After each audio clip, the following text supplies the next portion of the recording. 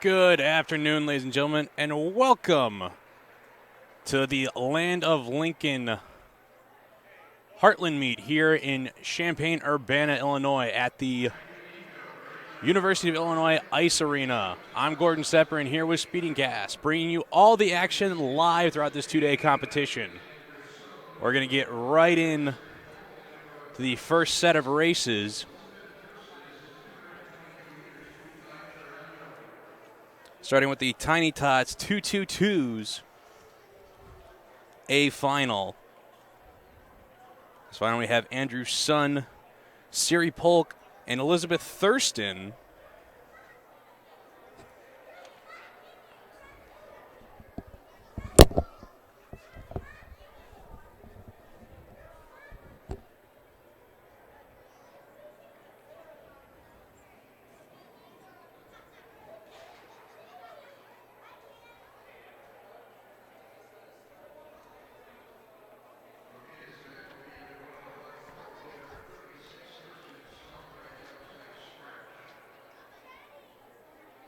Now, looks like we only got two skaters reporting to the line.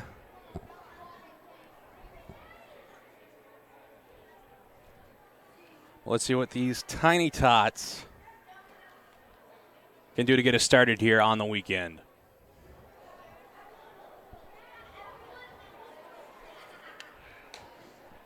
I think the Tiny Tots and the Pee-wees are probably our most popular groups of skaters last year.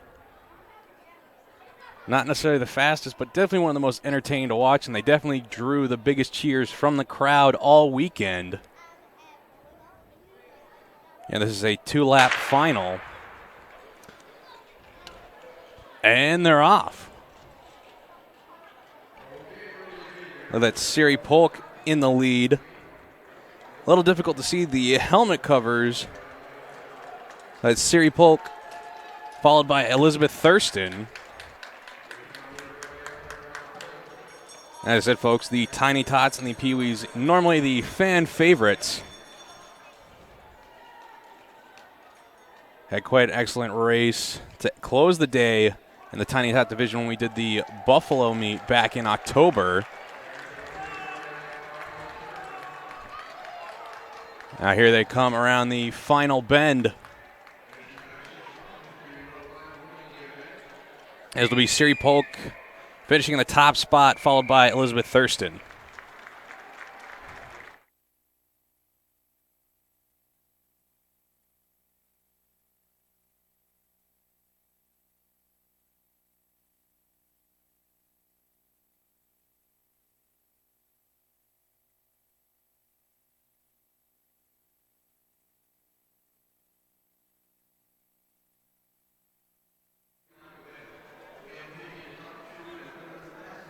Now for the second event, we have the Pee-wee Pony 333-meter semifinals. In the first heat, we have Logan Young, Charlie Wright, Lucas King, and Gloria Phillips.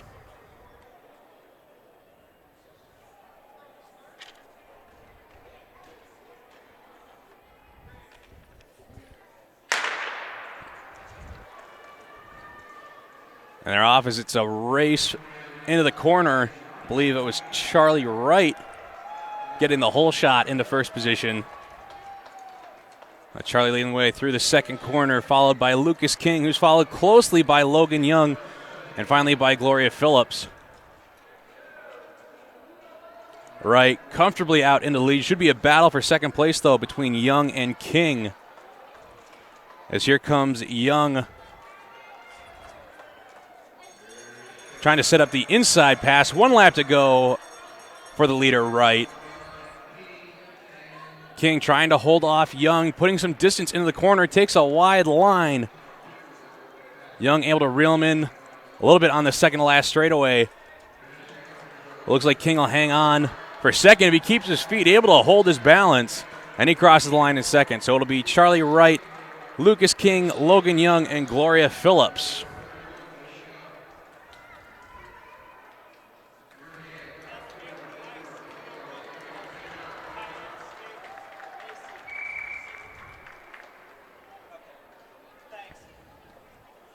In the second semifinal, we have Brooke Durheimer,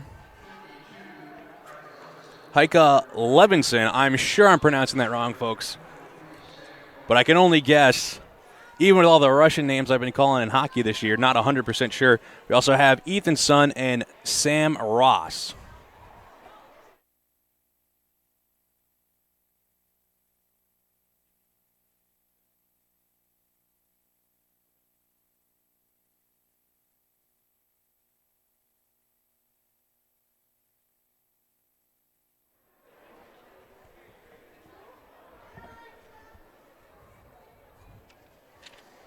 The second 3-3-3 semifinal for the combined Pee Wee and Pony boys.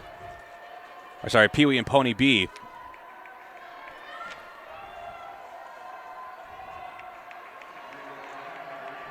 Leading the way, it's Brooke Durheimer, followed closely by Ethan Sun. Ethan trying to set up a pass on the far straightaway. Brooke trying to outmuscle him, gets him into the corner, but taking the wide line on the exit. It's like Ethan's going to try that inside line again. As they're side by side through the corner. Ethan passing Brooke on the inside. They got one lap to go. Currently sitting in third, it's Heike Levinson, followed by Sam Ross. And Ethan Sun pushing the advantage as he's comfortably in first place through the final corner, and he'll cross the line in first, followed by Brooke Durheimer. Now it's a battle for third place, as Heike's trying to hold off through the corner. Looks like she'll hang on for third place, and finishing in fourth will be Sam Ross.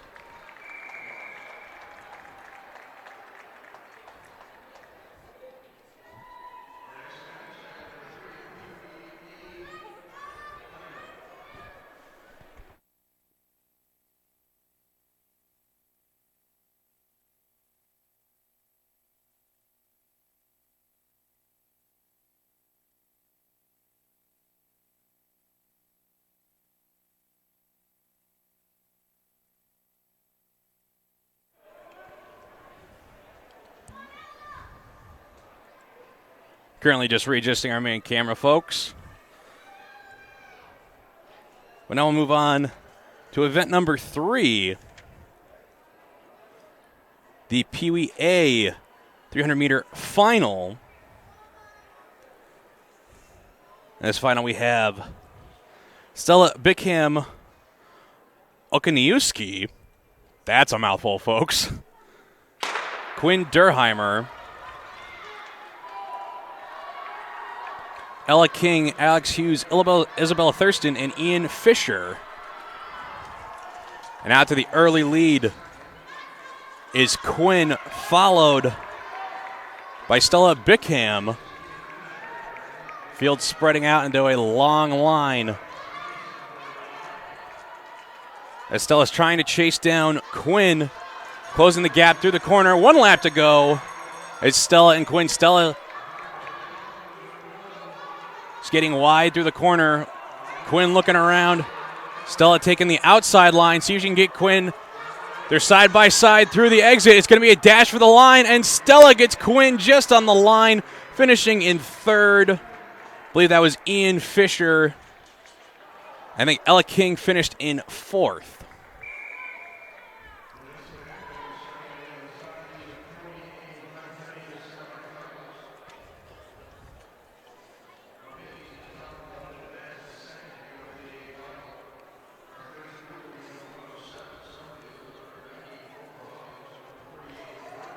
Next, we have the Pony A 500-meter semifinals. We'll have 3 heats, taking the top one and the top finisher and the next 2 fastest.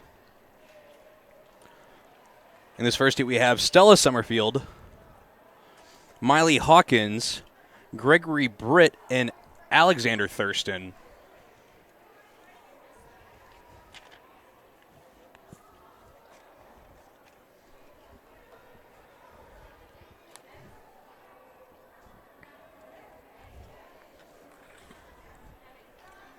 Yeah, this is the 500-meter, folks. This is the shortest distance that they skate at the Olympics.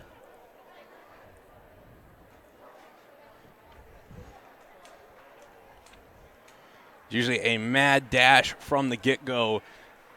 A lot of times you'll see in the 1,000, the 1,500 meters, there's a little bit more tactical racing, trying to hold off and let somebody lead out. But in the 500 meters, normally you're just trying to get out in front and hold on just with your speed alone. And they're off. Pushing through was Miley Hawkins in the first. Stella Summerfield in second. And Miley pushing the advantage. Almost getting a blue line to red line gap just in the first half lap. 3 laps to go as Hawkins is comfortably in the lead. Summerfield still in second, sitting in third is Alexander Thurston, and in fourth, Gregory Britt. 2 laps to go. Stella trying to hang on to that second place spot. Closing down the gap, though, is Thurston. Thurston coming on the outside in the straightaway. Hawkins comfortably in the lead with 1 lap to go. Stella still holding on to that second place spot.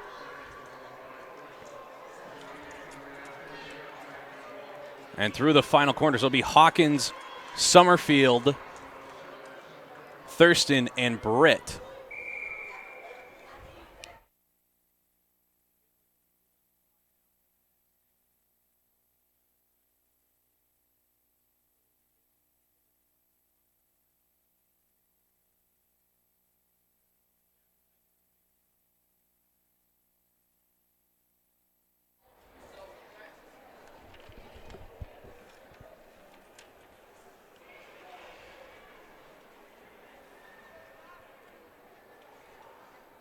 Now for the second heat of the Pony A 500-meter semifinals, we've got Theodore Krieger, Lindsay Tobin, Annika Polk, Alexa Fisher, and Corin Habecker.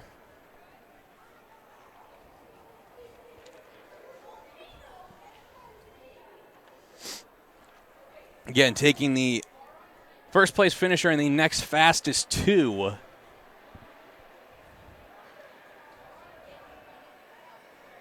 Stella Summerfield's going to have a long wait. Well, not too long because it's a faster distance, but she's going to have to wait and see if her time will hold up to advance her to the final. Or sorry, the A final. And a fall at the start by Polk, so they'll call him back and try again.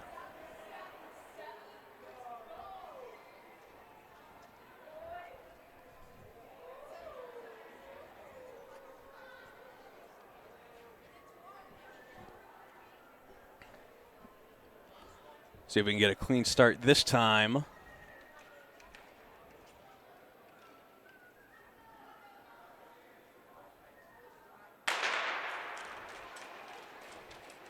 And they make it to the first block. Taking the lead is Tobin, followed by Krieger. And they're putting a gap on the field. And Tobin pulling out a gap on Krieger. Sitting in the third spot is Polk. Followed by Habecker.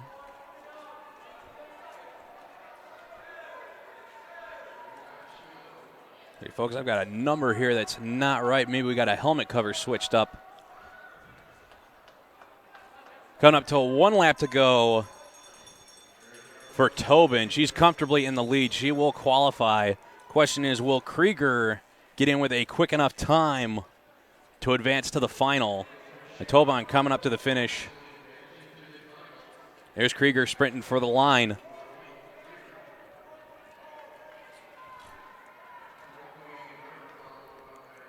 And I believe that was Annika Polk finishing in third.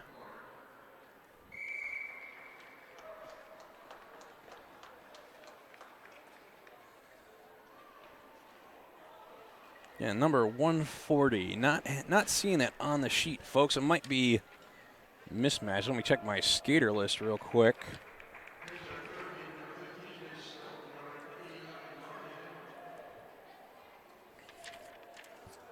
I'm not seeing a 140. They might have had to change out a helmet cover.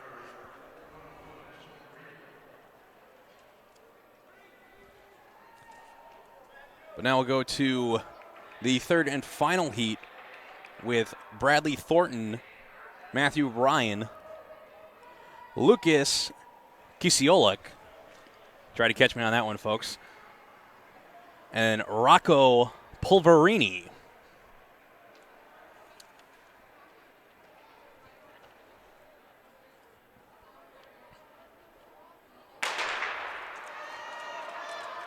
And they're off as Kisiolik gets out into the lead. In second is Thornton trying to hold off Ryan. A little bit of tighter group. Ryan trying to skate that inside line through the straightaway, having to sit back into third. 3 laps to go. As Kisiolik's comfortably in the lead. Just needs to stay on his feet.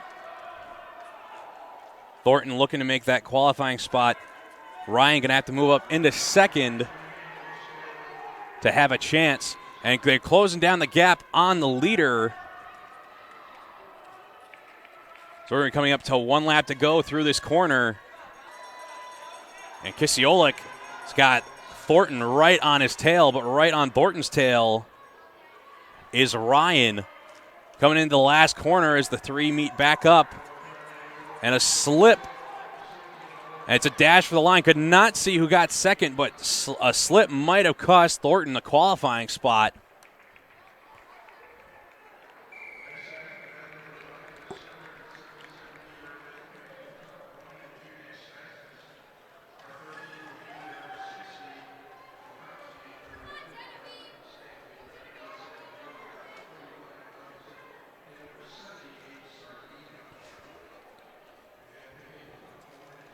Now on to event number 5, where we have the Midget Open B 777-meter semifinals.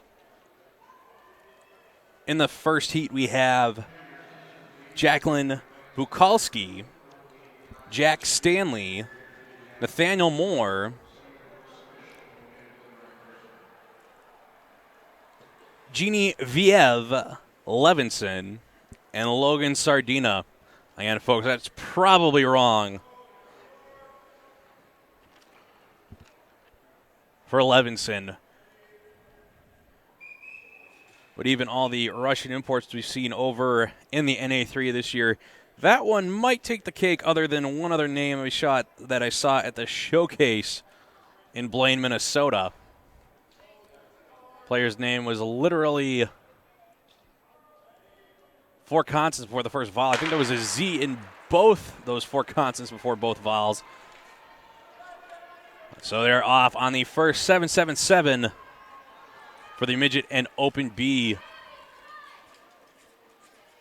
It's Logan Sardina in first, followed by Jack Stanley. They're trying to put a gap on Levinson. It's going to be the top finisher in the next 2 fastest that'll advance through to the A final. 5 laps to go. I've got our leading group of 3 with Sardina, Stanley, and Levinson. Nathaniel trying to reel him back in with 4 laps to go.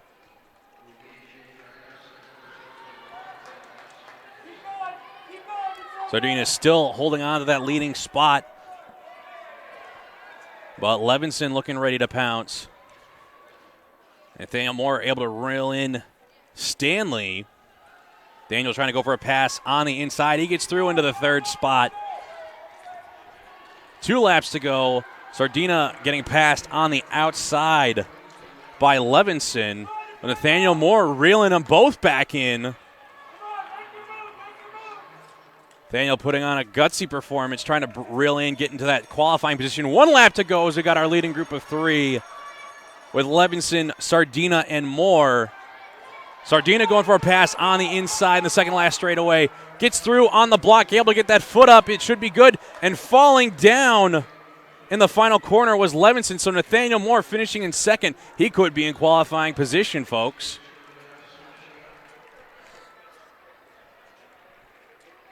We'll have to see, though, if Logan Sardina got that foot up in time. It looked like he did from here. on that last block. If you skate inside the blocks and do not come back around and go outside, it is an automatic disqualification. I don't think Sardina's going to have any problems there. It was a good move by him on the second to last straightaway and good persistence by Nathaniel Moore.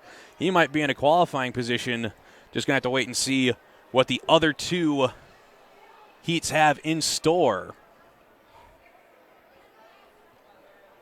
Now for the second heat, we've got, oh, that's not even fair, folks. How do you pronounce a name starting with a Y? Yinez Toth, Melina Becker, Jared Ward, Fiona Richards, and Lydia Pappas. As they're off in the second heat. And a little bit of a collision in the far corner. Now sliding in that first spot is Toth, followed by Jared Ward. Jared having one of our top highlights last year. Ward trying to chase down Toth.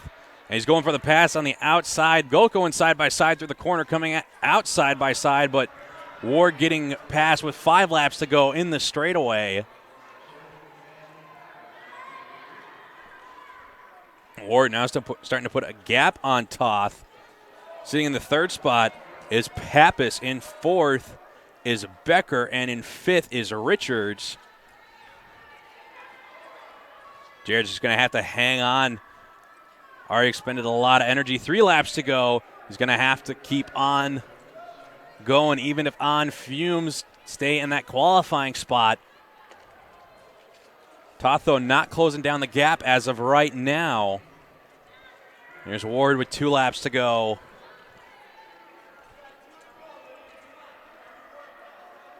And actually increasing his advantage over Toth. He's almost going to lap the leader or the back of the pack.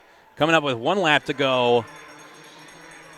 So Ward just need to stay on his feet. Toth's going to have to keep skating, though, if she wants to get a qualifying spot. And Ward lapping the back end of the pack. He's coming through the final corner. He'll finish in first. It's going to be Toth in second. Toth, though, needing a sprint for the line here. Every second counts, and she gets blocked by the back of the field. That might impact her time. Now coming up to finish in third is Pappas. Let's see, last two coming through the final corner as Richards going to hang on.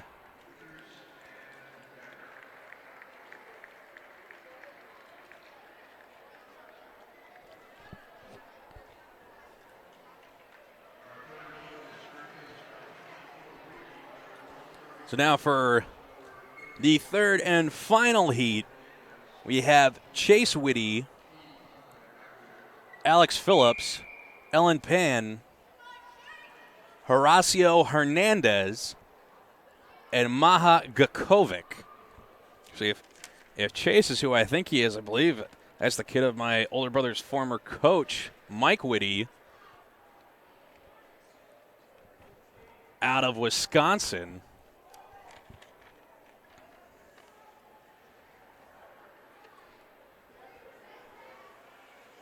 And Chase, about a full head taller than the rest of the skaters on the line. Well, that must be Chase Whitty because Mike Whitty, pretty tall guy himself. So they're off. As Whitty's going to push the advantage through the first corner, and a fall just past the apex was Chase in first. Second spot, it's Gakovic. In third is Phillips. And again, top finisher from each heat qualifies the next fastest. And Whitty getting passed on the inside in the straightaway by Gakovic. So Gakovic not looking to take any chances. She wants that top spot and to move on to the A final. Whitty's going to have to chase her down. In the third spot, still it's Alex Phillips. 4 laps to go for our leaders. Gakovic's putting a gap between herself and Whitty.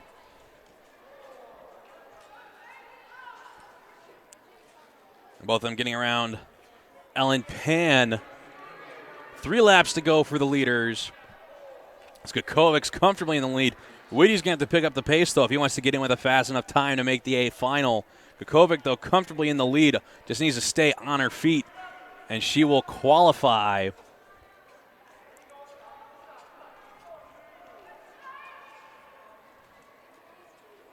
Skakovic looking to lap. Phillips in her final lap.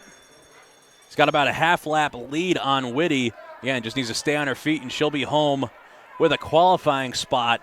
Moving on to that A final, and a fall in the at the exit of the near side corner as down went Ellyn Pan. Skakovic at the finish. Whitty needing to sprint here. He's entering the final corner. He needs to give it whatever he's got left. And he crosses the line in second. So I have to see if his time stands up. As we had Nathaniel Moore in the first heat with a gutsy performance to chase down the leaders and keep his feet in the last corner. It's just that simple, folks. Anything can happen here. You got to be ready to go.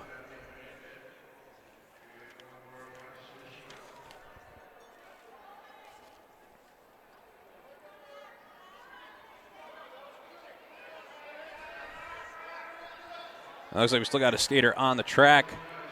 That's Hernandez. Oh, no, sorry. That was Penn that they were waiting for to finish.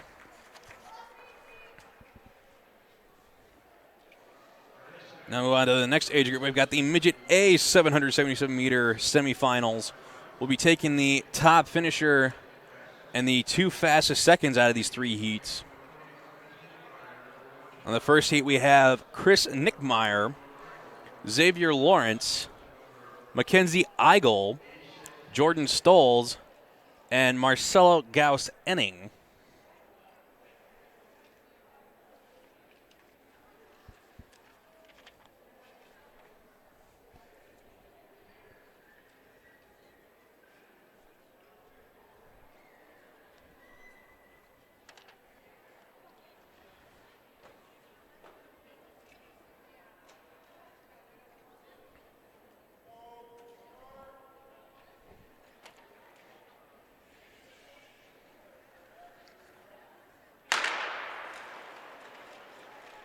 And they're off.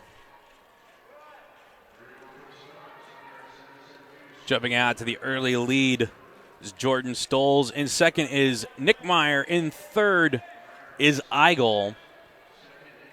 And Lawrence sitting in fourth. That leaves Enning in fifth. Movement coming in the pack on the far side is moving up into second position was Lawrence. Again, the top finisher and the two fastest seconds will advance. Leading pack of four with 4 laps to go. Settling comfortably into their pace. Xavier going to be looking up to move into that top spot with 3 laps to go. Expect we'll see the setup for the pass coming within the next 2 laps. Sorry, the next lap. Thought we had 3 to go. A little bit of a split coming in the leading pack of 4. As it's Stoles and Lawrence. 1 lap to go. Lawrence going to have to reel Stoles back in. But Lawrence could finish with a quick time here. Coming through the final corner. And it's going to be Stoles comfortably in first. Lawrence in second. He might have a fast enough time to advance. That was a relatively quick heat.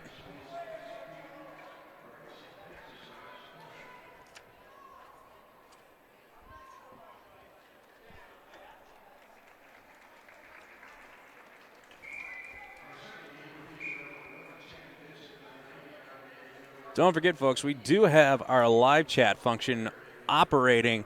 If you're signed in with your YouTube account, you can participate and talk to the other families watching at home as we bring you all the action live here at the University of Illinois Ice Arena.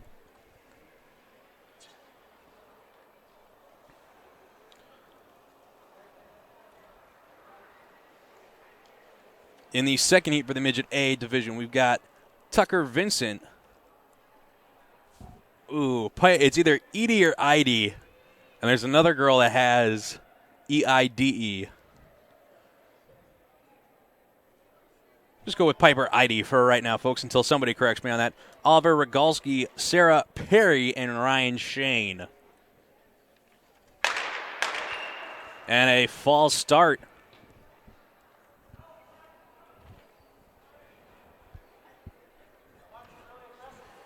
A little bit of a, at least when back in my day, folks, when I was racing, we normally started racing at about 9 a.m., so these kids have been in the car all day. They're itching and ready to go. There's a nice thing about being able to start at 1:30 is you can usually drive down the morning of without having to get up at 4 a.m., depending on where you're coming from. Me personally, folks, I stayed in a hotel last night. Actually, it was fantastic. Got to swan dive into a king-size bed like I was 10 years old again. That was provided by the Comfort Suites here in Urbana, Illinois. As they're sponsoring us today, providing our hotel room. And a fall to exit the far corner. 2 skaters go down. It's going to be Oliver Rogalski in the lead. 2 skaters that went down was Eide and Vincent. Again, the first place and the next 2 fastest seconds will advance 5 laps to go. And Vincent looks to be in a little bit of discomfort after that fall. Looks like everybody's mostly okay, though. That looked a lot worse from over here.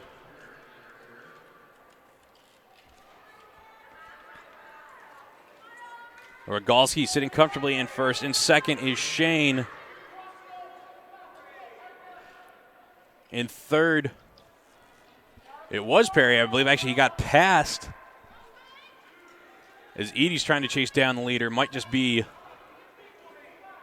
a little too late after that fall with 2 laps to go. Rogalski coming up to his bell lap. He's comfortably in the lead.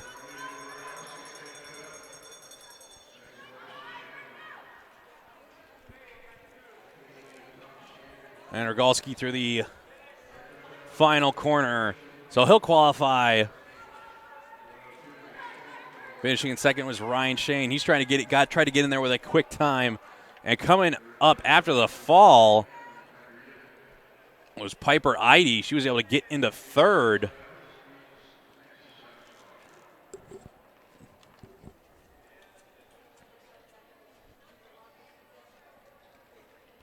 After taking my fair share of spills, especially in this rink, that's difficult to do. One thing is you fall, and the rink's so wide, you got more space to go coming out and going back in to get back on track. So Eide not giving up there, able to get into third place, but will not advance into the A final.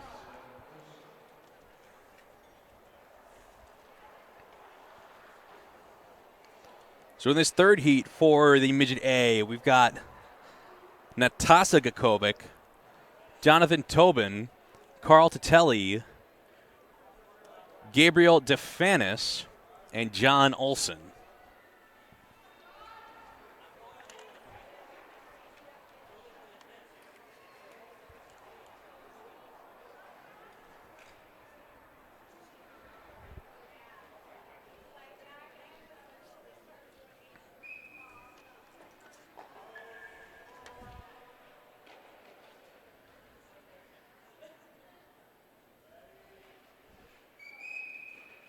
And a false start. And folks, it's a little bit later start than some of the meets these kids are used to, so they've been itching and ready to go all day.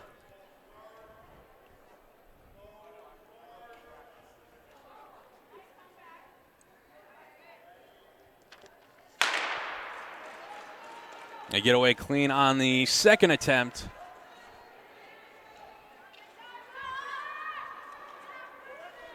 Jumping out to the lead is Jonathan Tobin. And second is Carl Titelli. They're putting a gap between themselves in the field. In the third spot, trying to chase him down is Olson. In fourth is Gakovic. and DeFanis in 5th. But Tatelli and Tobin 1-2 right now with 4 laps to go.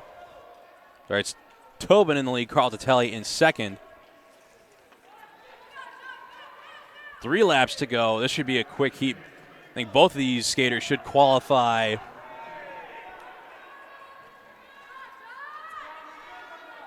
Now coming up to 2 laps to go as Tobin's pushing his advantage on Tatelli. And a fall in the near side corner.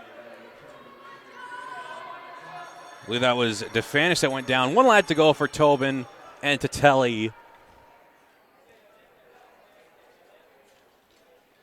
And DeFanis trying to get up in the near side. Able to skate away. And Tobin at the finish. And Tatelli's going to have to see if that time will hold up to advance him through to the A final. Was a quick heat. But without a clock, folks, you just can't really ever tell. I can't mentally process how many minutes it takes them to get around here in a 7.77.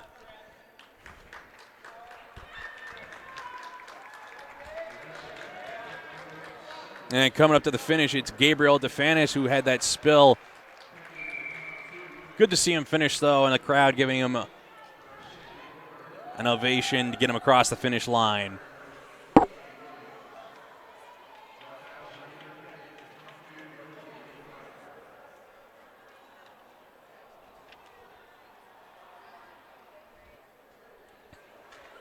And now for the juvenile 1,000-meter semifinals. We've got 2 heats, picking the top 2.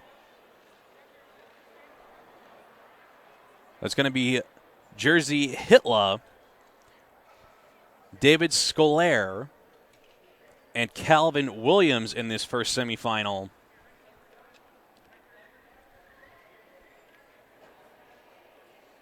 And thank you for watching, Jeff Ross. It's our pleasure to bring you all the action live here as we try to spread the sport that we love. Once you get in, you can't really get out. And it's usually a family affair. It's my 2 brothers. One's a coach, one's a skater. My father's a coach. And pretty much since the 90s, we've lived in an ice rink. I can tell you that much.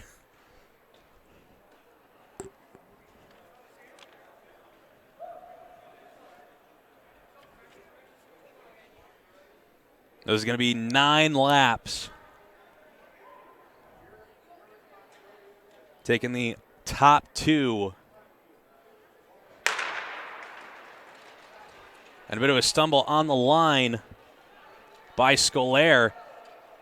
Jerzy Hitler able to get out, take the early lead with Calvin Williams in 2nd.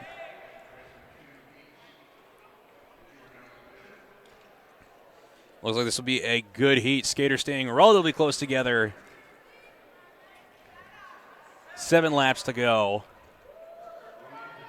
And Jerzy Hitler pushing the advantage a little bit early. In Glen Ellyn, they kind of call him the Energizer Bunny because he tries to go off with the older group every time they do dryland over the summer. And he can definitely keep up. You need to work on the form a little bit from here to there, but definitely got the energy to go. 5 laps to go as Hitler's still in the lead. Other 2 trying to reel him back in. Skating wide through the near straightaway, it's Scolaire. But taking it wide through the corner, needs to hold that tighter if he wants to try to get around into a qualifying spot. Going to be coming up to 3 laps to go on the far straightaway. Jersey still holding on to that advantage. Williams trying to reel him back in.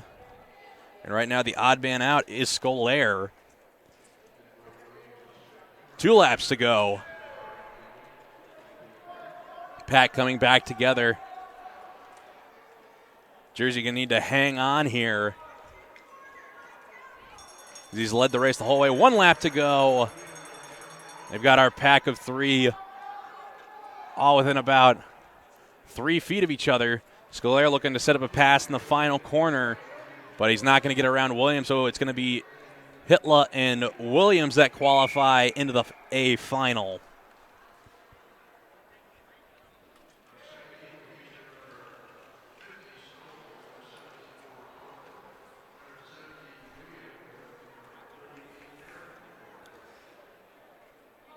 In the next semifinal, we have Hannah Stoles, Caitlin Thornton, Julia Laporte, and Eric Laporte. I wonder if they're twins.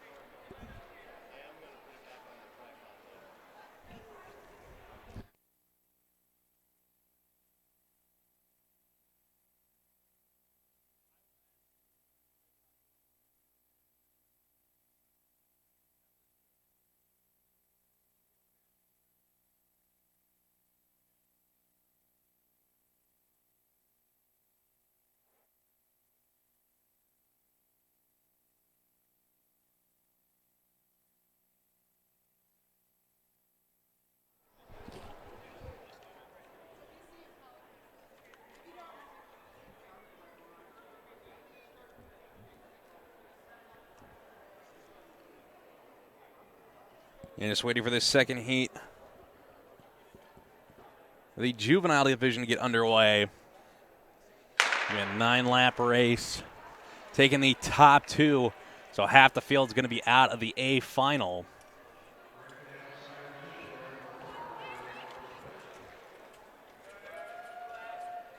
Jumping out to the early lead is Eric Laporte.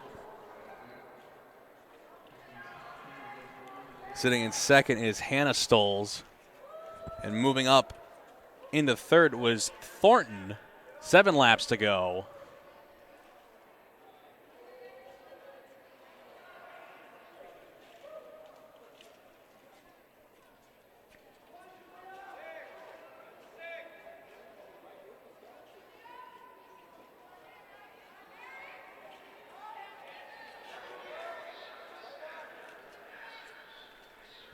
Now 5 laps to go. As Laporte still leading the way. Eric Laporte trying to move up into second is Thornton. Tried to take the inside line, had to cut off some speed, now falling back from the 2 leaders. 4 laps to go.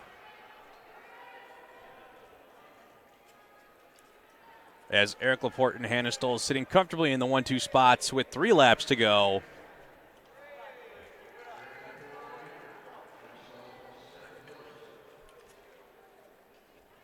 As long as they keep their feet with through the final 2 laps, they will both qualify. Fortunately for Thornton, it looked like she was trying to set up a pass and then just had to skim off too much speed and ended up falling way back from the 2 leaders. 1 lap to go with Laporte still leading the way. As Laporte and Scholes come up to the finish, they'll be our 1-2 moving on with Jersey Hitler and Calvin Williams for the A final.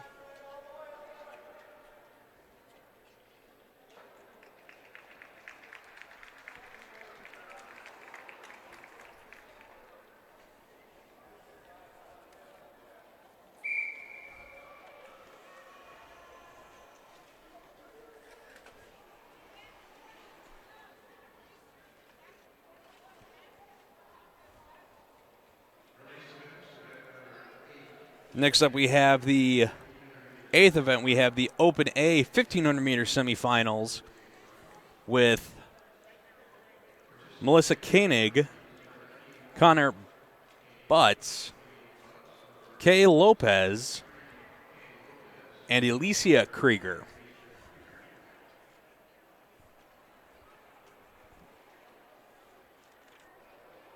Picking the top 2 from these 3 semifinals to move on to the A final.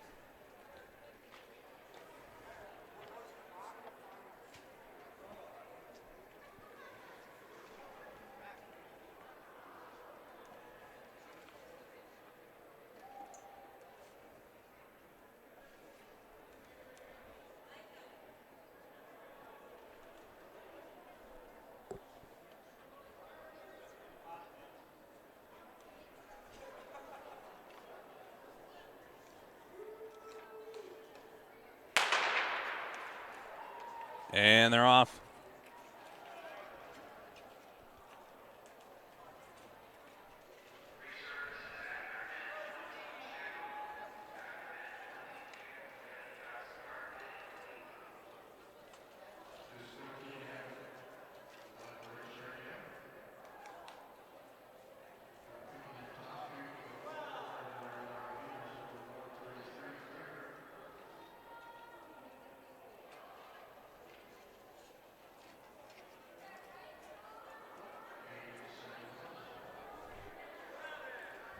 Oh, with 11 laps to go, we're going to take our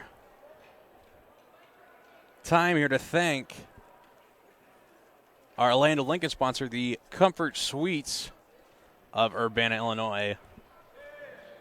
What better way to kick back after a long day at the rink than a nap in a king-size bed or relax by the pool or in the hot tub?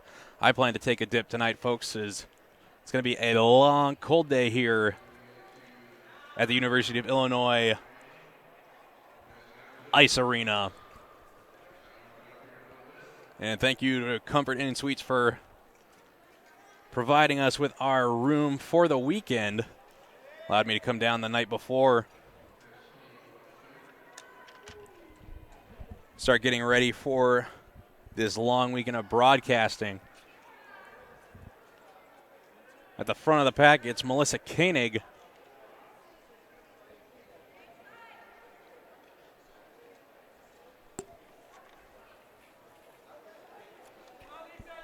Whoops, wrong sheet, folks. There it is. As Melissa Koenig followed by Lopez.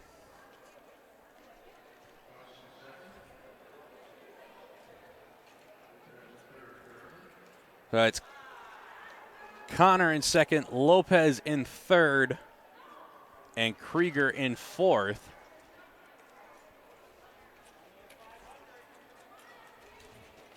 Pace picking up now with 4 laps to go as Melissa gets past on the inside and the outside as there goes Connor into the lead with Lopez in second. Melissa now down into the third spot. Again, picking the top 2 to advance to the A final. 2 laps to go for Connor as the pack is spread out.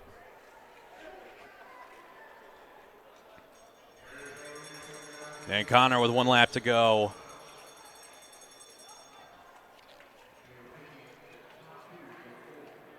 As it looks like it'll be Connor and Lopez moving on to the A final. And here comes Melissa Koenig finishing in third and Krieger in fourth.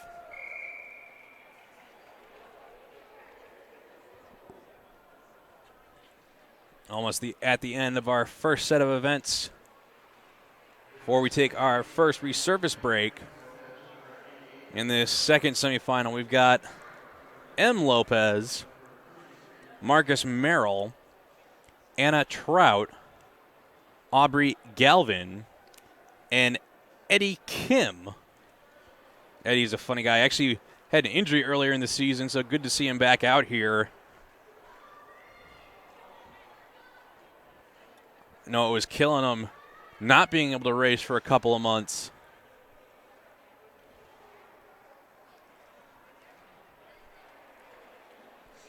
And sporting that blue Superman shirt as he always does.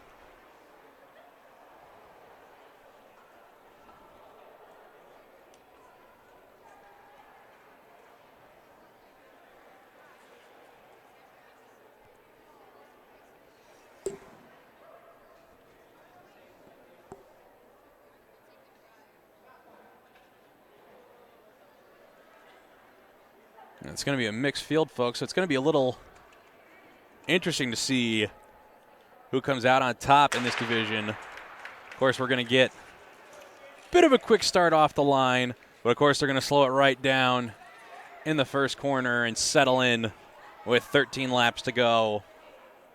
And the track is 111 meters around.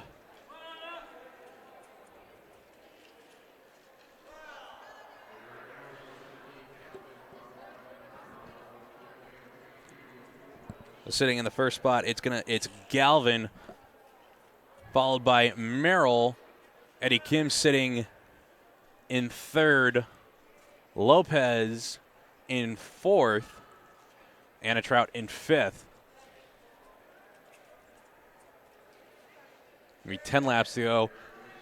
I'd like to see if somebody decides to take a flyer out of this group, try to push the pace early. I have a sneaking suspicion, though, that we will see them wait until about the last 4 laps or so before really picking up the pace, as everything's remained civil so far. And it's still the same leading group of 4. So we've got 8 laps to go.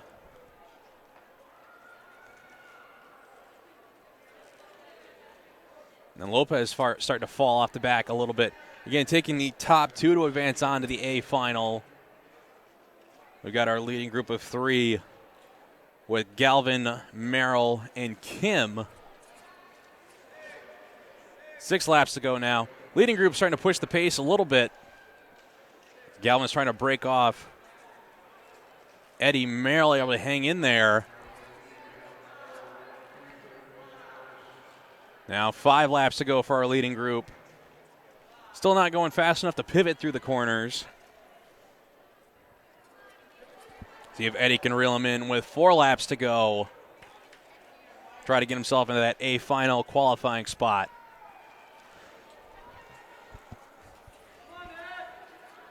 Yeah, 3 laps to go for the leaders. As Aubrey Galvin starting to put a line-to-line gap on Merrill as they hit the 2-lap mark to go. Galvin looking strong here in the first heat of the day.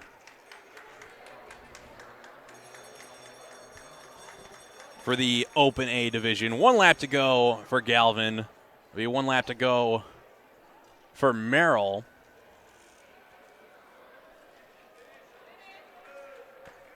And Merrill able to chase down Galvin. Still going to finish in second, but able to reel her back in before the finish line. And Eddie finishing in third. Just couldn't hang on to the 2 leaders. Again, I bet Eddie's just happy to be back and racing again this season.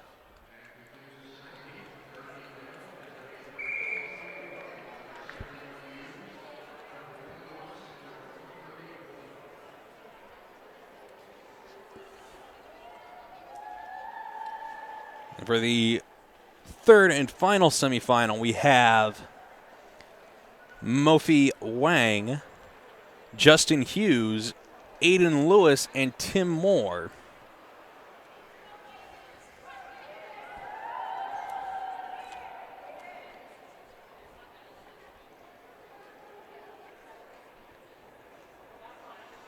And after this, we'll move on to the Heartland division, which is not actually an age division, but a performance division. You have to skate a qualifying time in order to be eligible to race the division, which really just breeds good racing for some of the younger fast skaters. And it looks like they were a little mistaken on what side was the start line for the 1,500 meters. Going to need a little bit more mental discipline in this long race.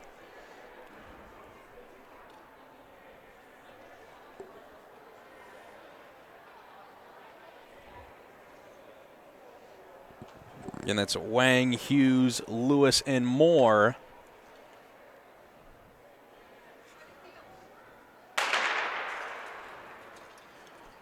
And a little bit of a stand-up start.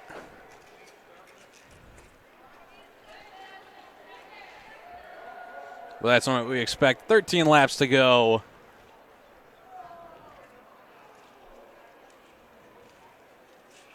Tim Moore is looking to move up the outside. He bumps with Lewis, both skaters out of Glen Ellyn. I think Tim's thinking about getting to the front, able to hold the race at his own pace and dictate what they're going to do. He's skating the wide line, moving up into second position. A little bit of a stumble by Hughes. Yeah, Moore slotting into that first spot.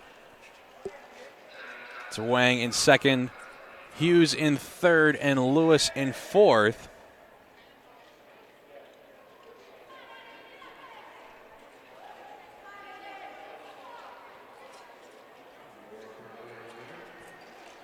And Lewis now moving up with 9 laps to go into first position. So it's the 2 skaters out of Glen Ellyn. And Hughes moving up into second position. Again, taking the top 2 finishers. 8 laps to go as Lewis and Hughes start to put a gap on Moore and Wang.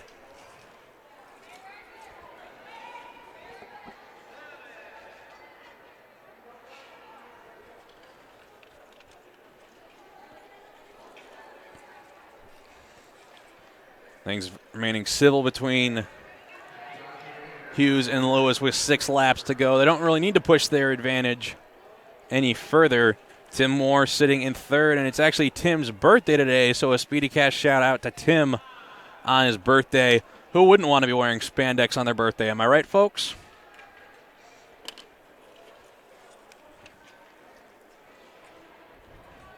And 4 laps to go for our 2 leaders.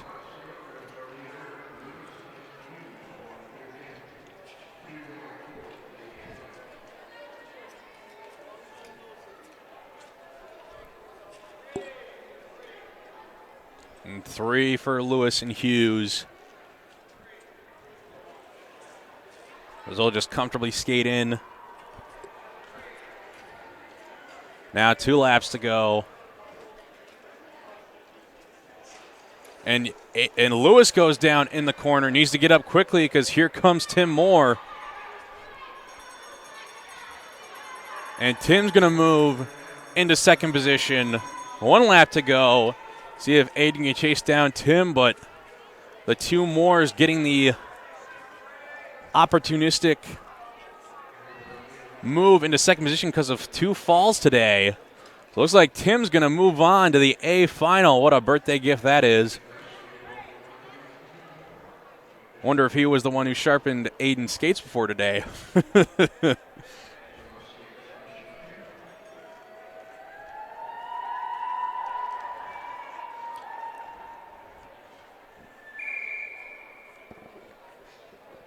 So now we'll move on to the Heartland Ladies Division.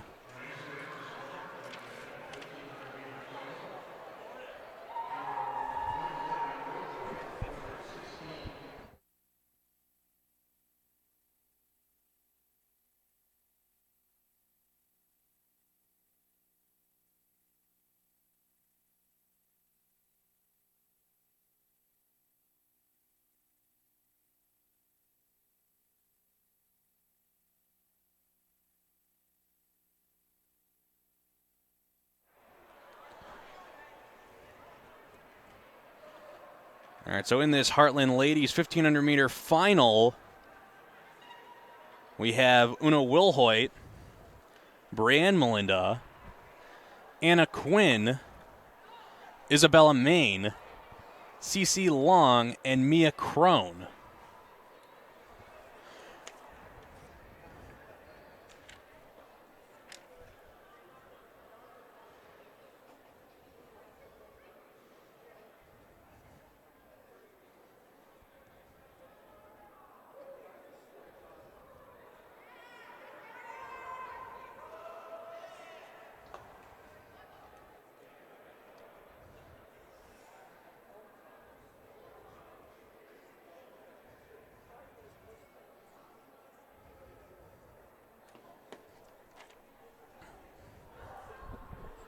Again, folks, this is a performance division.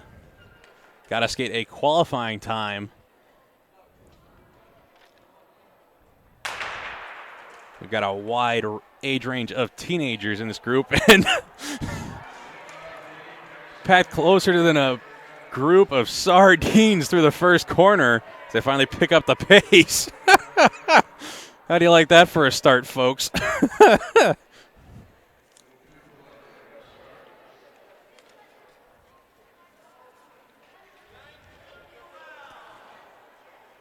12 laps to go. Moving up into first position, it's Anna Quinn.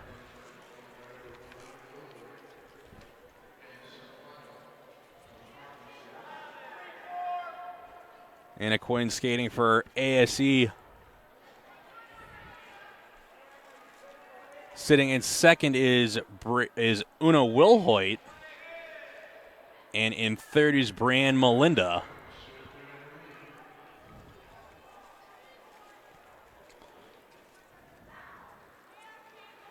Mia Crone sitting in fourth position. 9 laps to go. Isabella Main in fifth.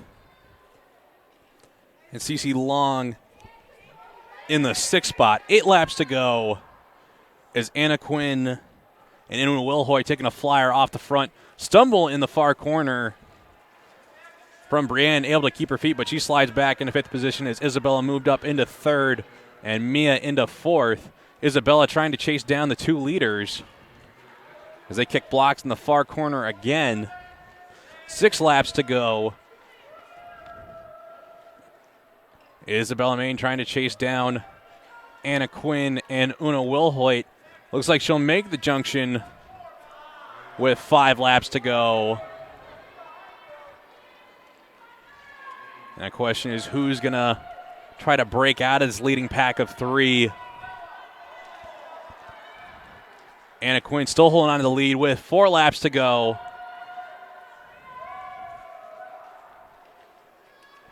And she's starting to push her advantage on Wilhoit. Isabella able to get around into second position with a pass on the inside.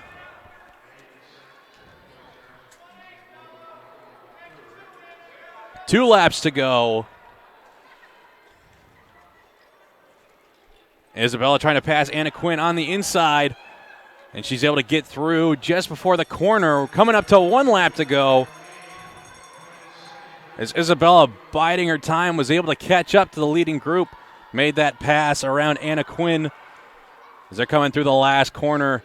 It looks like Isabella's going to win the Heartland Ladies 1500-meter final. Anna Quinn finishing in second and Una Wilhoit in third.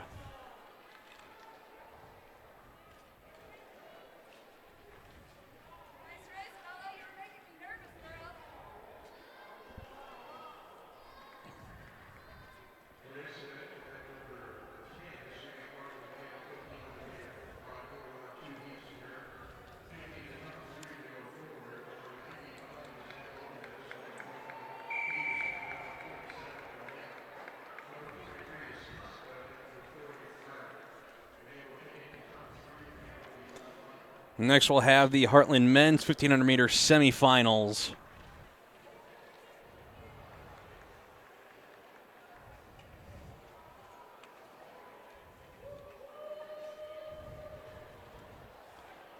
For event number 10, they're taking the top 3 out of these 2 semis. The first one we have N. Lopez, Anton Peterson, Gregory Burnett, Gabe Costa, and Evan Flaherty. This should be entertaining. It's always fun to watch Evan see what's going to happen next. He went down in Nationals, came up with his helmet twisted, was able to get to the center ice, and then able to actually finish the race. Never seen a skater with his equipment turned every which way from Sunday. When we saw him race in Buffalo, he actually performed very well, was much more under control, so he's really developed here, getting another season under his belt as he came over from being a hockey player.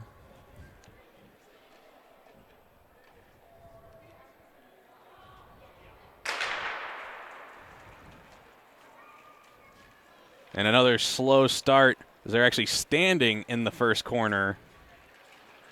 But going around the outside was Peterson. And he's having no nonsense with this. He's just going to jump out there and make him chase him down. I think in the second spot, it's Lopez. In third is Flaherty. In fourth is Burnett. And finally bringing up the rear is Costa. Peterson not getting too far out in front as the pack comes back together with 11 laps to go.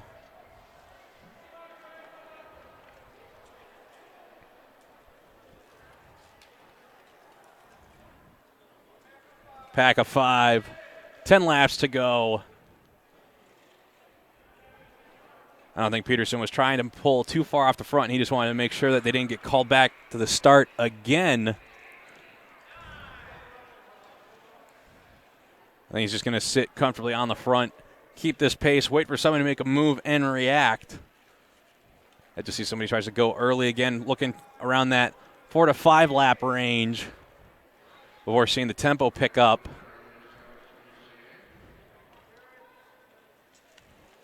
Actually, Peterson skating wide as he forces Lopez to come through. And Peterson actually settling in the back of the pack. Looks like he might want to get a better eye, see where the move comes from, give him a better reaction time. There's Lopez in front, followed by Flaherty. 6 laps to go. And Evan Flaherty jumps in the corner. He's going to try to fly off the front. As he's able to build a gap into the near side corner. 5 laps to go. Evan Flaherty, the cheeky trickster here, might have just pulled off the move of the day with that little stutter step in the far side corner. 4 laps to go. Lopez right now in front, trying to move up, is Peterson. He's got to get around Lopez before he can chase down Flaherty. 3 laps to go. Again, taking the top 3 finishers. Those are 3 ASE skins battling out for the 2nd, 3rd, and 4th spot. 2 laps to go. Flaherty trying to hang on as here comes Peterson. And there's the bell lap. 1 lap to go as Peterson catches up to Flaherty. They need to be mindful of Lopez, and they bump in the far corner, and Lopez able to keep his feet.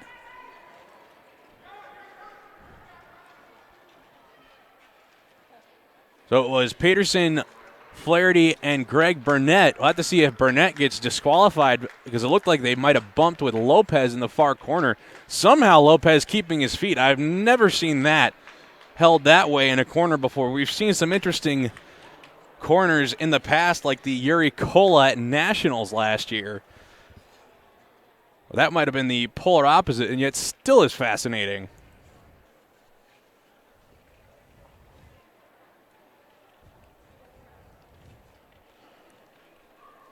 Now, in the second semifinal, we have Leo Ling, John Aquino, Jay Thornhill, Hira Hansen, and Dury Brown.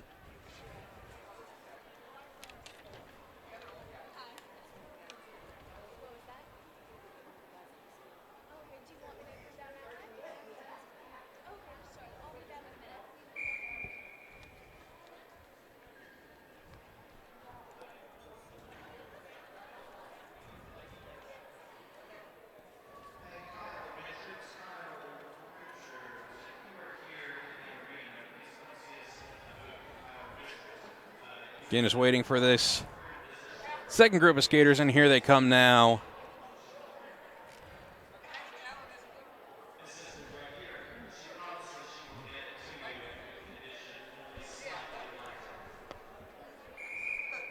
And after this, we should just have the Masters division, and then we should be taking a resurface break.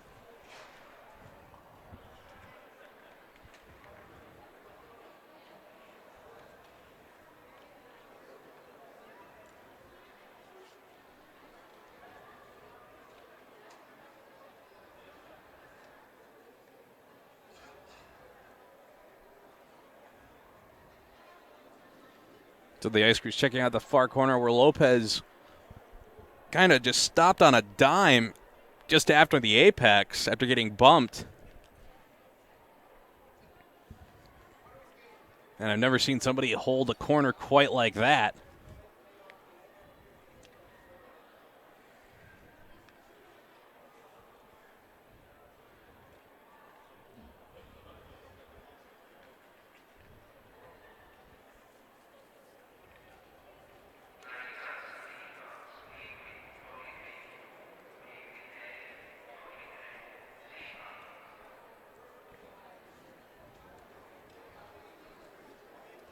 And it's just waiting for them to get called back to the line. Not sure what the damage was in the corner.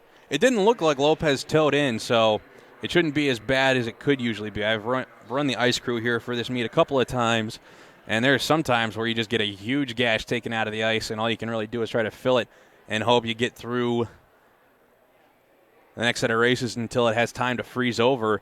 Sometimes it becomes just a problem spot throughout the entire weekend.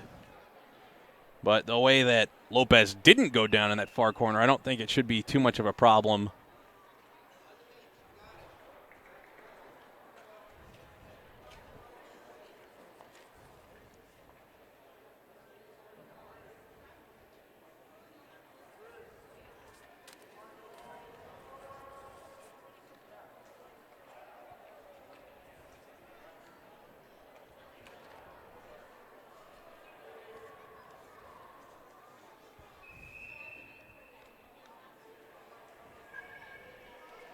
We get a false start.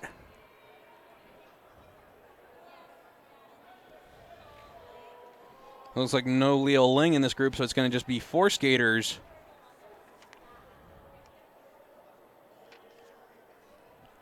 Battling it out for 3 spots. It'll be Dury taking the lead. Still another slow start. Again, that's to be expected out of this age group, folks, especially for the 1,500 meters. Not like the pony and midget groups that just go full gas from the get-go.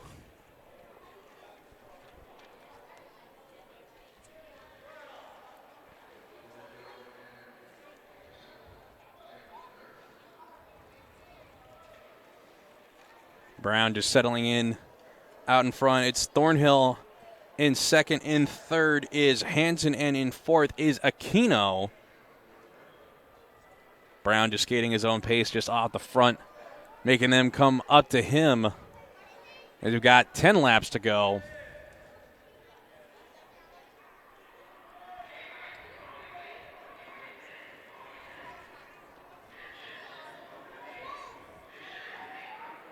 I think we'll see another patient race out of this, as 3 of the 4 finishers will qualify, so it's going to be a matter of who gets that third place spot. Could come down to a finish on the line. 8 laps to go. And Brown giving a little twitch in the far corner, seeing who was going to respond, as Thornhill looked like he was going to pick up the pace. And here comes John Aquino going wide as he goes from 4th to 1st.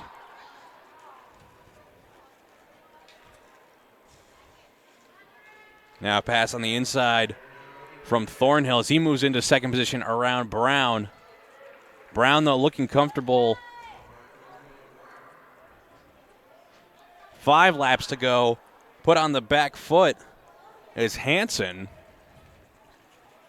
as he has to reel him back in. Now 4 laps to go. Aquino looking to move back up into the first spot as he's trying to get around Thornhill. And as he moves through in the near corner. 3 laps to go. And Brown moving up to the second place spot. And almost a fall on the far side. But Thornhill able to hold it beautifully, but he's going to fall out the back of the pack. 2 laps to go. And he looks like he might just be gassed.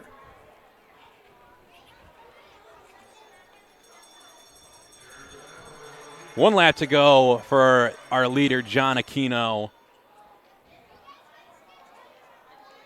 And Brown comfortably sitting in second, as he really didn't have to do too much. They'll stand up for the finish line. And finishing in third is Hansen. So they'll move on to the Heartland men's 1500-meter A final.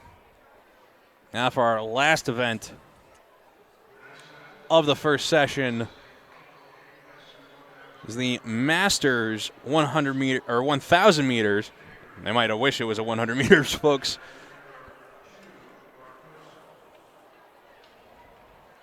In this race, we've got Kemar Sterling,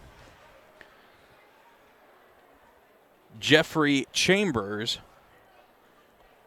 Christian Fisher,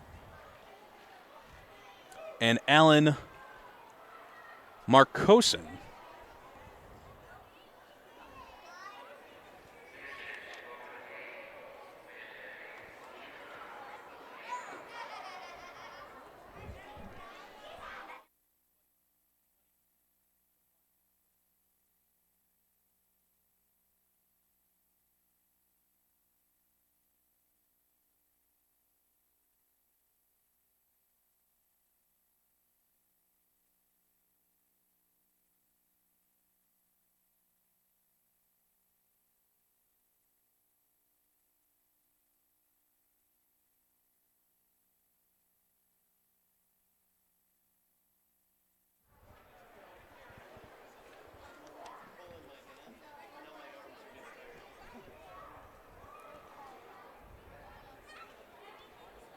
Again, this is the Masters 1,000 meter final.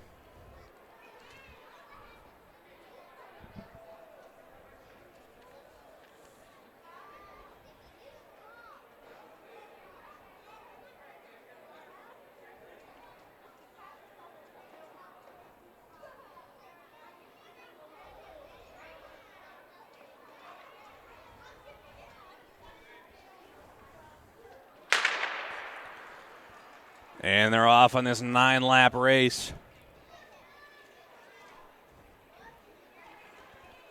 As it's Sterling jumping out in front. In second is Fisher. In third is Marcosin. And in fourth is Chambers.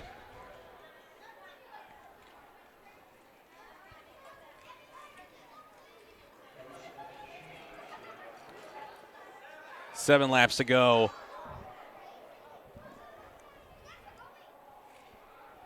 As Sterling comfortably in the lead. See if it's a battle for the second place spot with 6 laps to go.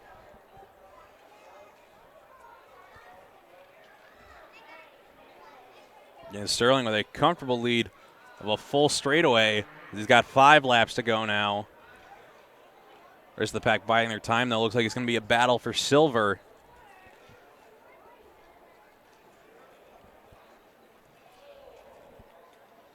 Keep my eye on Marcosin sitting in that third spot, the second in the group. And coming from the back, around the outside, is Chambers.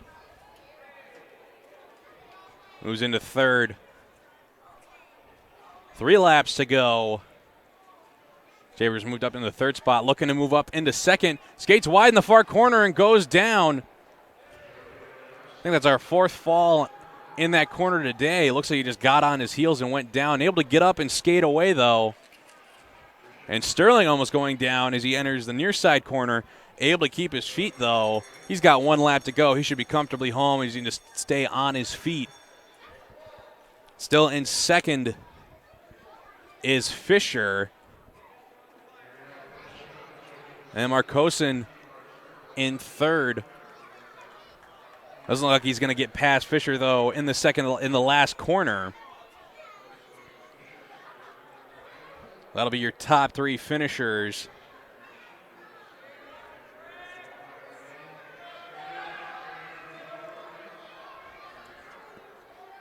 Now just waiting on Chambers to finish after that fall. Looks like he might have avoided most of the water, though, so he shouldn't have to break out the hairdryer just yet. Probably why Lopez stayed on his feet in that far corner. He didn't want to get all wet, because there's nothing like a wet spandex suit and trying to get it off to dry it out. It's just not a fun day at all.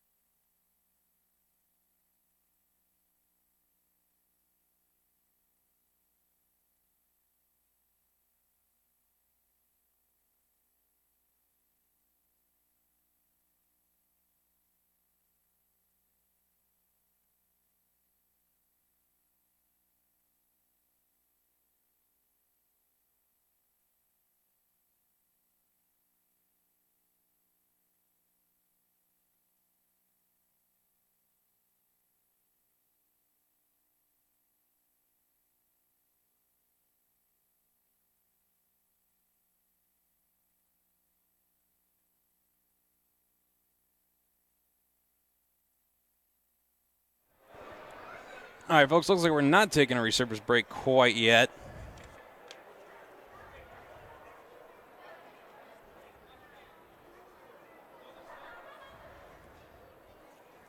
As we've got the Tiny Tots.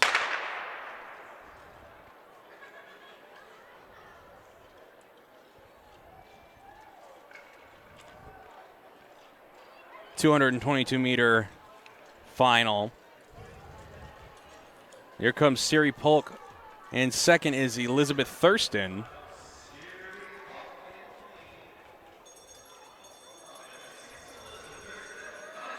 And 1 lap to go.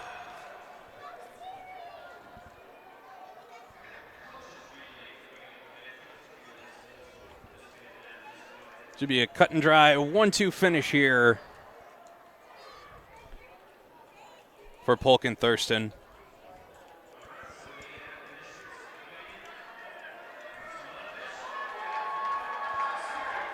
And of course, the Tiny Tots drawing the biggest ovations from the crowd all day.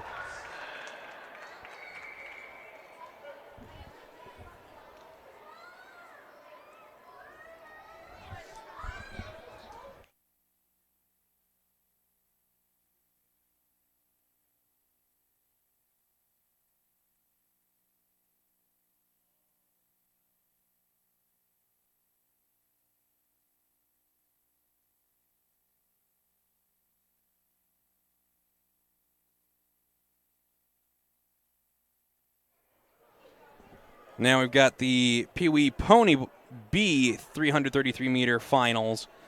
In the B final, we have Heike Levinson, Sam Ross, and Gloria Phillips.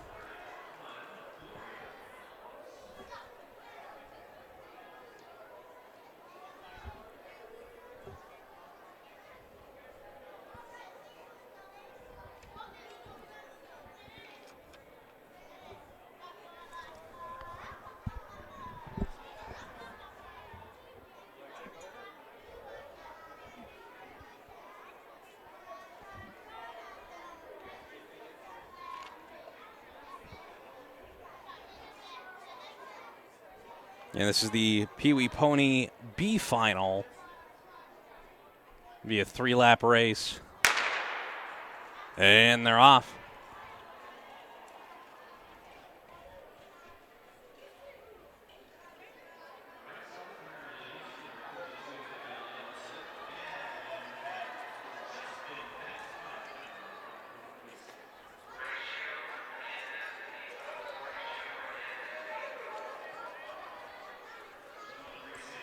With 2 laps to go, it's Sam Ross, I believe, out in front. In second is Levinson, and in third is Phillips. They're coming around for 1 lap to go.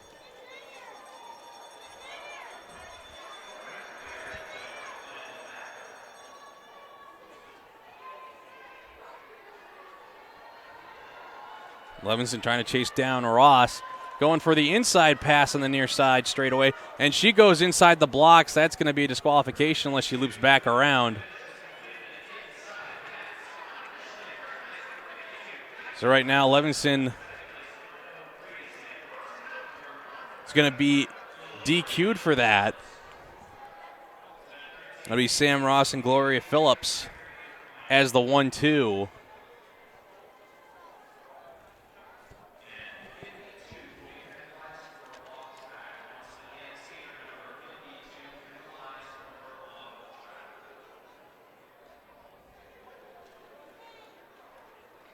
Now for the A final for the Pee Wee Pony combined division with Ethan's son, Brooke Durheimer, Charlie Wright, Lucas King, and Logan Young.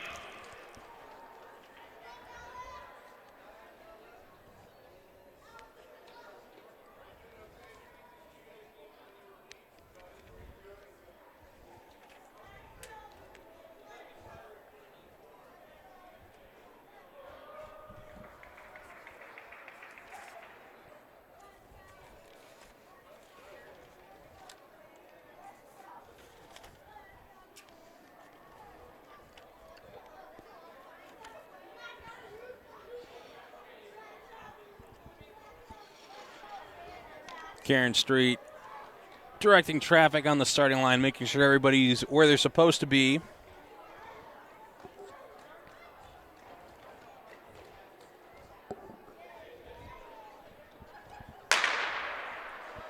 And they're off for this Pee Wee Pony Combined A final. As jumping out to the early lead, it's Brooke Durheimer in second. Ethan's son currently sitting in third is Logan Young, and in fourth, Lucas King, followed by Charlie Wright. 2 laps to go as we got 2 groups of skaters. Trying to set up a pass on the near side. Ethan's son still trying to get around Durheimer. Durheimer, though, skating wide on the exit of the corner. 1 lap to go. Son making the pass just before the entry of the second to last corner. Now Son and Durheimer through the final corner. It looks like Son is going to take the A final. Durheimer in second, and coming up to the finish in third is going to be Lucas King.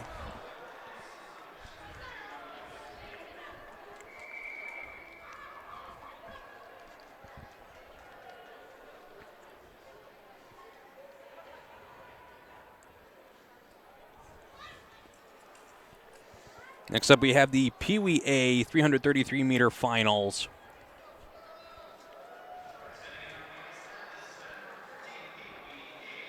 This final, we have Stella Bickham, Okaniuski, Ian Fisher, Quinn Durheimer, Alex Hughes, Ella King, and Isabella Thurston.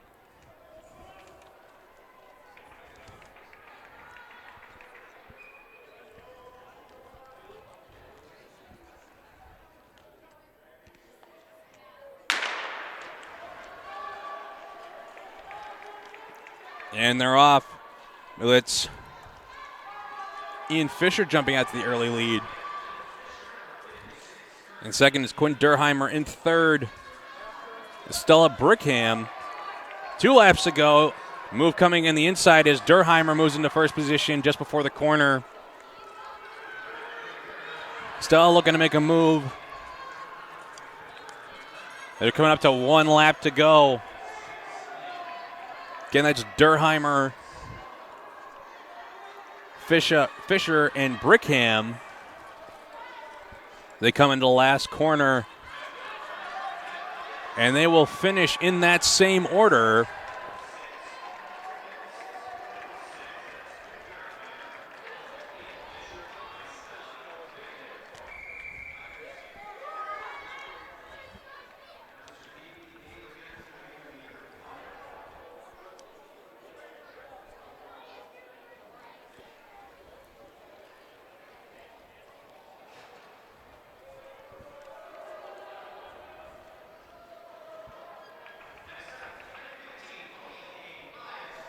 Next up, we have the Pony A 500-meter finals.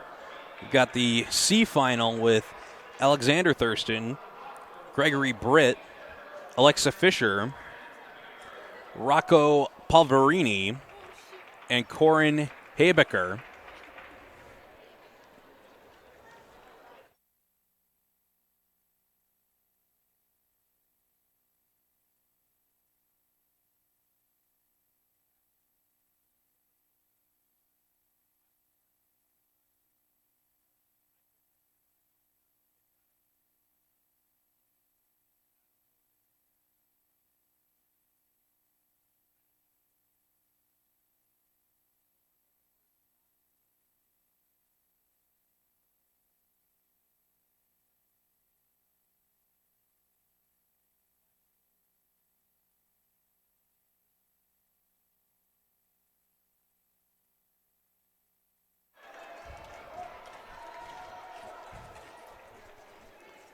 And this C final underway.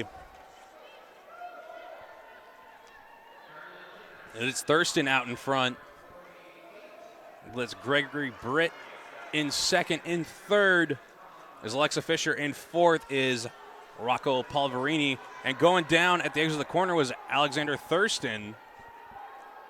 Gregory Britt moving up in the top spot. Some passing going on at the exit of the far corner as here comes Fisher.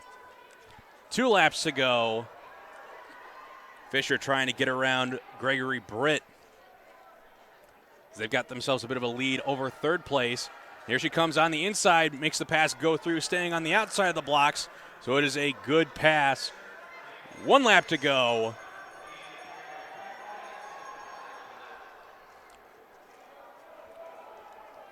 And Fisher putting an advantage over Britt. So it's going to be Alexa Fisher at the finish over Gregory Britt.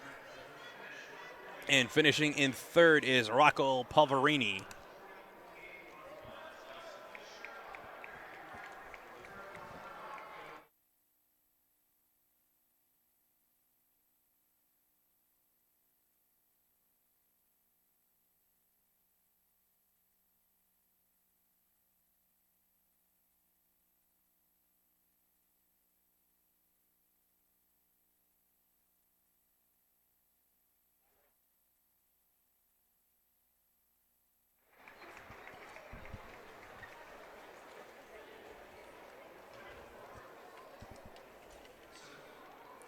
And now for the B final for the Pony A 500 meters.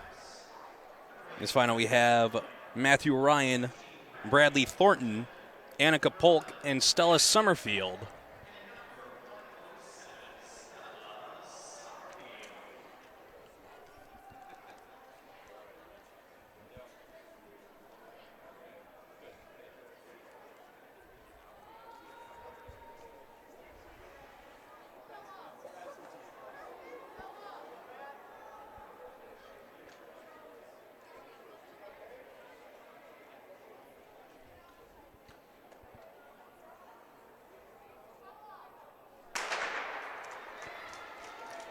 And they're off for this B 500 meter final.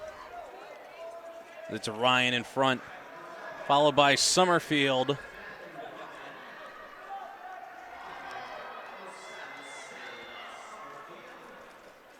Ryan trying to push an advantage. Summerfield getting passed on the inside by Bradley Thornton.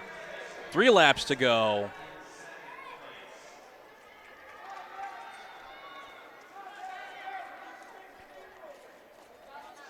Thornton trying to catch up with Ryan. 2 laps to go. And Thornton with the pass coming on the outside. Could not get around. Going to try to sit it up again. 1 lap to go as they come up to the bell lap.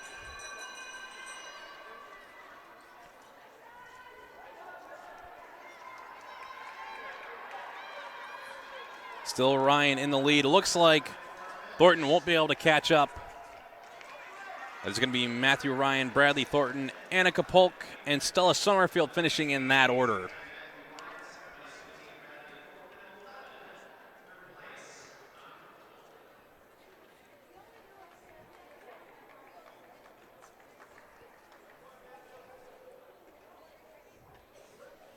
In the A final, for the Pony A 500 meters, we have Lindsay Tobin, Theodore Krieger, Lucas Kisiolek, and Miley Hawkins.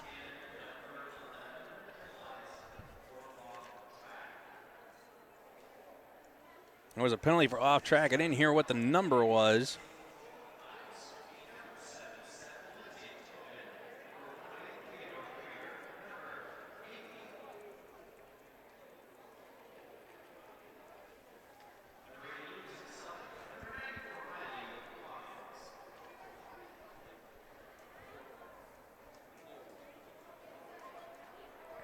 Again, this is the 500-meter A final.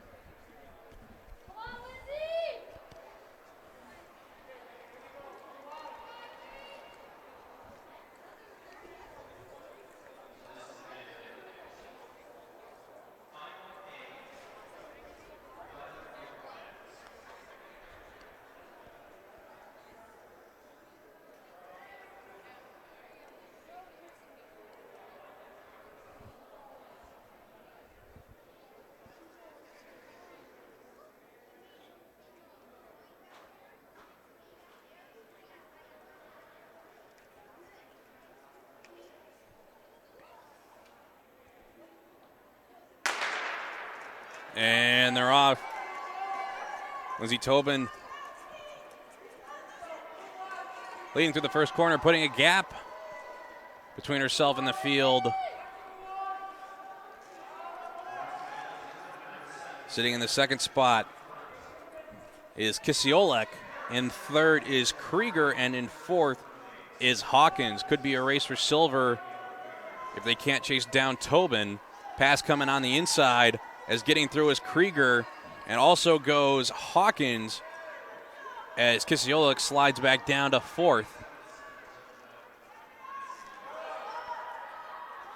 Kisiolek trying to set up a move, skating wide. 1 lap to go.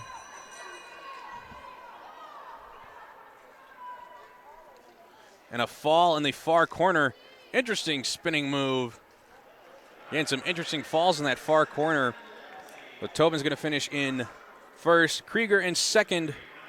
Kisiolek in third. And it's going to be Hawkins in fourth. And she's going to have to break out the hairdryer because she definitely went through the large puddle of water there at the apex.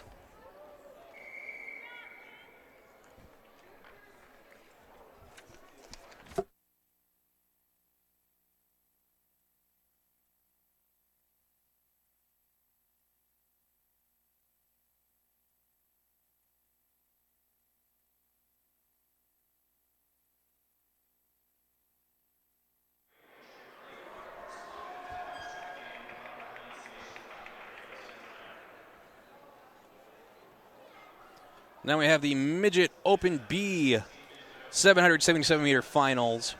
In the C final, we have Jacqueline Bukalski, Fiona Richards, Melina Becker, Horacio Hernandez, and Ellyn Pan.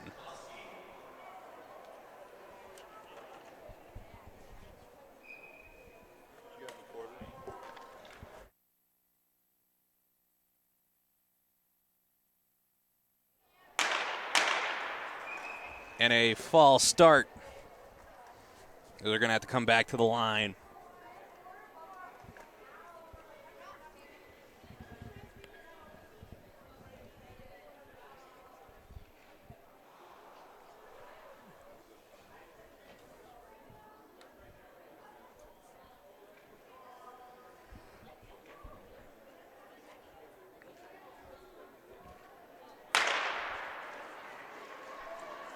And get away clean on the second attempt.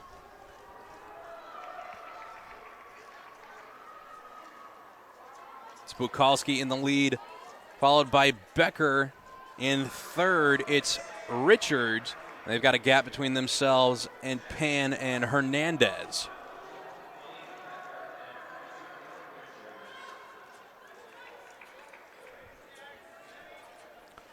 Five laps to go for the leaders. Leading pack of three breaking up now as Bukalski pushing the advantage.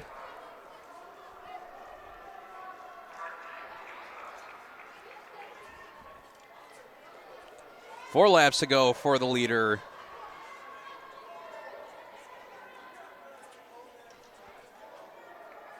It doesn't look like Becker has it in the tank to try to chase down Bukalski, but Bukalski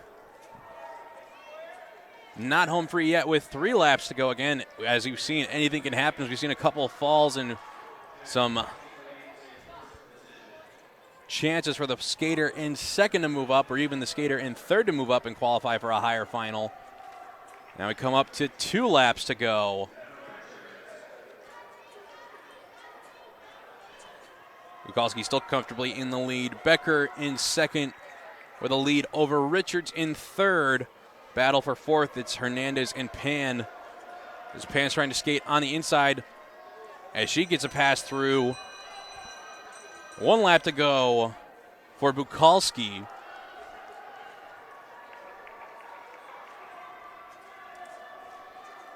And Pan and Hernandez coming up to their final lap to go. Here comes Bukalski to the finish. Now coming through the last corner, it's Becker and Richards. Richards trying to set up on the inside, but it looks like Becker will hold on at the line. They'll finish in 2 and 3.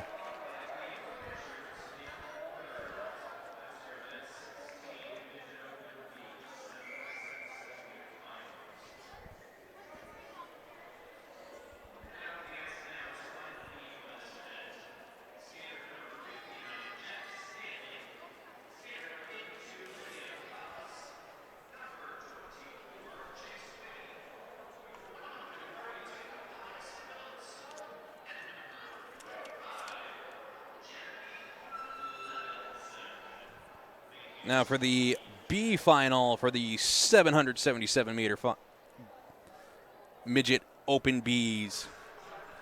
In this final, we have Jack Stanley, Lydia Pappas, Chase Whitty, Alex Phillips,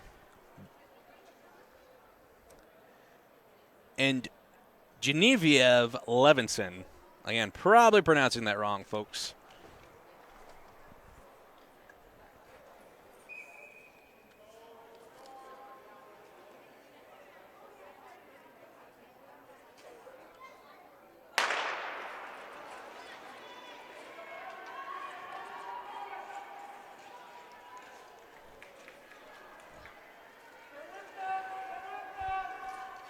Taking the early lead, it's Stanley, followed by Levinson. In third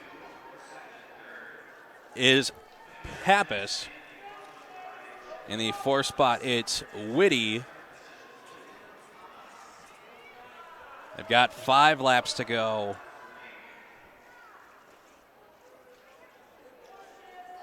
And leading pack of 3, Whitty trying to join back up with that group. Currently caught out in no man's land.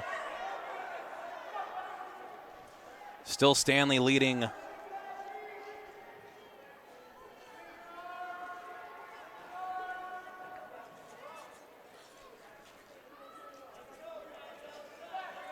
Three laps to go. Group of 3 tight together. Here comes a pass on the outside in the corner. He's trying to get around Stanley. As Levinson still going side by side through this corner. Levinson trying to push through. 2 laps to go. But Stanley able to hold off. They touch in the far corner. Levinson finally get around. No, they're still side by side. But Levinson able to just get in front through the corner. 1 lap to go. As it's Levinson, Stanley, and moving up from behind was Pappas. Pappas going from third, trying to get the first. She gets around Levinson. It's going to be Pappas, Levinson, Stanley as your 1, 2, 3 for the B final. Chase Whitty finishing in fourth, and it's going to be Alex Phillips in fifth, and then we'll move on to the A final.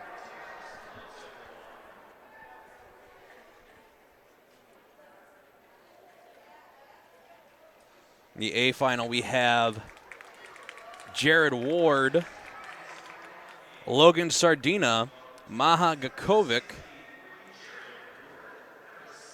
Yanez Toth, and Nathaniel Moore.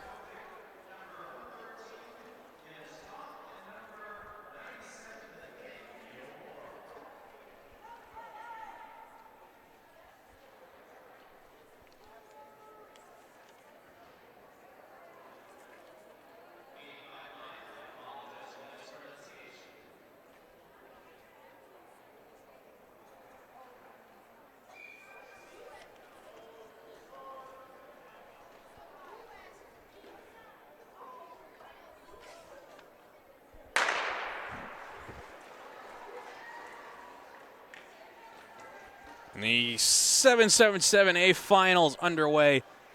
It's Jared Ward out in front, followed by Gakovic. Nathaniel Moore in, that's Lucas Ardina in third. Toth in fourth, and Nathaniel Moore in fifth. Toth trying to move up into third position. Jared Ward pushing in his advantage over Gakovic.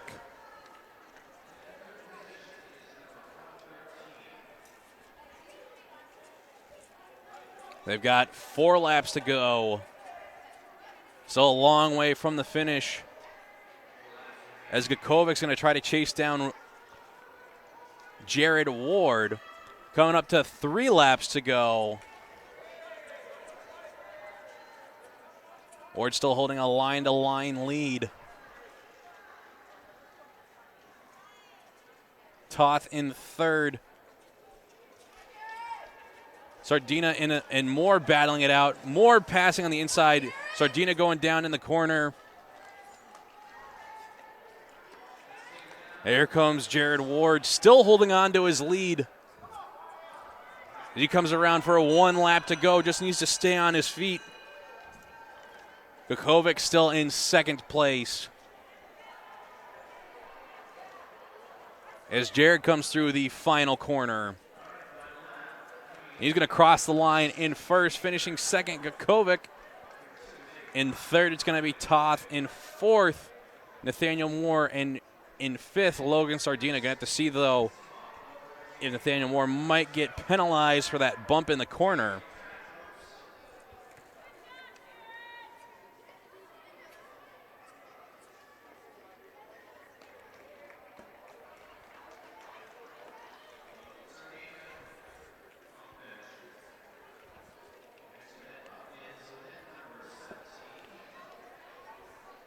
Now we move on to event number 17.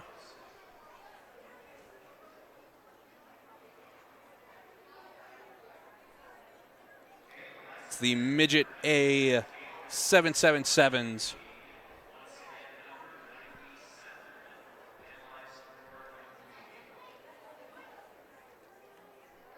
In this C final, we have Natasha Kukovic, Marcelo Gauss-Enning, Sarah Perry, Tucker Vincent, and Gabriel DeFanis.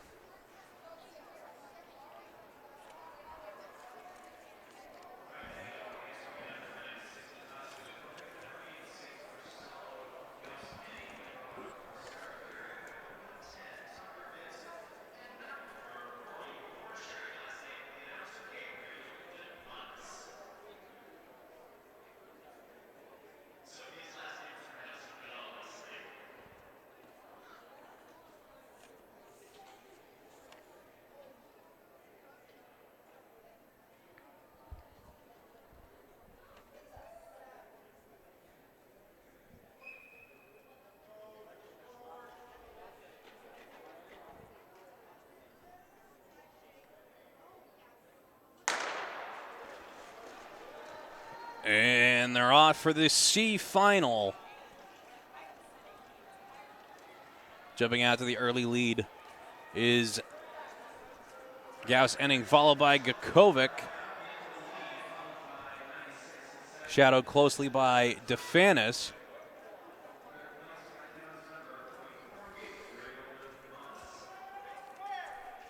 Looks like Tucker Vincent's a non-start, and making a pass up the inside into second was Sarah Perry.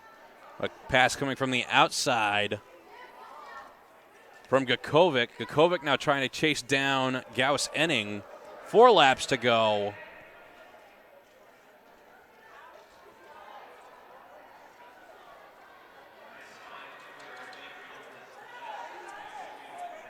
And coming up to 3 laps to go.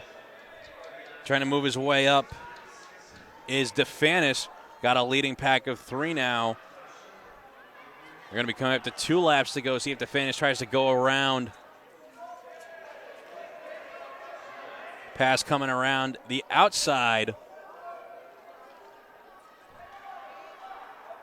as Kukovic moved up into first position, trying to push an advantage. Coming up to 1 lap to go. See if Gauss-Enning can hold off DeFanis.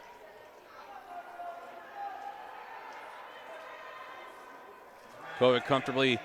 Gauss-Enning looking around, but DeFanis not going to be able to get around him. There's your 1, 2, 3 out of the C final for event number 17. We will at some point get the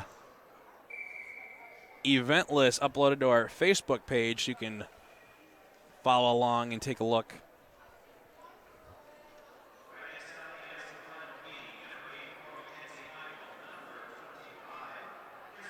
In the B final, we have Mackenzie Eigel, Chris Nickmeyer, Ryan Shane, John Olson, and Piper Eide.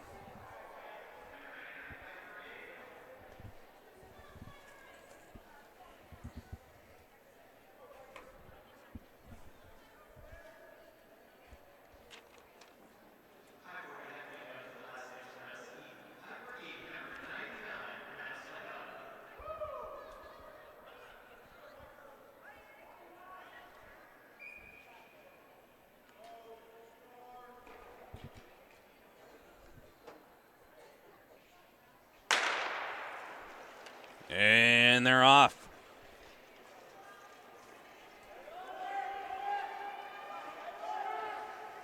Jumping out to the early lead, it's Ryan Shane. In the second spot, it's Mackenzie Eigel. That's Piper Eide in third. In fourth, it's John Olson. 5 laps to go.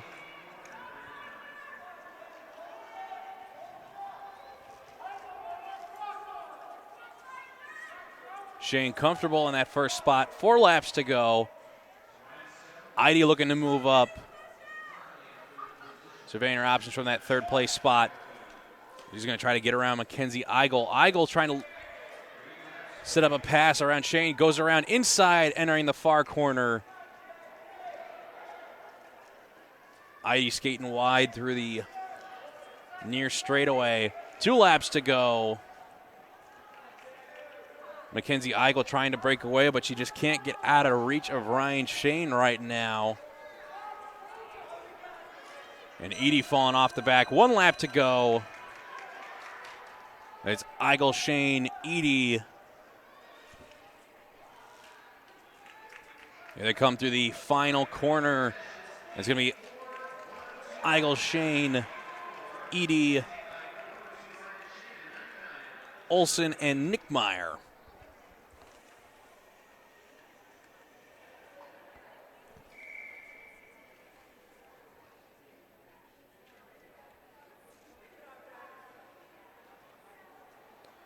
In the A final, we have Jonathan Tobin, Jordan Stoles, Carl Titelli, Xavier Lawrence, and Oliver Rogalski.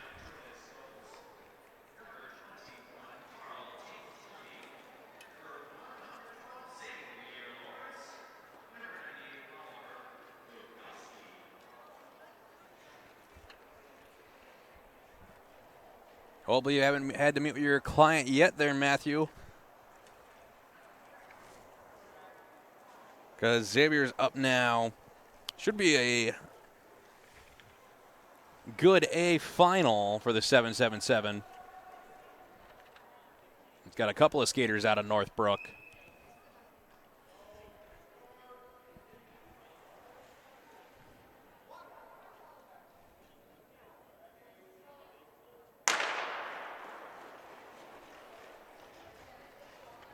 And it's a clean start as they come through the first corner. Skating wide. With Stoles coming through is Tobin. Tobin's going to have none of this nonsense. He's going to start to push the pace early. In the second spot is Rogalski. In third is Carl Titelli. In fourth is Lawrence. And Jordan Stoles falling off the back of the main pack. 4 laps to go.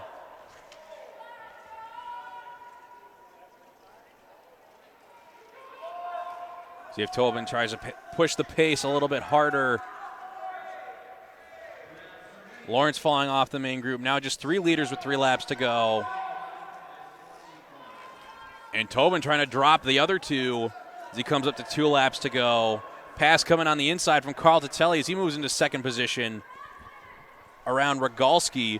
Rogalski trying to counter. 1 lap to go. Titelli trying to hold off Rogalski. Rogalski skating wide. They go side by side in the far corner. They bump. Rogalski getting around Titelli in the near side corner into second position. Tobin at the finish, followed by Rogalski and Titelli. Then Lawrence and Stoles, and a fall on the far side by Titelli after the race is finished. He's got to break out the hairdryer.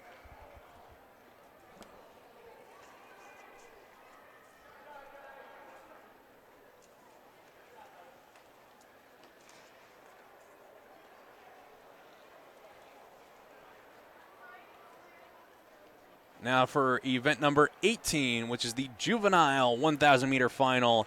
In the B final, we have David Scolaire, Caitlin Thornton, and Julia Laporte.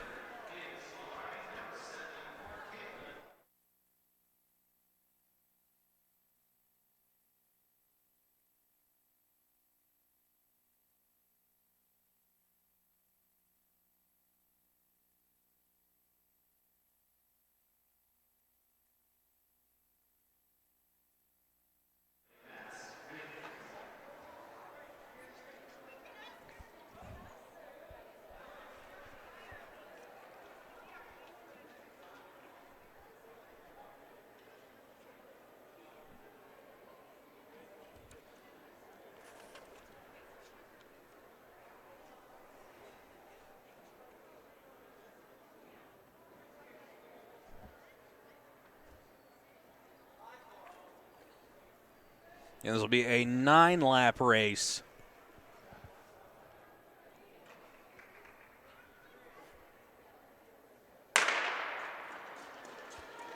And they're off to a quick start.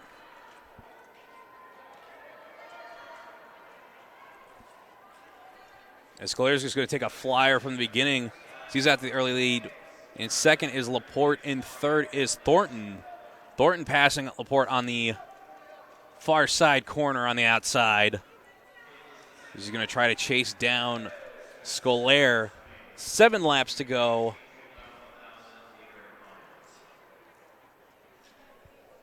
I like the tactics here by Scalera. Don't wait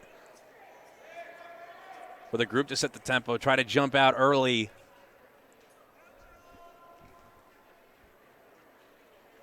He's got a full straightaway lead over Thornton. 5 laps to go for Scalera.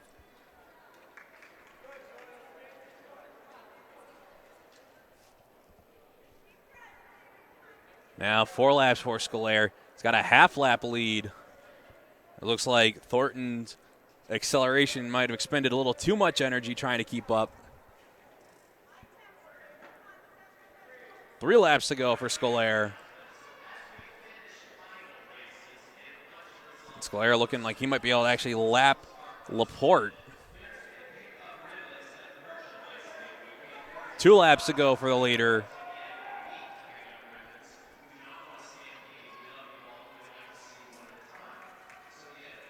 And Scalera getting around clean as he passed Laporte. 1 lap to go for Scalera.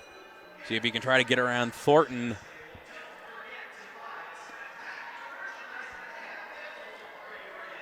And he gets around Thornton. Scalera going to win the B final. 1 lap to go for Thornton and Laporte.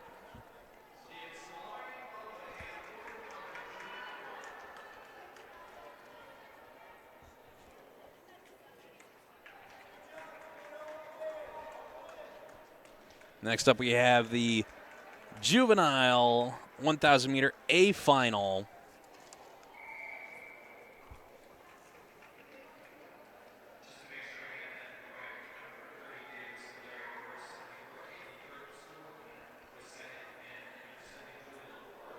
In the A final, we have Jersey Hitler,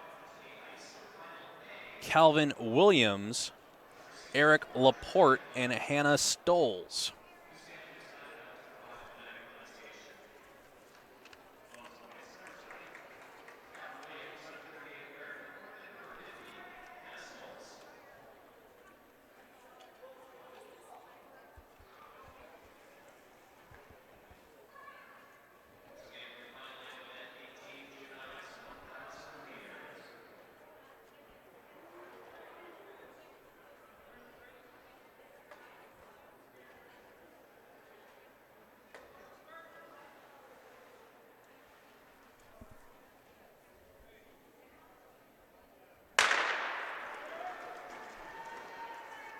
And they're off as jumping out into the lead was Laporte. In second is Hitler. In third is Williams. And in fourth is Stoles. 8 laps to go. Pass coming up. Attempt coming on the inside, but Hitler able to block it off. 7 laps to go.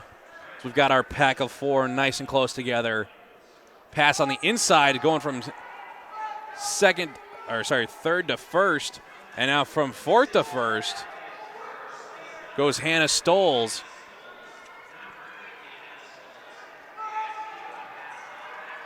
So it's Stoles, Williams, Laporte, and Hitler. And Williams with a stumble on the far side. Trying to close down the gap to Stoles. It's going to be up to Laporte. 4 laps to go.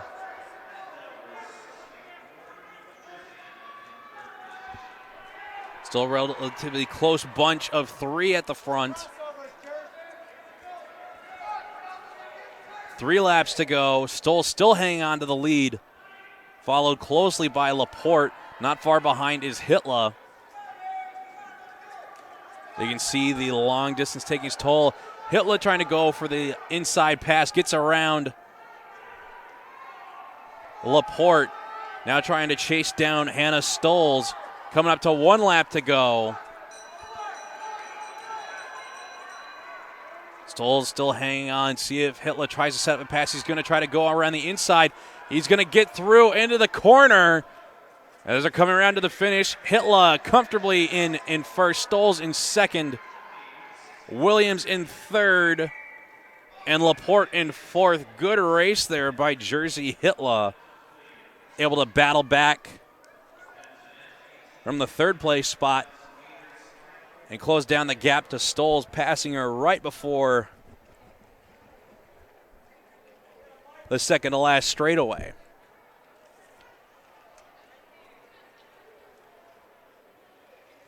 Now we move on to event number 19, which is the Open A 1,500 meter finals.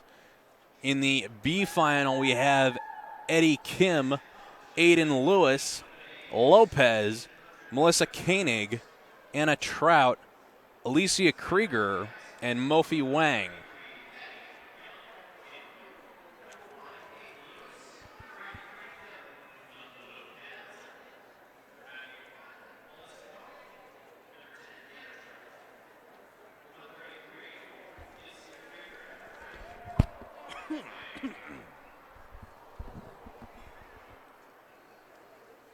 Large group of skaters on the line here. We got 7.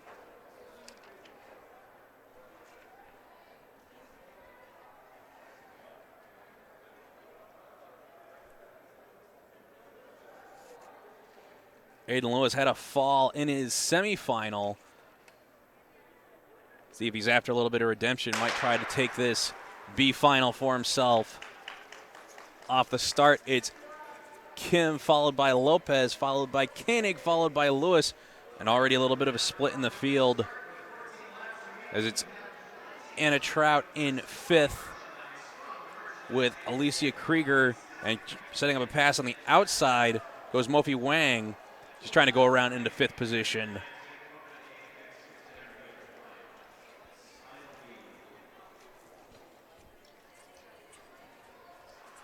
$11 laps to go. Mofi Wang trying to make the junction with the leading 4.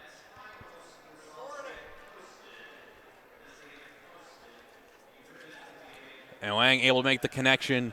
So he's going to be able to shadow off the group. 10 laps to go.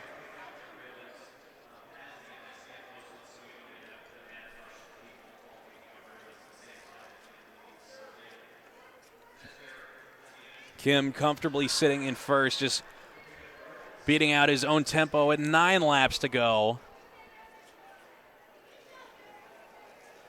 Might see a bit of a twitch movement coming from Lewis, and there's that little bit of a twitch trying to see if somebody's going to respond from behind. Skating that wide line just to keep up his speed a little bit more so he doesn't have to shun it off going through the corner. Lopez shadowing Lewis. 7 laps to go, and there goes Lewis around Kim. See if he tries to build a bit of an advantage. And there goes Melissa on the inside of Lopez. And she moves up into 3rd position. 6 laps to go for Lewis, trying to take a bit of a flyer. I like the idea here. Lewis not as experienced as some of these other racers. So trying to use his youth to his advantage to get out into the lead. 5 laps to go.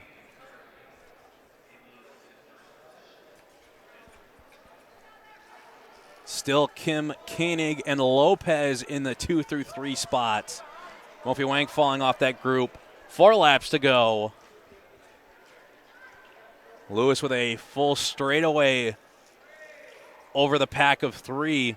3 laps to go for Lewis.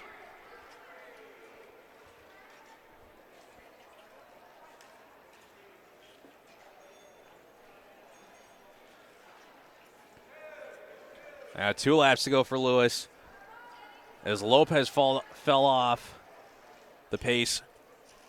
Could be a battle between Kim and Koenig.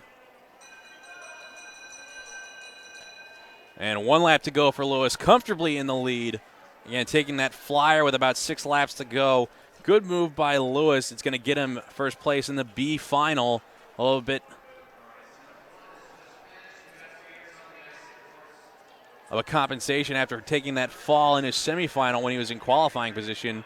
And Kim finishing in second, Koenig in third, and finishing in fourth. Could not tell from here, folks.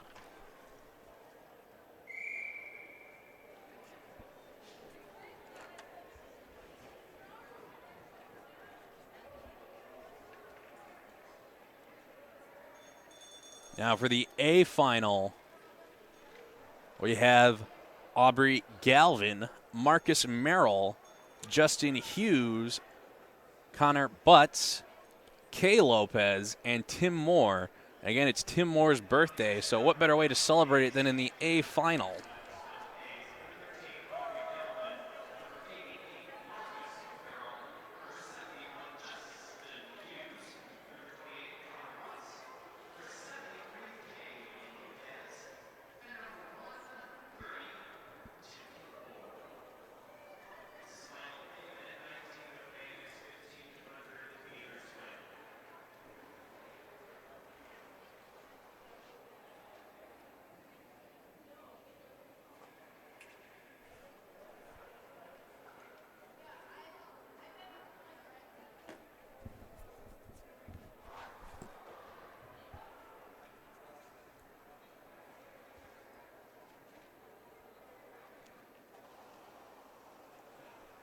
So we're just about ready to get underway. We got 6 skaters on the line for the A final. As expected, we might see Tim Moore try to get out in front early, try to bring the pace down. I think the race favorites are going to have to be Galvin and Merrill.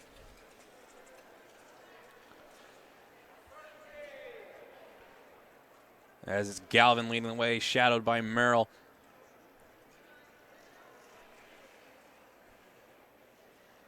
And sliding in third is Lopez. In fourth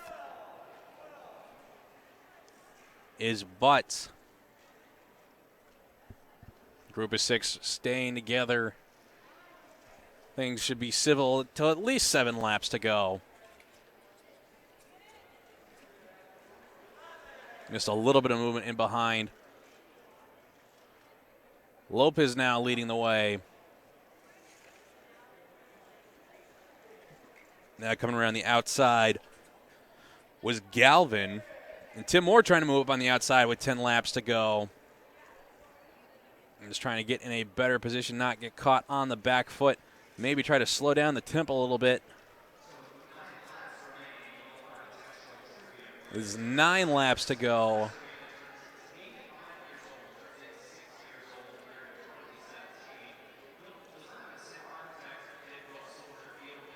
And they go 3 wide entering the corner. Tim Moore's trying to move up into second place. Moving up into the lead was Aubrey Galvin. The pace picking up a little bit as Tim Moore's sliding back. So it's Galvin, Lopez, Butts, and Merrill.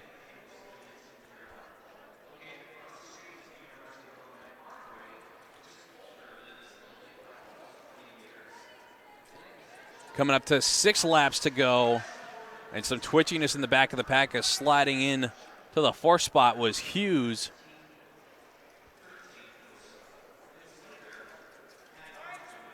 Galvin starting to pick up the tempo with 5 laps to go. There goes Butts around the outside, trying to go from 3rd to 1st, able to get around Galvin, and he's going to try to get away from the field here. Galvin's going to chase him down. 4 laps to go as the tempo is really picking up. Butts with a line-to-line lead. Lopez trying to respond. He's followed by Hughes. 3 laps to go. And Butts comfortably pulling away. Galvin, only one looking like that can chase him down, but 2 laps to go might just be a little too late. As here come Butts with 1 lap to go.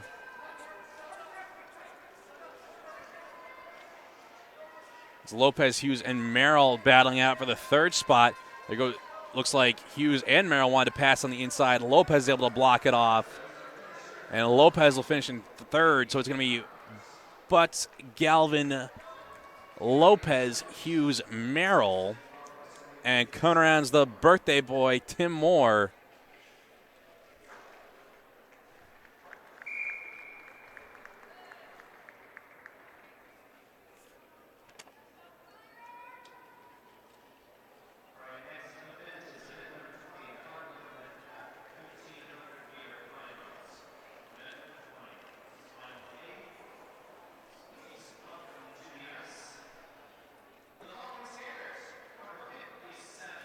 Now for the Heartland ladies 1,500-meter final.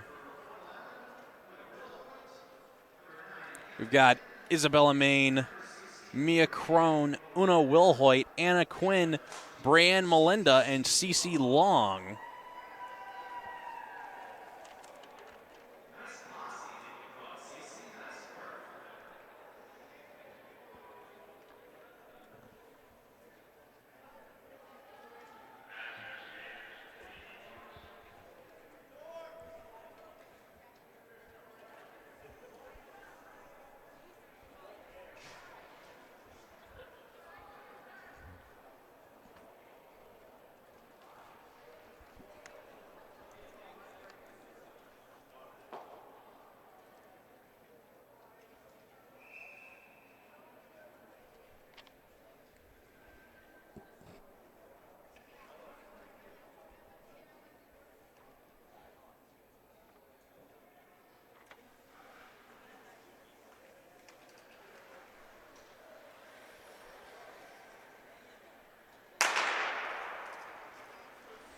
And they're off.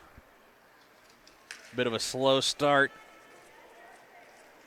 as Mia Crone takes up the pacemaking, followed by Isabella Main in second, Will Hoyt in third. Cece Long sitting in fourth, followed by Brianne Melinda, and bringing up the rear is Anna Quinn.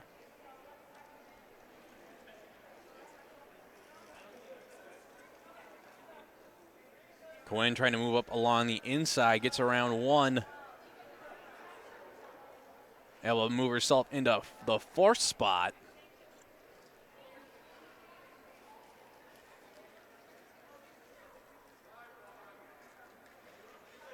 Isabella Main moving up into the lead now with 10 laps to go.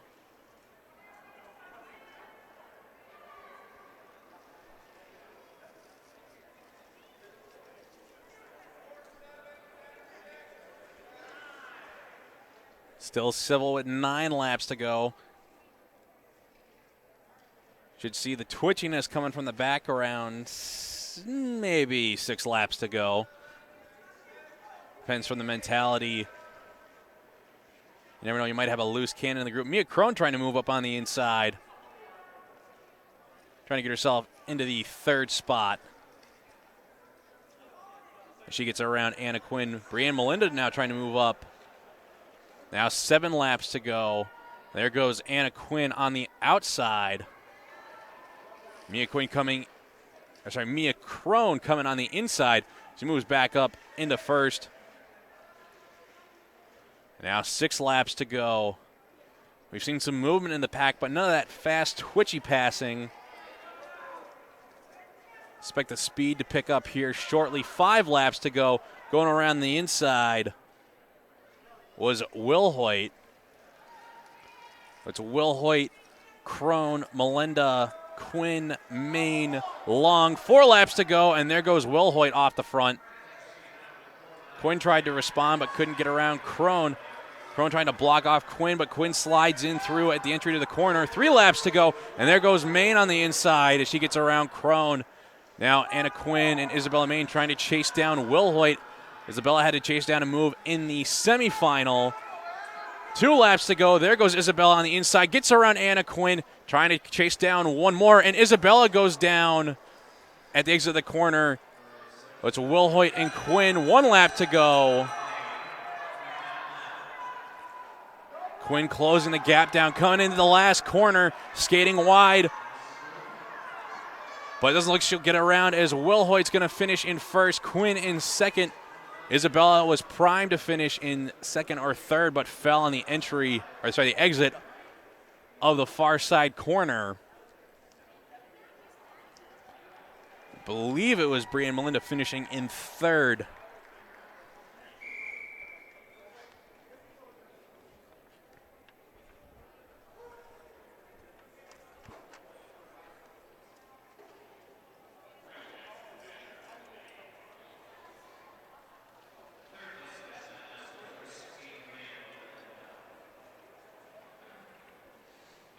Now we have the Heartland men's 1500 meter B final with Jay Thornhill and Lopez and Gabe Costa.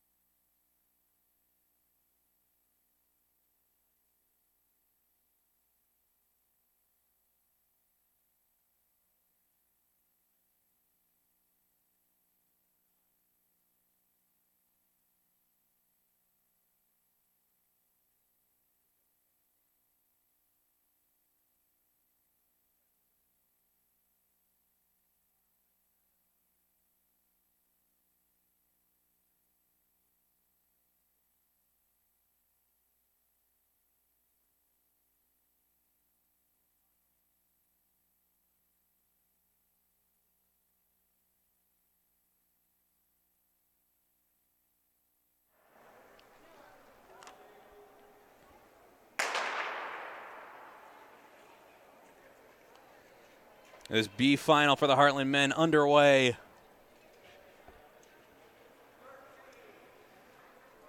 They've got 13 laps to go. Have to see what they do in the small field. A little bit of a faster tempo in the early game. A lot of time you'll see them take the first 5 laps. Easy, try to shake it out. See who wants to put on the pacemaking.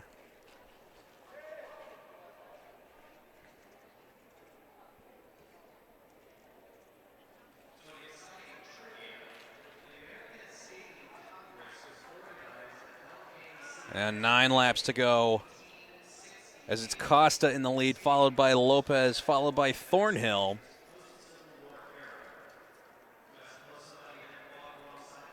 Eight laps to go. Maybe see a flyer coming up here. And Lopez having to stand up. Able to keep his speed, though, and his spot coming through the corner. And now we come up to 7 laps to go. All 3 skaters packed tightly here. And Lopez with a little bit of a twitch through the corner. Not too much of an acceleration. 6 laps to go. And now he's starting to put his foot down on the gas pedal. And he's trying to break away from Thornhill. And now 5 laps to go as there's a gap in between the field, about line to line between each of them. Now expanded out to blue line. Lopez comfortable with 4 laps to go. It doesn't look like Thornhill's going to really try to chase him down. And Costa sitting in third.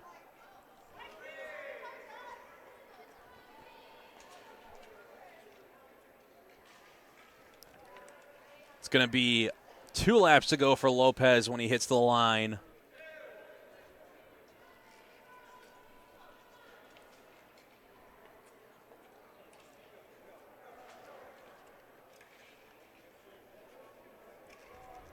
And not a whole lot of drama in this one. 1 lap to go for Lopez.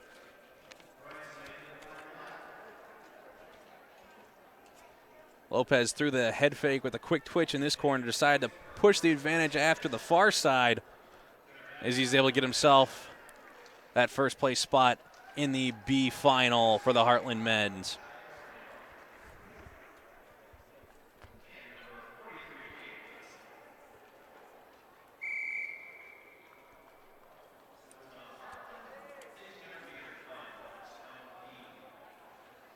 Now for the A final for Heartland men's, we got John Aquino, Evan Flaherty, Anton Peterson, Greg Burnett, Dury Brown, and Hira Hansen.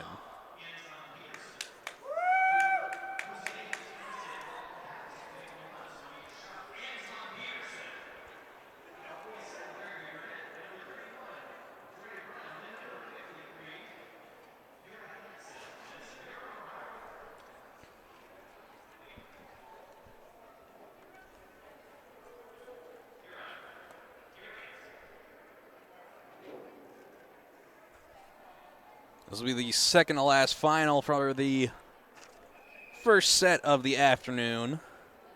After this, we have the Masters 1,000 meter final.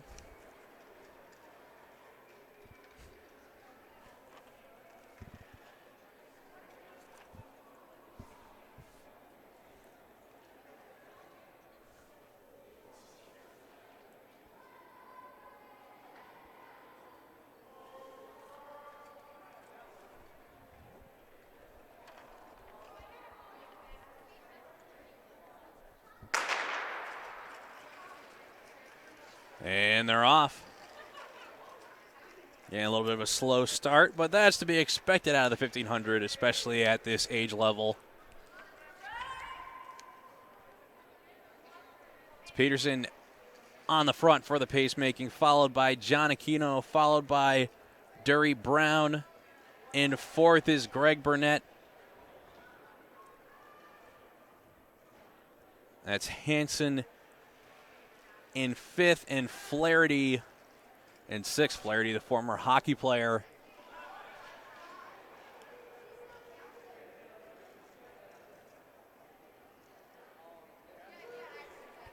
See what Flaherty's got in mind as he moves up into the fourth position. John Aquino now on the front with Dury Brown in behind him, with Peterson in third. Coming up to 9 laps to go. We saw Flaherty launch early in his semifinal. Got to see what's working in that head of his. Now 8 laps to go. Tempo slowly building. And Greg Burnett standing up just to skim off a little bit of speed. Pack of 6 still all together here. John Aquino pushing the tempo a little bit, just coming off the front with 7 laps to go. No twitchiness yet, though. And a little bit of movement in the back as Burnett's trying to move up into the 5th spot. He gets around on the inside on Hansen. Moving up into the second position was Peterson. And there goes Flaherty on the inside of Brown, moves up into third. Coming up on 4 laps to go. This is where all friendships break apart here in the pack.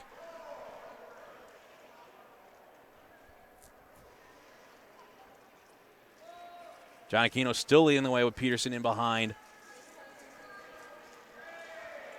3 laps to go. Tempo building.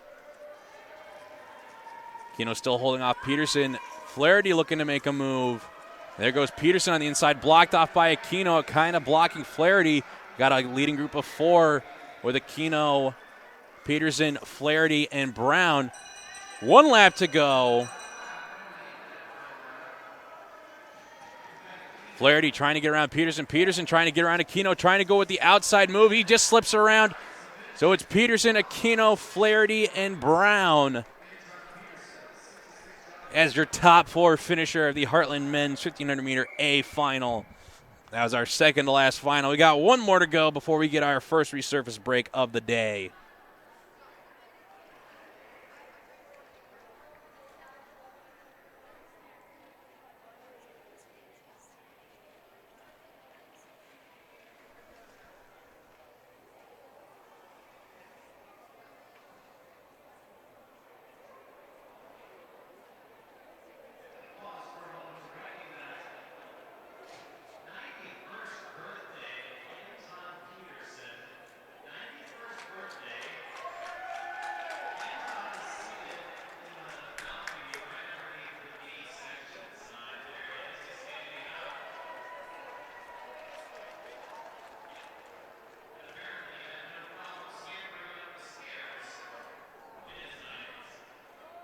In this Masters 1,000 meter final, we have Kamar Sterling, Jeffrey Chambers, Ellyn Marcosin, and Christian Fisher.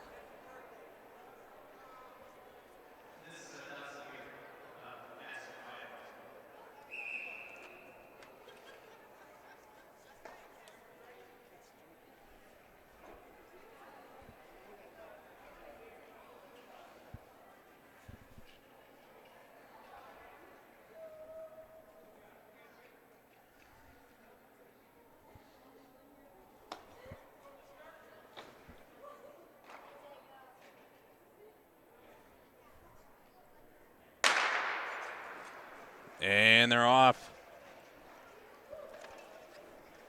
Sterling again jumping out to the early lead. Taking no prisoners. He's going to force the pack to chase him down.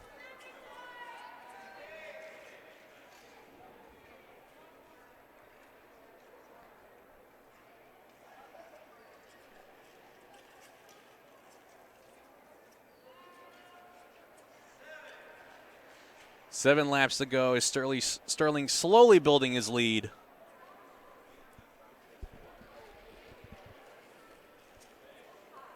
Coming up on 6 laps to go. Chambers trying to close the gap between himself and Sterling. Holding a gap over Marcosin in second and Fisher in, Marcosin in third, Fisher in fourth. 5 laps to go.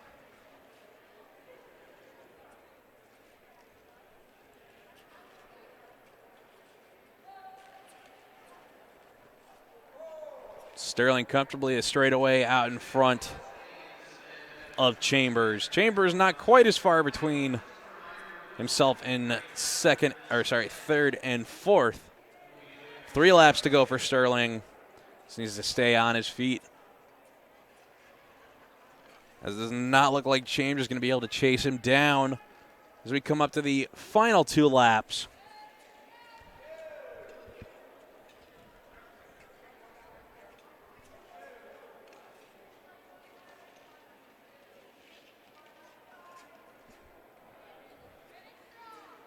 And Sterling coming up to his bell lap. He's got 1 to go.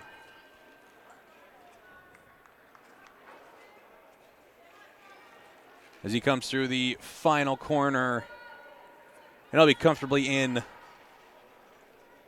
with a first place finish in the final. Here comes Chambers to the finish line. He'll finish in second.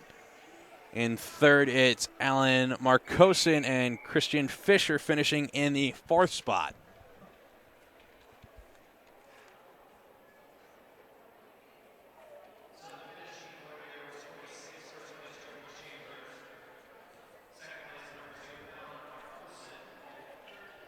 So that gets us through event number 22 on the day so far.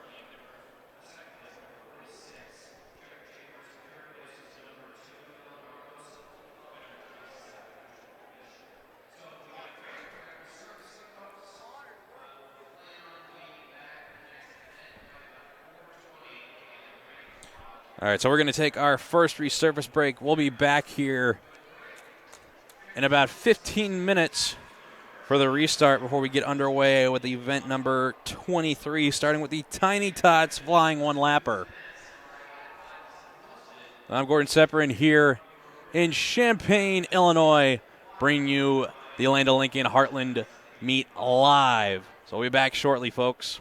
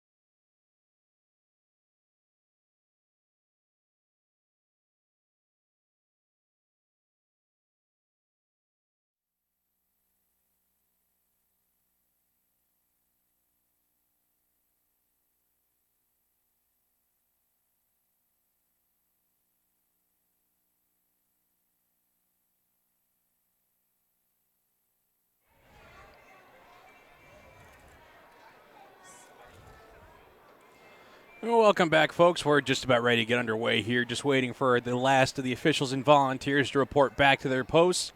And we'll be getting underway, starting off with the Tiny Tots one-lappers. One lap, full out. Little guys, big speed, should be a lot of fun. Don't go anywhere. You're not going to want to miss it.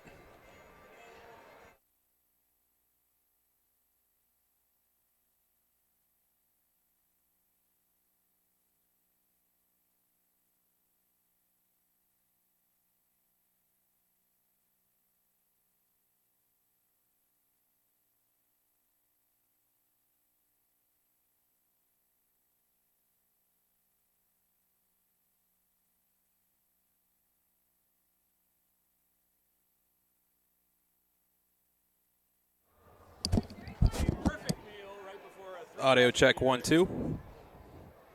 Can you hear us, Ray? What happened?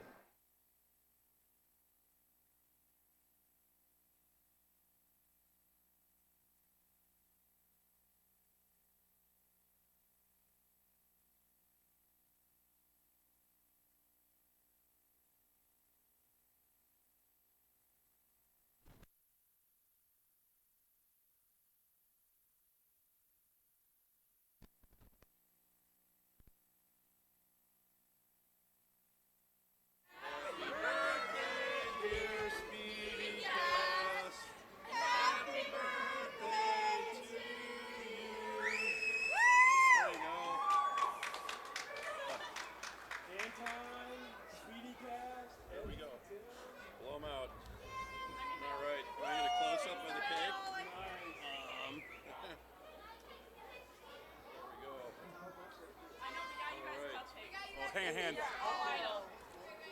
Go to that one again. All right. Congratulations, SpeediCast. I honestly thought they were doing it for Tim, because I saw Anna with the lighter. Right. All right.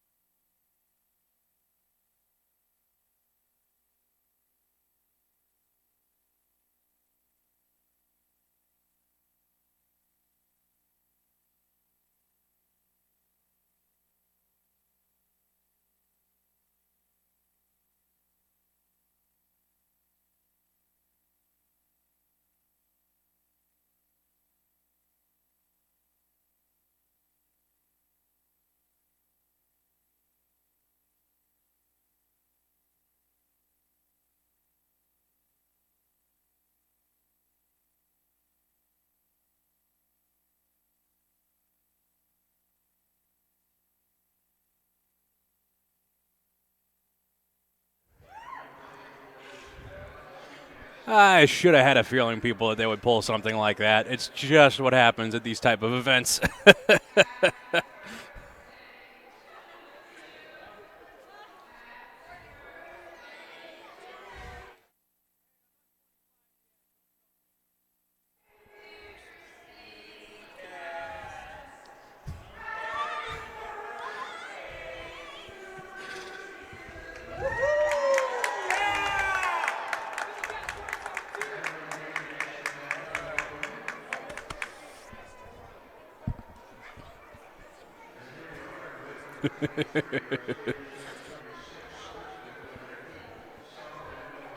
All right, people, back to work. Here we go.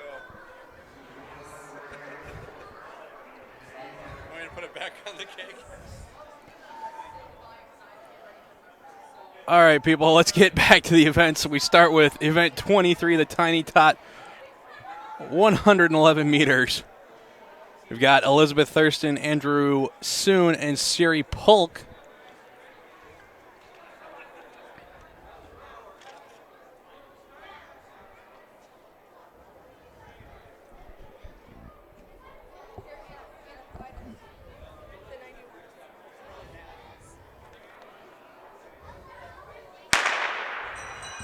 And they're off with their 1 lap to go.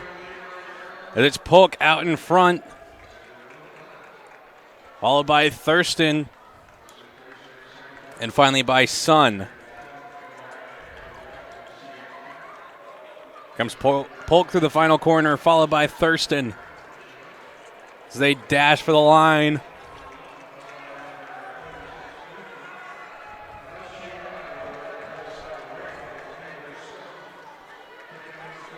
Now here's Andrew Sun getting some guidance from the ice crew as he takes his one lap around the University of Illinois Ice Arena. He's got about 10 meters to go to the finish. And of course, Andrew Sun's going to get the biggest ovation of the day. Wonder, this could actually be his first meet. I'm not 100% sure because I doubt they made the trip out to Buffalo.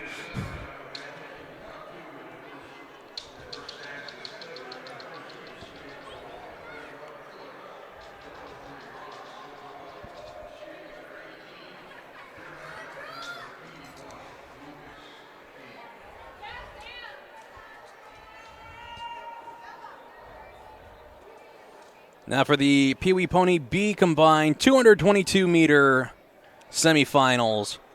In Heat 1, we have Gloria Phillips, Sam Ross, Brooke Durheimer, and Lucas King.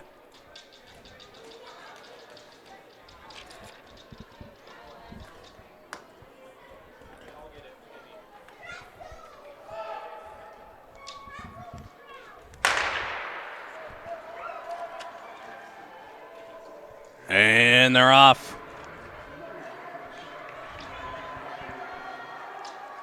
Out to the in front, it's Durheimer. In second is King. In third is Ross. And in fourth is Phillips. And that's one lap to go for the Pee Wee Ponies.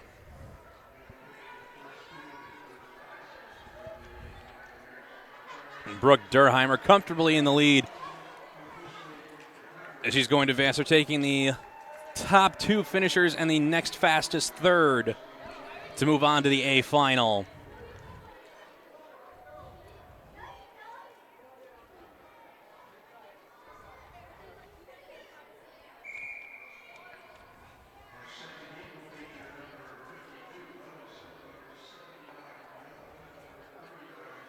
In the second heat, we have Heike Levinson, Logan Young, Ethan Sun, and Charlie Wright.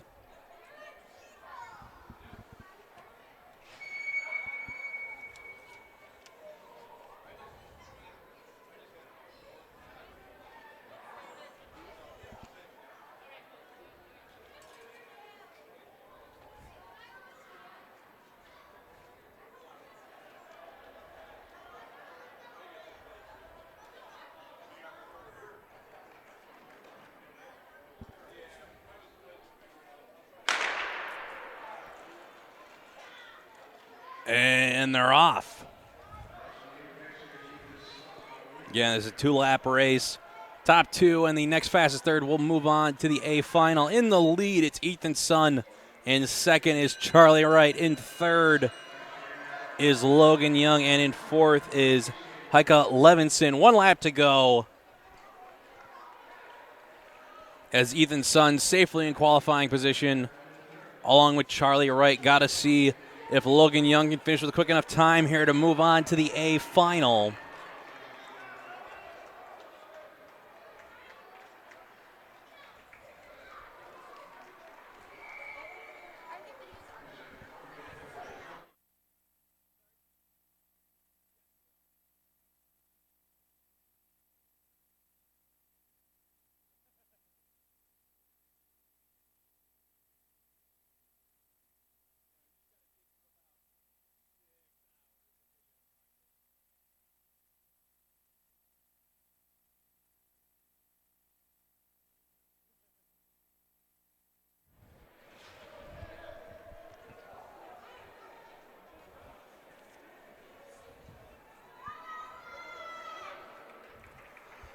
Next up, we have the Pee Wee A 222-meter final. We've got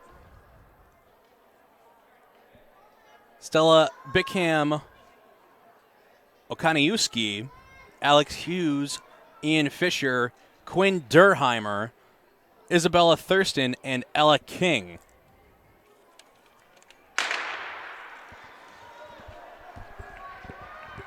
And they're off. Another 2-lap race. In the lead, it's Isabella Thurston. In second is Bickham. Moving up on the inside was Durheimer. 1 lap to go. Durheimer looking to move up in that top spot. Coming up to the last corner and making a move on the outside. Here comes Bickham. Bickham going wide. They're 3 wide. Coming up to the finish line. And oh my goodness, folks, that was too close to call. That could have been Bickham on the outside, but from this angle, I'm not sure.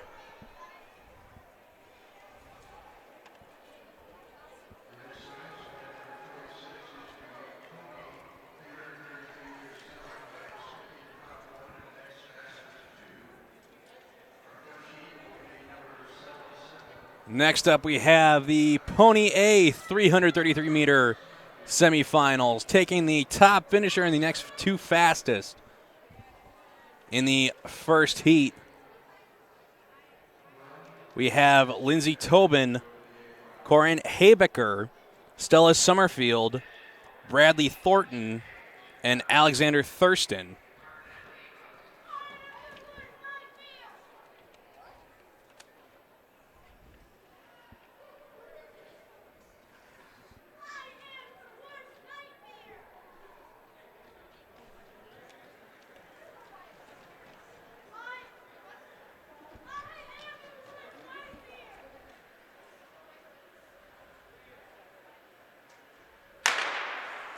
And they're off as it's Tobin taking the early lead, followed by Summerfield. Again, the top finisher in the next 2 fastest will move on to the A final.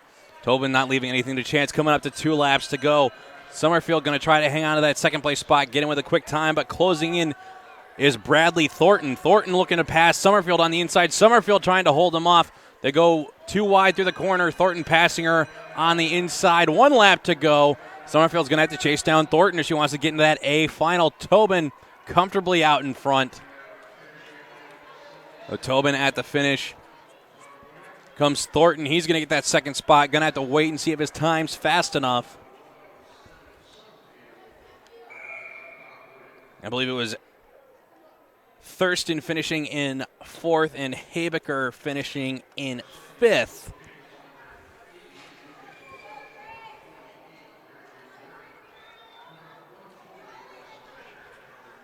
In the second heat, we have Lucas Kisiolik, Gregory Britt, Alexa Fisher, and Miley Hawkins.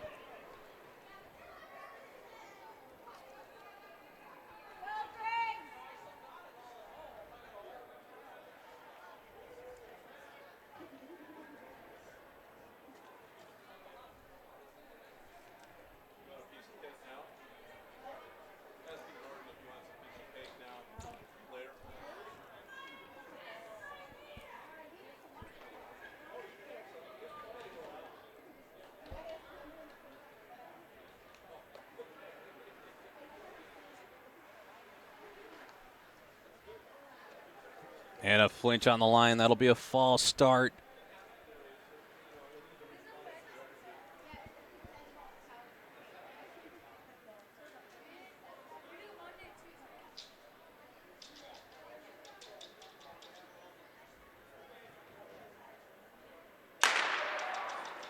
And they're off again. Another 3-lap race. Top finisher moving on. The next 2 fastest out in the lead. It's Kisiolik. In second, close behind, is Hawkins. In third is Britt, and in 4th is Fisher. Pass coming in the far corner. Coming around was Hawkins into the top spot. Coming up on 1 lap to go. Again, top spot moves on along with the next 2 fastest. Hawkins trying to hold on to that lead over Kisiolik. Kisiolik trying to close down the gap. Coming through the final corner. Hawkins able to hold the tight line and holds on just at the line as Kisiolik made it close, but that could be a fast enough time to advance through to the A final.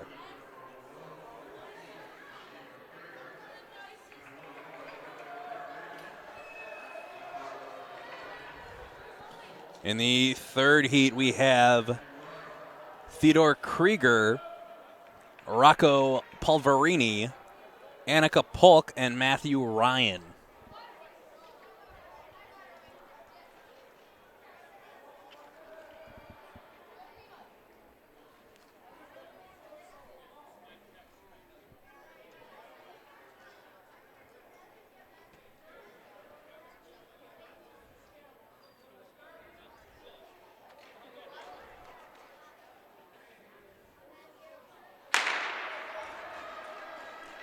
And they're off. It's Krieger in front. Fall coming out of the corner. Going down looked like Matthew Ryan. In second is Annika Polk. In third is Pulverini. 2 laps to go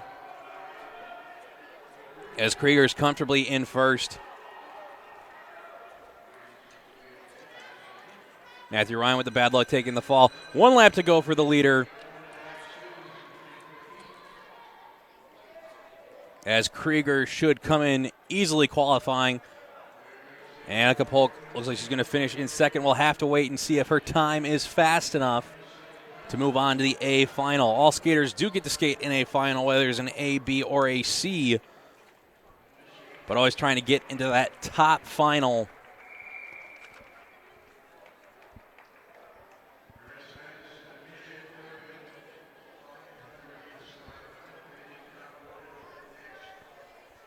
Next up, we have the Midget Open B 500-meter semifinals. In the first heat, we have Nathaniel Moore, Jacqueline Bukalski, Maha Gakovic, Jack Stanley, and Ellyn Pan.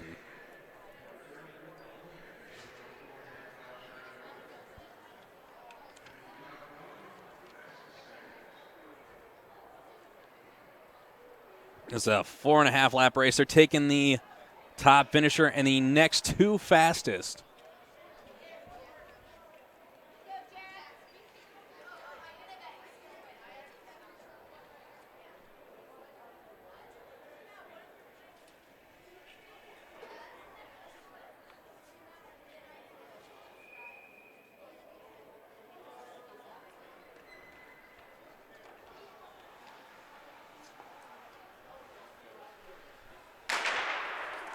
And they're off.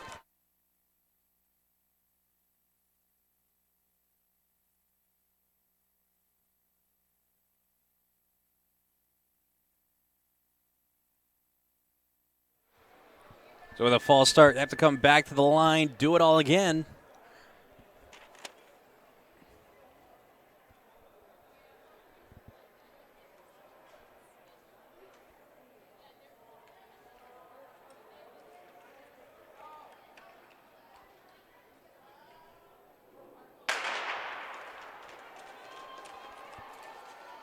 And they're off.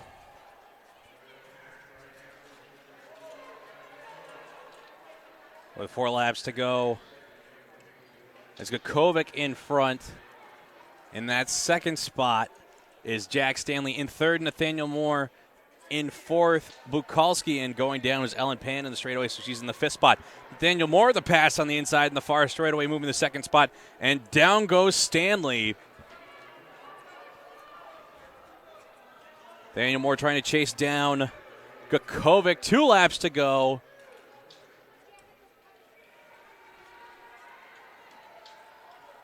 Daniel trying to close in on Gakovic, trying to guarantee moving on into the A final. 1 lap to go.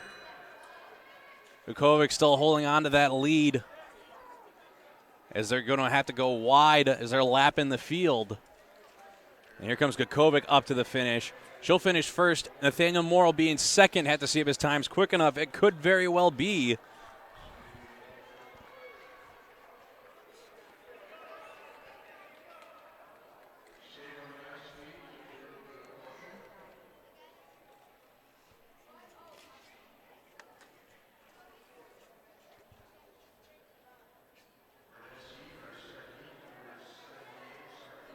Next heat we have Logan Sardina, Alex Phillips,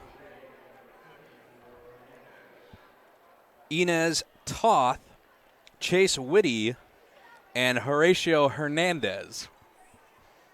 Actually ran into Chase's dad during the resurface break. I haven't seen Mike in probably, maybe about a year. Actually, you know what, now that I think about it, I don't think I've ever seen Mike at a short track meet before today. He was always doing long track up at the Pettit National Ice Center in Milwaukee. This is an absolute first for me.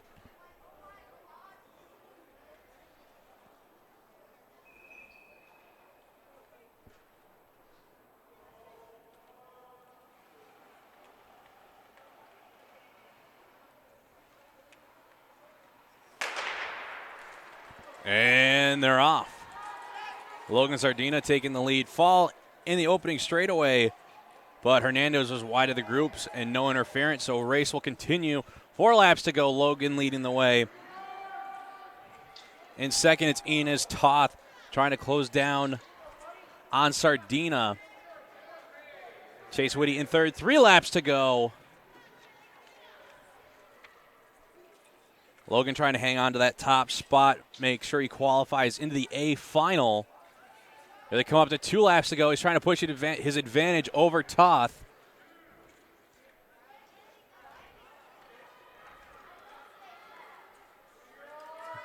Sardina holding at about a blue line to red line gap. 1 lap to go. As Logan just needs to stay on his feet and he'll qualify for the A final as he comes up to the finish line. Toth in second. Here's the battle for third. Is Chase Whitty. Actually, I believe it's Chase Whitty in third. He was trying to lap Hernandez. So Chase Whitty finishing in third. And Alex Phillips finishing in fourth. And here comes up to the finish Horatio Hernandez.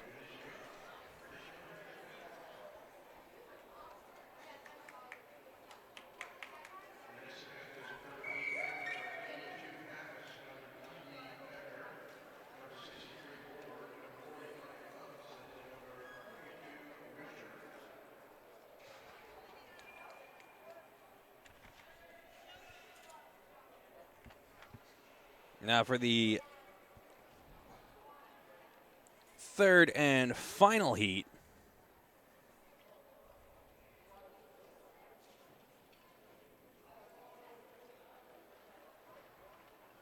We have Lydia Pappas, Melina Becker, Jared Ward,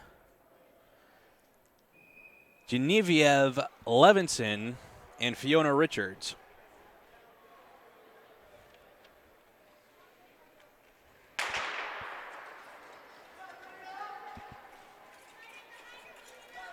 They get into the first corner cleanly. Out in front, it's Levinson. Jared Ward skating wide, trying to pass, and a fall in the far corner going down was Fiona Richards. Jared Ward trying to set up a pass, skating wide, gets through on the straightaway with 3 laps to go. Jared Ward taking no prisoners today. He's been trying to pursue the lead every race. I believe he's finishing the top spot in all of his races so far. 2 laps to go for Ward. In second is Levinson. In third, I believe that's Lydia Pappas. As Ward's coming around the final corner. Up to his final lap. Now through the final corner, as Ward's going to win his heat and secure his spot in the A final. In second, Genevieve Levinson. See if her time's fast enough.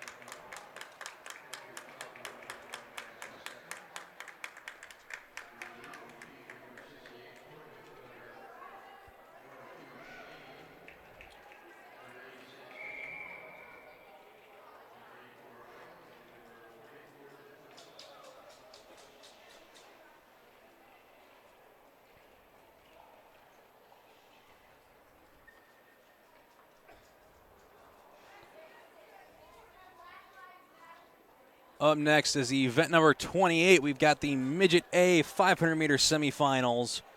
Taking the top finisher in the next two fastest. In the first heat, we have Jonathan Tobin, Ryan Shane, Marcelo Gauss-Enning, Mackenzie Eigel, and Gabrielle DeFanis. Actually, that might be Gabriel DeFanis. Actually, I believe that is Gabriel DeFanis. My apologies.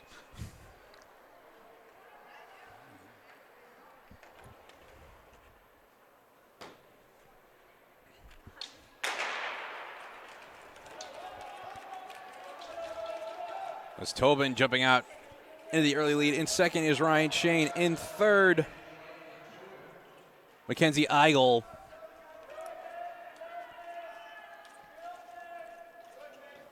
In fourth is Marcelo Gauss-Enning. And in fifth, DeFanis. Eigel trying to chase down the two leaders. Tobin trying to leave nothing to chance. As he's come up on 2 laps to go. Trying to chase him down is Shane. Shane struggling to gain ground, though, and here comes Mackenzie Eigel. 1 lap to go. Tobin just needs to stay on his feet. And Shane needs to try to get here in with a quick time if he wants to qualify for that A final. It's Tobin, Shane, and Eigel as your top 3 of that heat.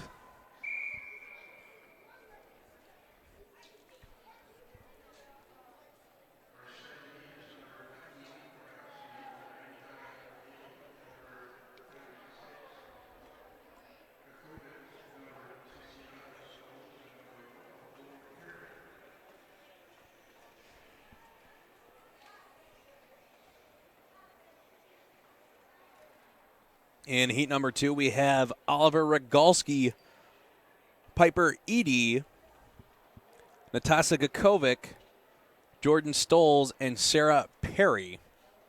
Could be Peary. Might be Perry.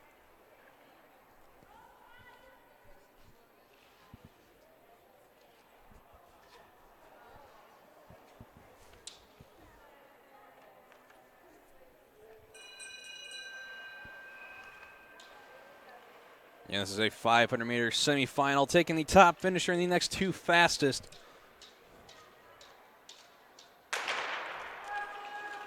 And they're off. And jumping out in front was Jordan Stoles. In seconds, Oliver Rogalski. Edie trying to chase him down. 3 laps to go, Jordan in the lead. Rogalski closing in. As Rogalski makes the junction, he's actually trying to go past Stoles. He's took wide, still taking the wide line on the far side. 2 laps to go. Rogalski still trying to get around Stoles. They're side by side through the corner. 1 lap to go. Rogalski finally gets the pass through in the straightaway on the far side, going outside. Coming up to the last corner. Rogalski's going to be in first. Stoles in second. Stoles going to have to see if his time's fast enough to qualify. And Edie finishing in third and going down in the last corner.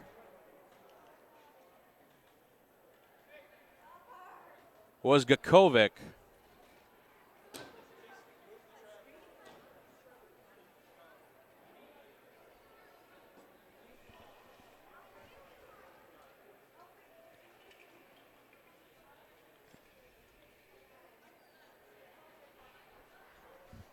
Let's wait for the officials to check out, make sure that she's okay.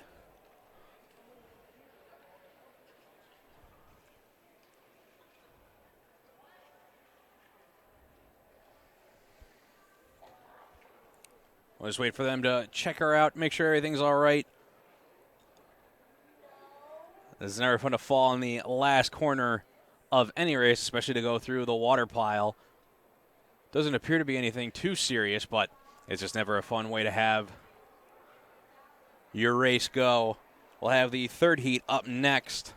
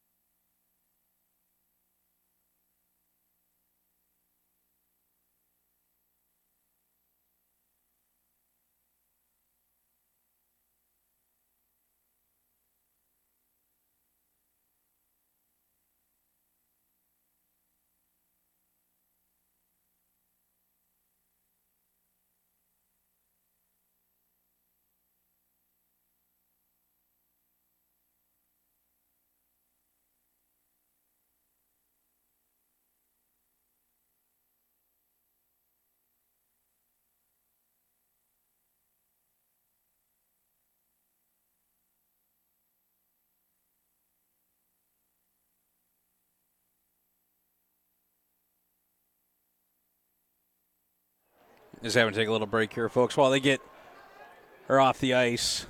And down goes one of the EMTs. Lucky for him, the camera was not pointed in his direction. Otherwise, I would clip and highlight that and send it to all his buddies for the entire week. When we do the hockey games, whenever the guys go out to remove the nets, they always try to egg them on, get them to fall. And basically just slapstick comedy. It's really just Tom and Jerry stuff, but still funny regardless when somebody in shoes just falls on ice. I can't explain it, folks. It's just funny to me.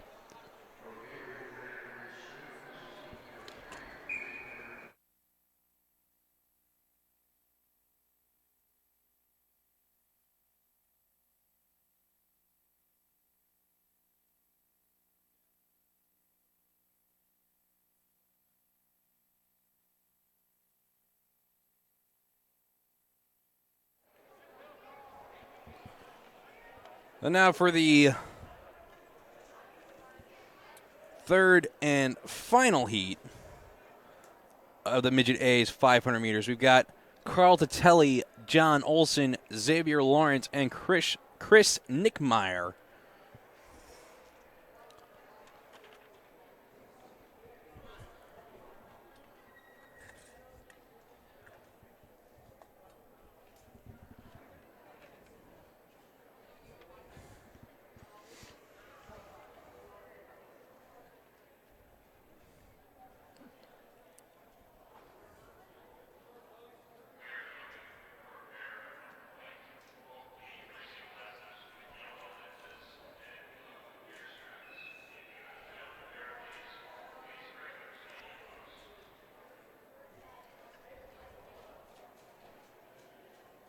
Looks like everything's set, ready to go as they're off.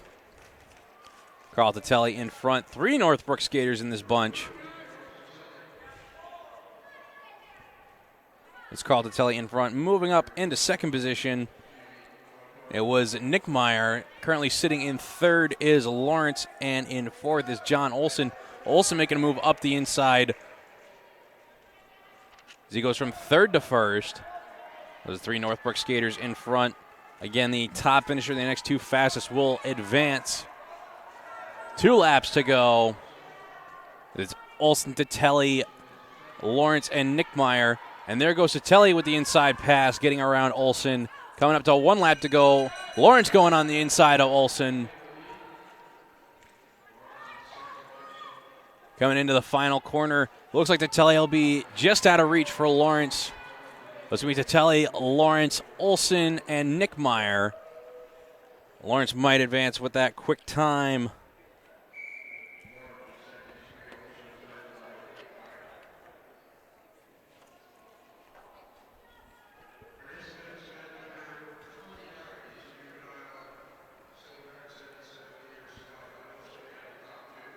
Next up is the Juvenile 777 semifinals. We've got Caitlin Thornton, Calvin Williams, Hannah Stoles, and Julia Laporte taking the top 2 finishers to move on to the A final.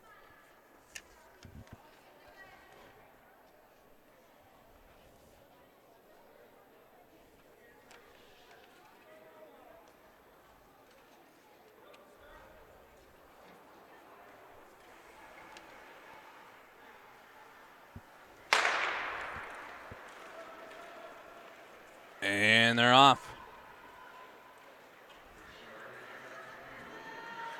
Williams in front, followed by Stoles in third is Thornton, and in fourth is Laporte. 6 laps to go. Again, taking the top 2 to move on to the A final. 5 laps to go. As we start closing in on 5 o'clock. 4 laps to go. No change in the order, as it looks like Williams and Stoles are comfortably in the 1-2 spots. 3 laps to go. They should qualify, no problem. And a fall in the far straightaway by Thornton. So she landed on her tailbone pretty hard.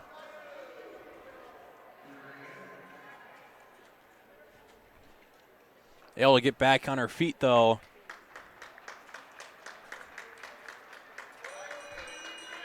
One lap to go for Williams and Stoles. Again, they're comfortably out in front. They'll qualify and move on to the A final. As Laporte and Thornton will go to the B final.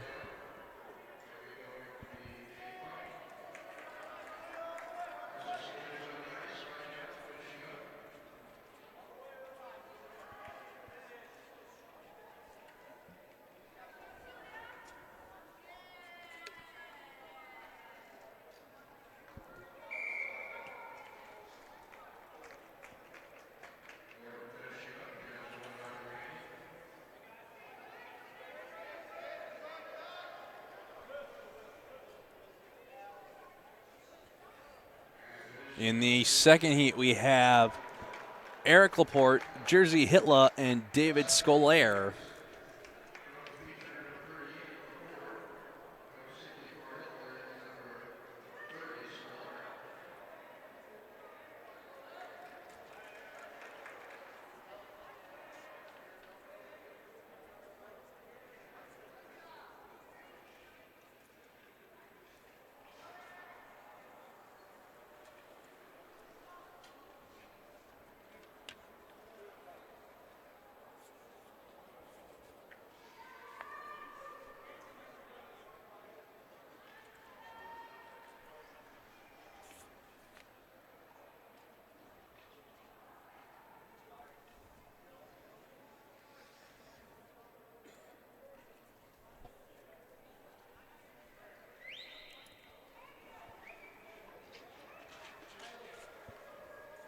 Another 777, taking the top two.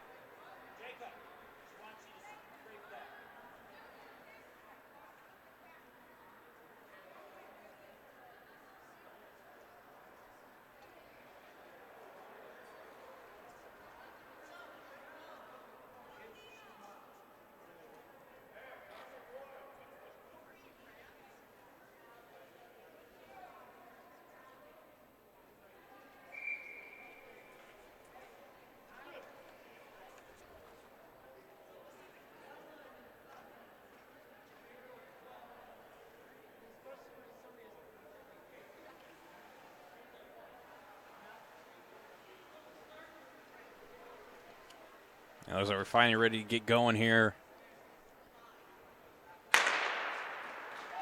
And they're off.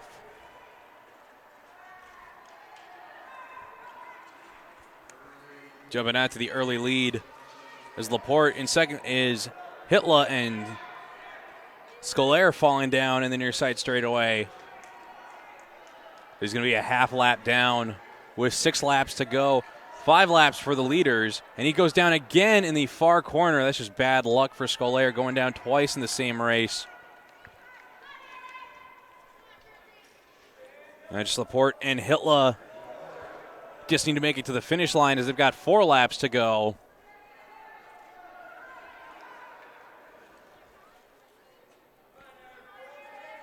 Now 3, Hitler trying to reel in Laporte.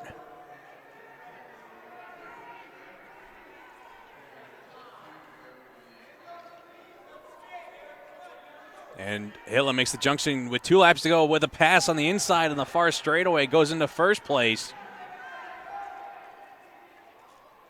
Even though all he had to do was finish, he's pushing the advantage. He's got 1 lap to go, and he wanted to go all out, make sure he got in that top spot.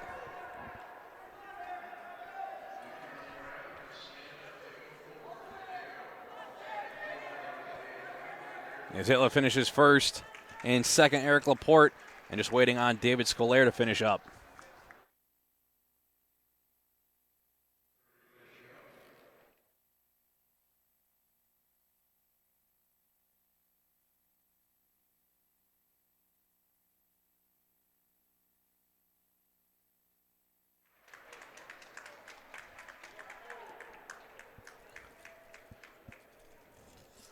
Sclair just with the worst luck in that race. Falling down twice. Once in the opening corner, or the exit of the opening corner, and again when he came back around.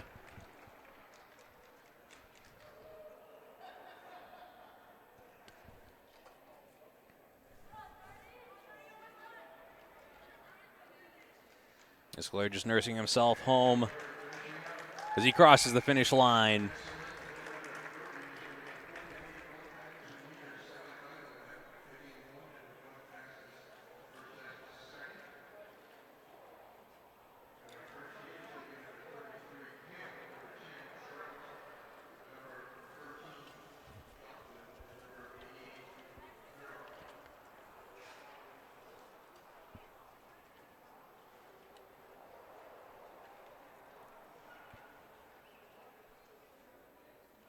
Next up, we have the Open A 1,000 meter semifinals, taking the top finisher in the next two fastest. In the first heat, we have Eddie Kim, Anna Troutt, Aubrey Galvin, and Marcus Merrill.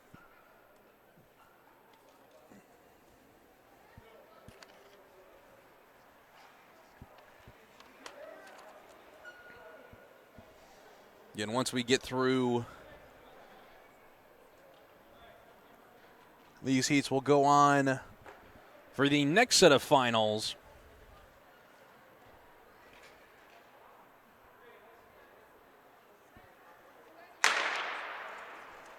And they're off.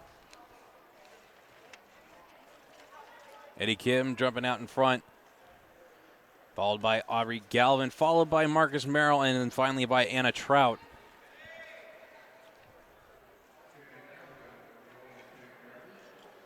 It's also actually Eddie's birthday today.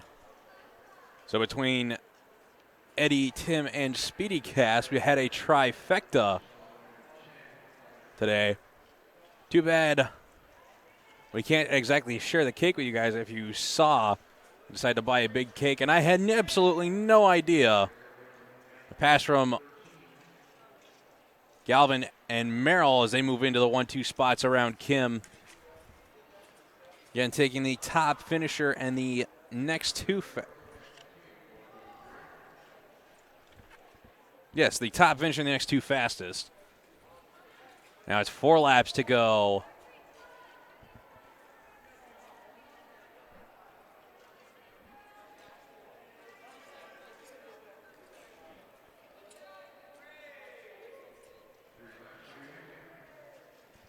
Now there's 3 more laps.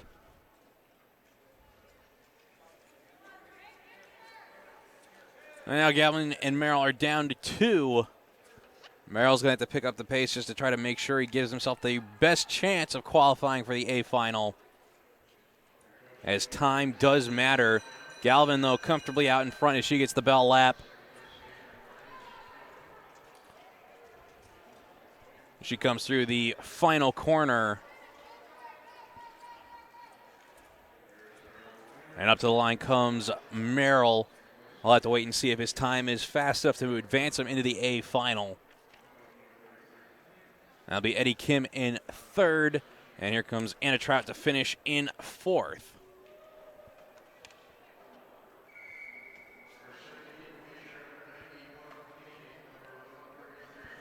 In the second heat for the Open A division, we have Melissa Koenig, Alicia Krieger, Kay Lopez, and Justin Hughes.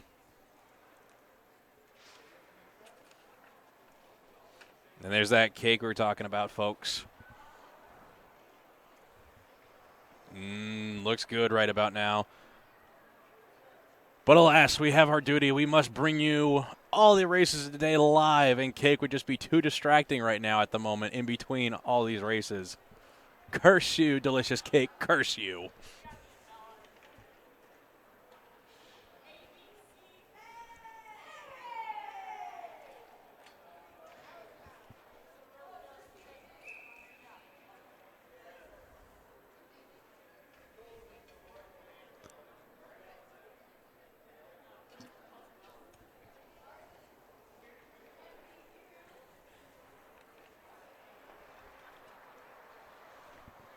Again, taking the top finisher in the next two fastest to advance on into the A final.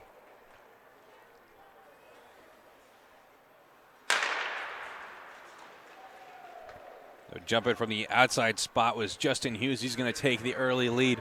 In second is Melissa Koenig. In third is Alicia Krieger. And with a pass on the inside, there goes Lopez up into the third spot. He's eyeing to get around Melissa. He goes on with a pass on the inside. He's trying to catch back up with Hughes.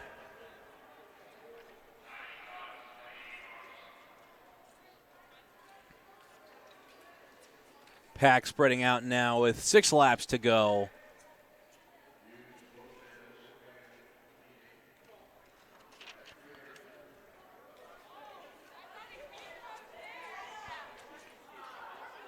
Now 5 laps to go for the leader, Hughes.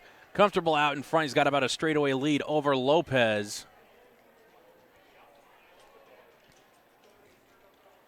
Lopez is going to try to get in with a time fast enough to advance to the A final.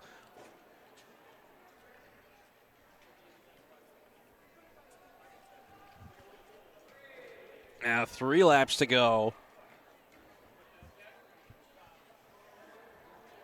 And this is, even though this is the Open A division, a couple of these skaters actually are technically in the Masters division.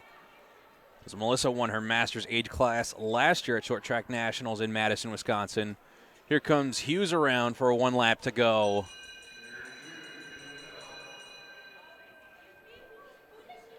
Lopez is going to have to gut it out, try to get in as quickly as possible if he wants to advance to that A final. And there goes Hughes up to the finish line. Here comes Lopez. Now Melissa Koenig coming through the final corner. Actually, speaking of Melissa Koenig, I haven't actually heard from her sister today. Normally, her sister Laura is our biggest fan, and normally we see her pop up in the chat. Haven't seen her so far today, so Laura, if you're out there, make sure to let us know.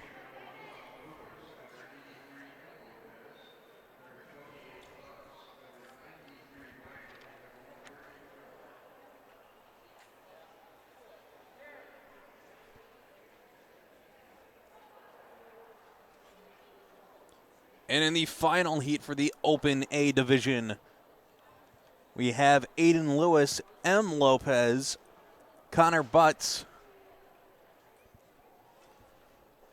Mofi Wang, and Tim Moore. Sorry, folks, I'm thinking about that cake. Getting a little bit distracted on the names.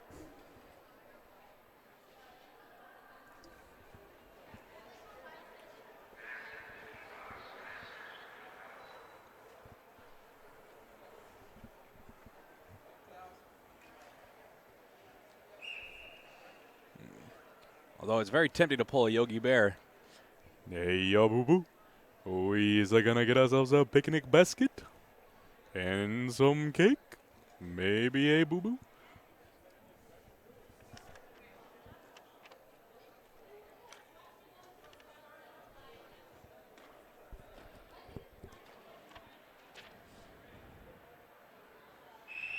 And a false start. Expect to see Aiden Lewis be aggressive in this heat. He's going to want to try to advance through to the A final. Missed out in the last A final because he fell in the second to last lap while in qualifying position. I expect him to try to get out in front with about 4 laps to go and make his way to the finish. Again, Tim Moore in this race. It's his birthday today.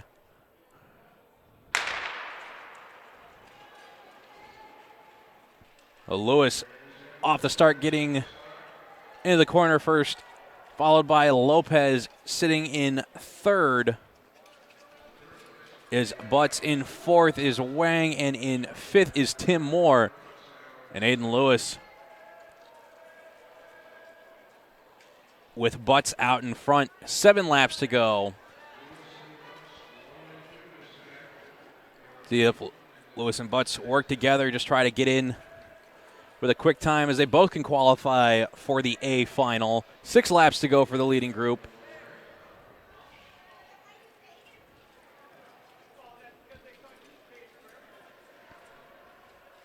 Now 5 laps to go. This is the first time I've seen Lewis race short track. I'm trying to think if I saw him here last year. I remember watching him in long track, and he looks a lot more comfortable with his skating form. 4 laps to go.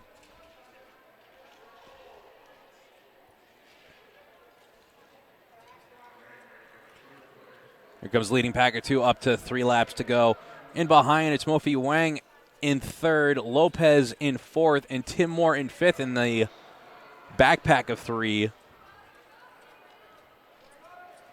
Lewis and Butts coming up to 2 laps to go. Butts coming around the outside as he gets by Lewis. Lewis trying to respond. Just needs to get in with a quick time, and he'll advance to the A final. 1 lap to go. As Butts has got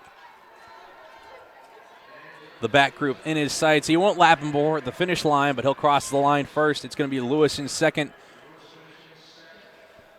Again, no idea how close that was to the other second-place finishers, but I have a sneaking suspicion that Lewis will move on to the A final.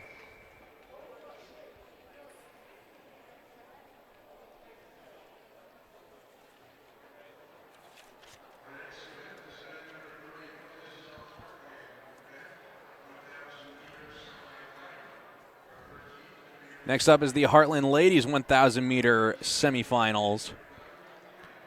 In the first heat, we have Cece Long, Isabella Main, and Anna Quinn taking the top 2 finishers to the A final out of 2 heats.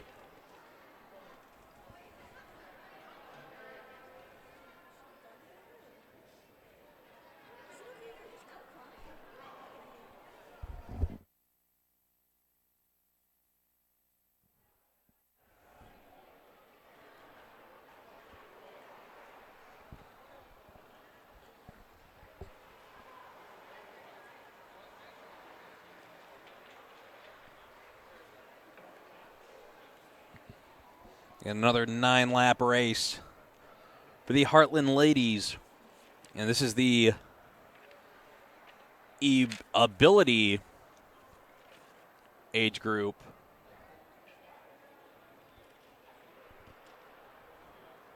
I shouldn't say age group, I should say group. Well, I do believe you have to be 12 years old at a minimum to compete in this classification. And taking the top 2 to move on to the A final. CeCe Long's going to take the pacemaking off the front. I think we'll see moves coming from Quinn and Main at about 4 laps to go.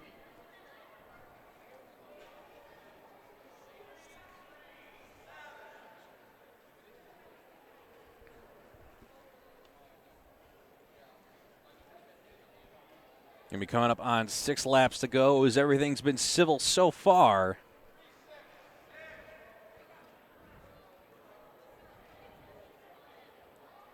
Just waiting for that first big acceleration. It's kind of like a breakaway group riding in the Tour de France. You're just kind of waiting for who's going to go first for the final sprint at the end of a long stage. And here we come up to 4 laps to go. I think we're going to start to see some movement. It's still CeCe Long, Main, and Quinn.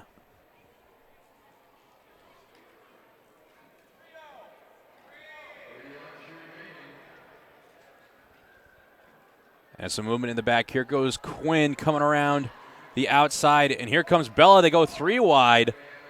2 wide through the corner. It's Main and Quinn as they move around CeCe Long. 2 laps to go as they've moved up into qualifying position. And it looks like Quinn and Main will just be able to easily coast this last lap and qualify for the A final. Isabella Main with just the last quick pass on the inside to get ahead of Anna Quinn as the 2 of them laugh it out after the finish line. So we'll move on to the A final.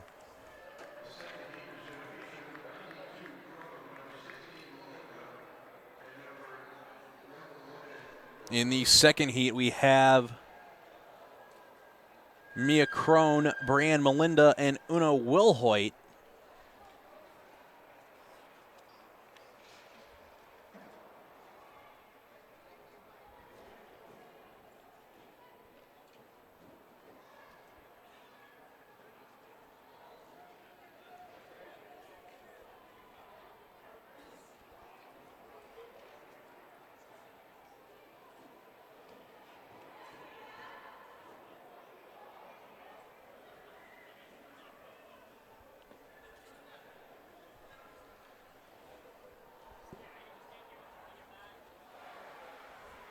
After this, we'll have the Heartland men's and then the master division, and then we should be starting the finals with the Tiny Tots.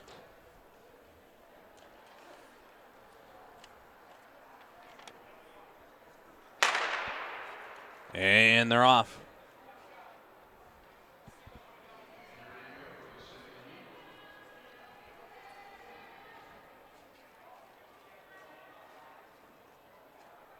And before things start to pick up and get hostile in this race, just like to take a quick shout out to Comfort Suites for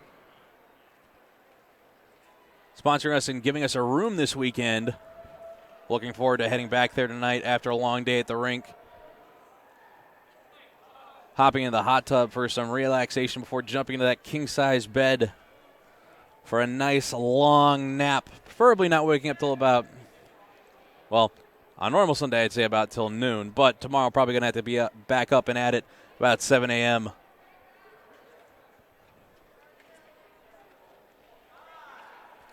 With 5 laps to go, it's Mia Crone in front, followed by Wilhoit, followed by Melinda.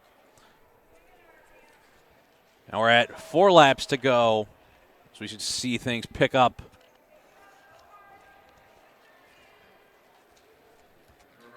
As Mia Crone's trying to drive the train at the front. 3 laps to go. Some twitching is coming from Wilhoit and Melinda. Here goes Wilhoit on the outside. Gets around Crone. Coming up to 2 laps to go. 2 laps to go as Crone's going to try to hold off Melinda.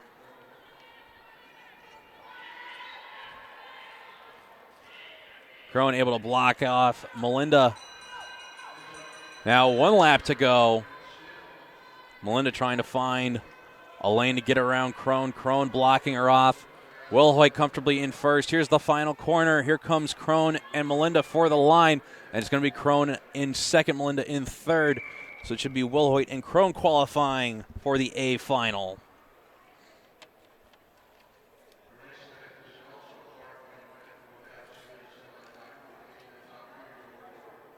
Now for the Heartland men's 1,000-meter semifinals. In the first heat, we have Dury Brown, Anton Peterson, Gabe Costa, Greg Burnett, and Jay Thornhill.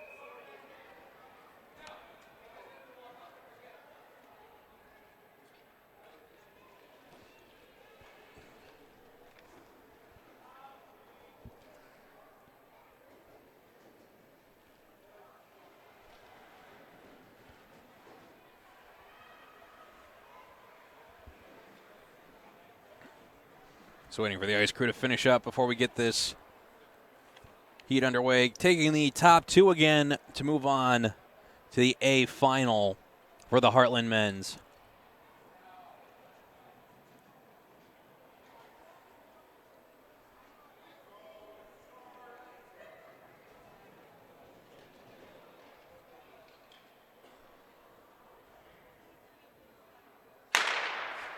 And they're off. And it's Brown taking the early lead. It's Peterson in second. In third, is Thornhill, and they've got a gap over Burnett and Costa. Pass on the inside from Peterson, got around Brown. 7 laps to go. Again, taking the top 2. 6 laps to go. Thornhill trying to close down the gap with Brown. Again, got to get in one of those top 2 spots. You want to move on to the A final. 5 laps to go as the 2 ASE members pull away at the front.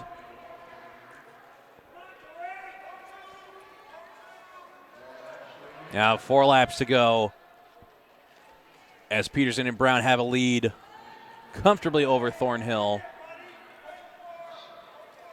Now 3 laps to go.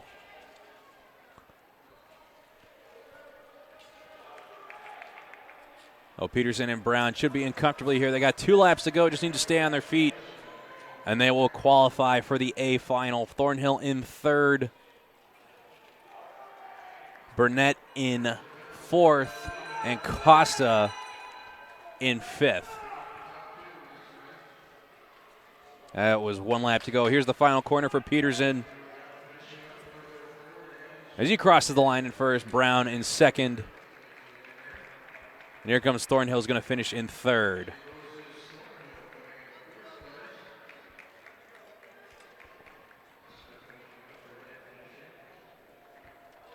And we'll have one more heat for the Heartland men's 1,000 meters before we move on to the Masters.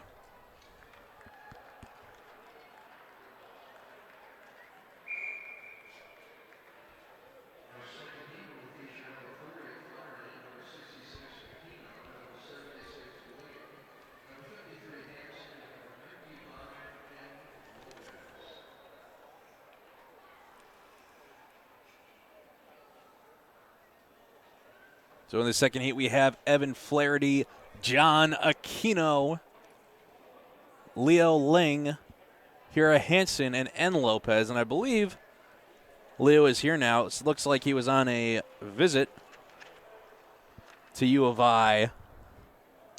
Decided to come out and skate this weekend. Haven't seen him skate competitively too many times, but last year was probably actually the first time I saw him race, and was at Nationals. He actually performed incredibly well.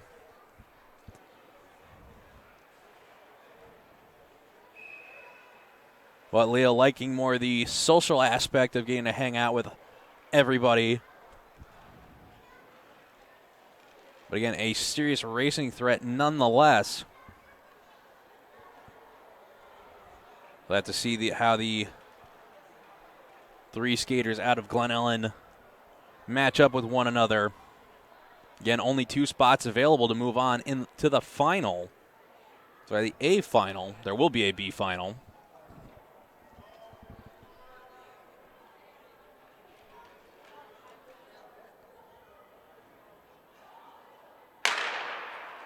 And they're off.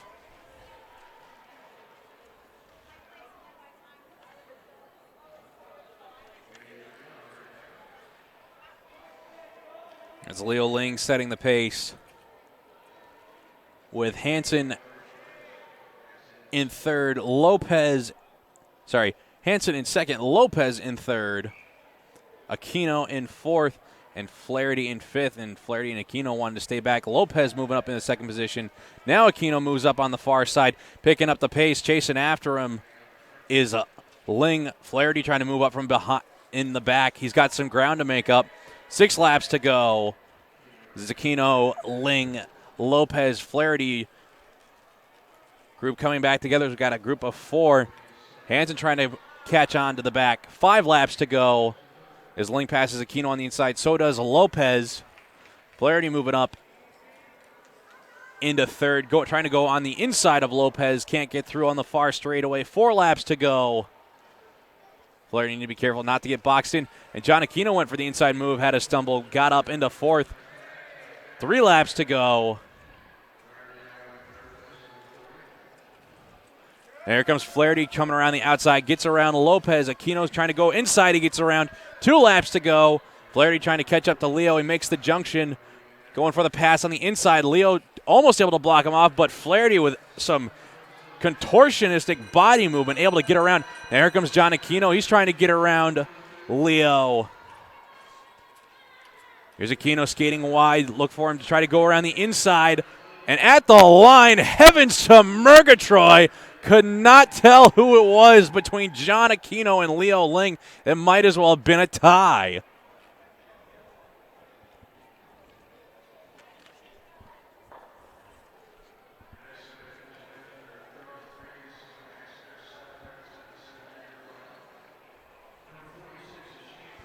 An excellent heat right there out of the Heartland men's division. What did I tell you, folks? Expect to see a great race between the three skaters out of Glen Ellyn.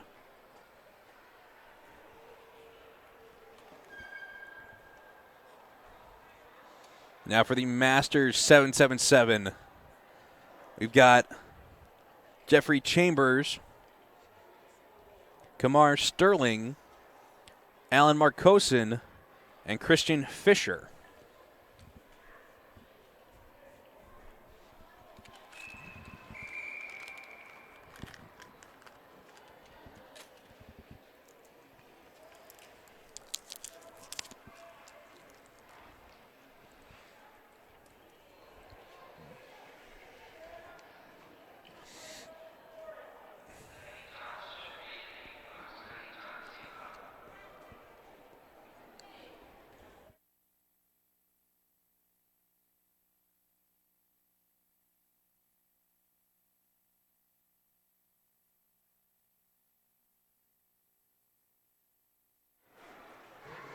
And they're off.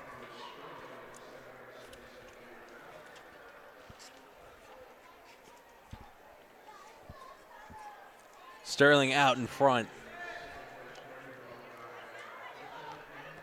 As Chambers in second. Marcosin in third and Fisher in fourth. 5 laps to go. As Chambers chasing down Sterling, trying to make the junction.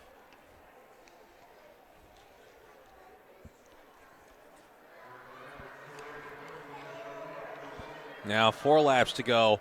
Sterling not building out quite the same lead he had in the 1,000. But starting to pull away from Chambers a little bit more. 3 laps to go.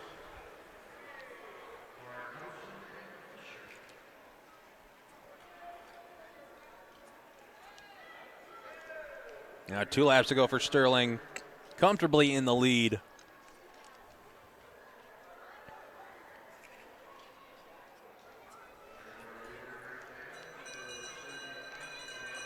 And there's the bell lap for Sterling.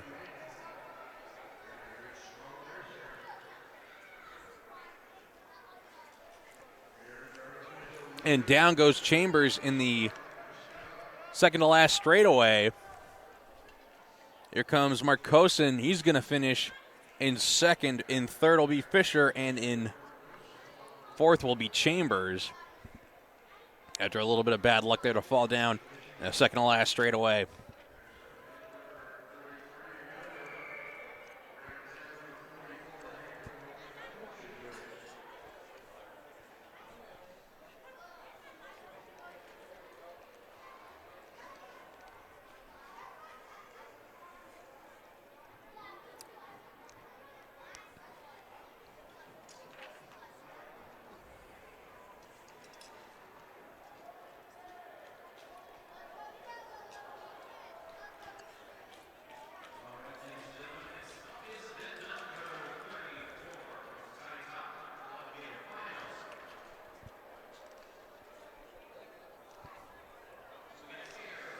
Now we have the event number 34 for the Tiny Tot 1 lap final.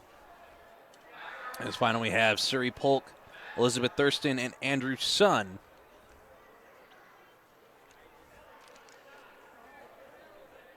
It looks like Sun might be a scratch.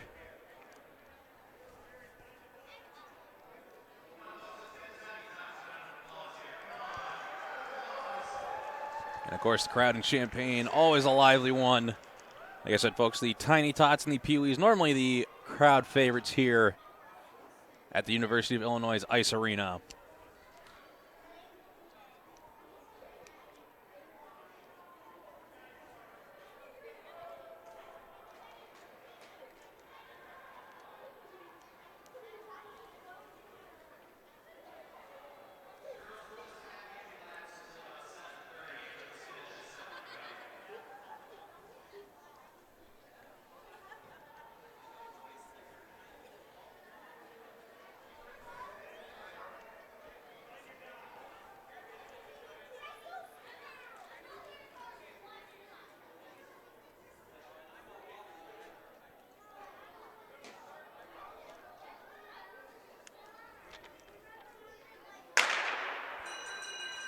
And they're off. As it's Polk in front, followed by Thurston.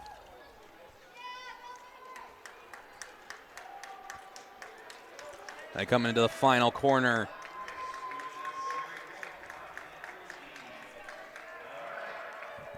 And it's Polk at the finish. In first, Thurston in second. And they're still going. Somebody got to have to flag them down. Tell them they can stop.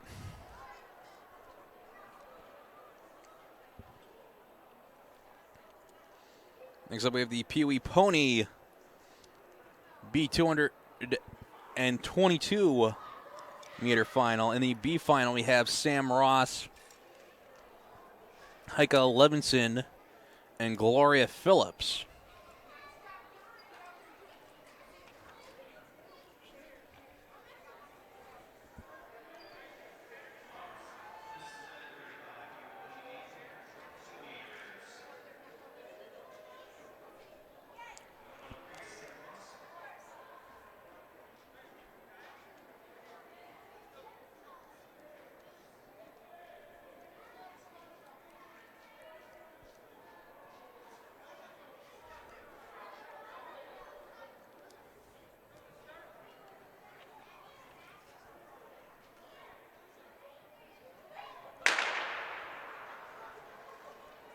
And they're off as it's Levinson out in front.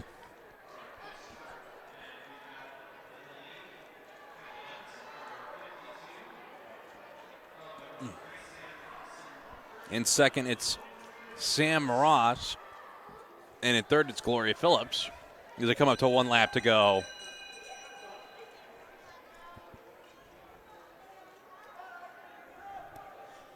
See if Ross can maybe catch up to Levinson in the second to last straightaway. And they come through the final corner. It looks like Levinson will comfortably hang on to win the B final. Ross in second and Phillips finishing in third.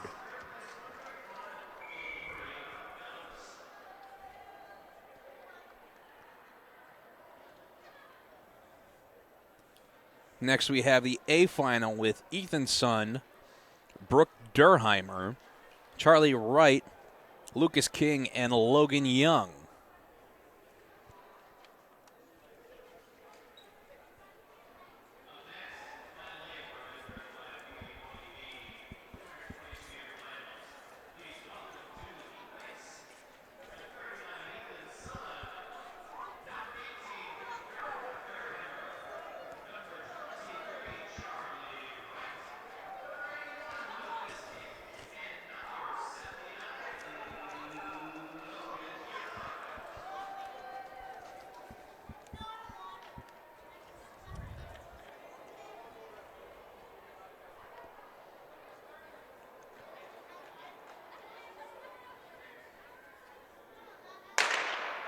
And they're off.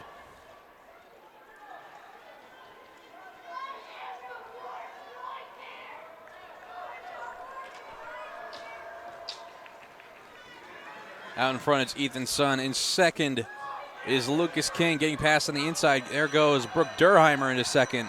In fourth is Charlie Wright trying to make her way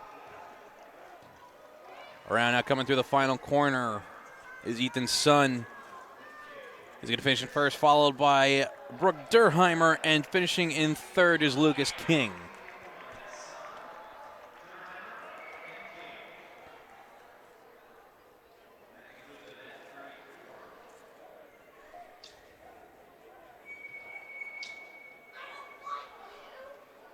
Now moving on to event number 36. We have the Pee Wee A 2-lap A final with Stella Bickham Okaniewski, Ian Fisher, Quinn Durheimer, Alex Hughes, Ella King, and Isabella Thurston.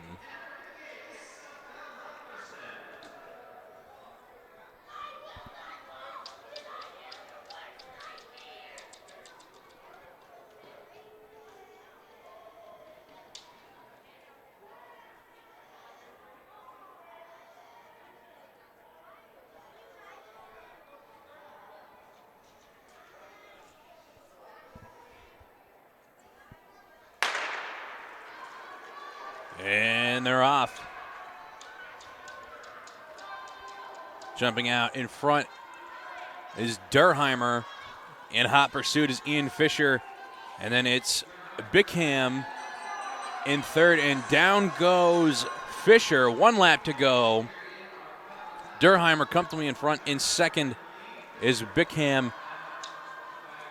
It's a battle for third as here comes Ella King holding on as Alex Hughes went wide.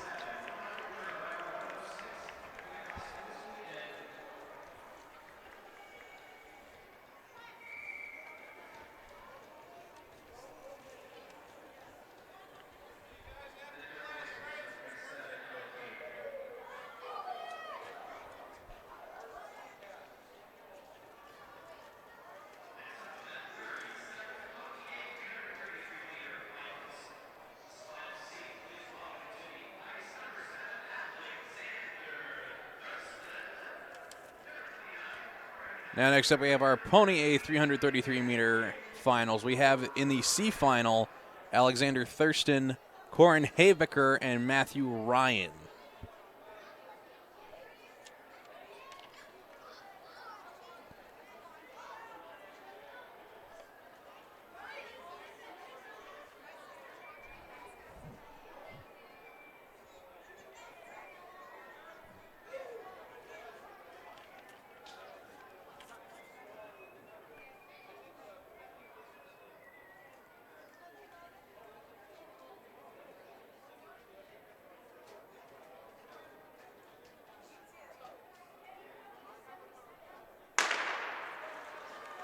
And they're off.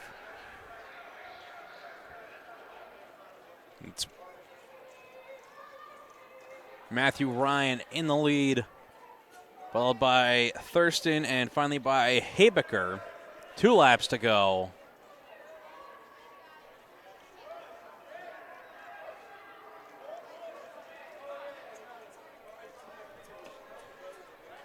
Now 1 lap to go. Matthew Ryan still out in front. Thurston in second. Habecker in third. Now they should finish in that order as coming through the final corner. There goes Matthew Ryan.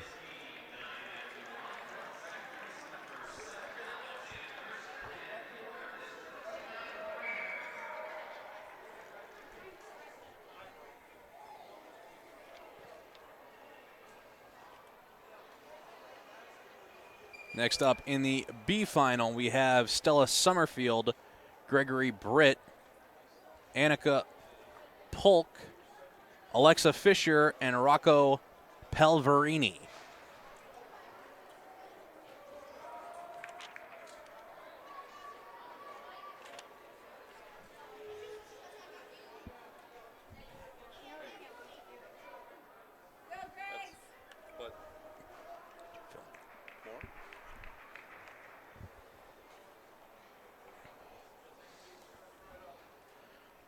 Good news, everyone.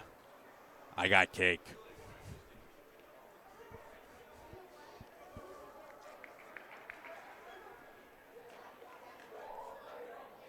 Of all the times to not have a 1,500-meter final, is to have a piece of cake in your hands. All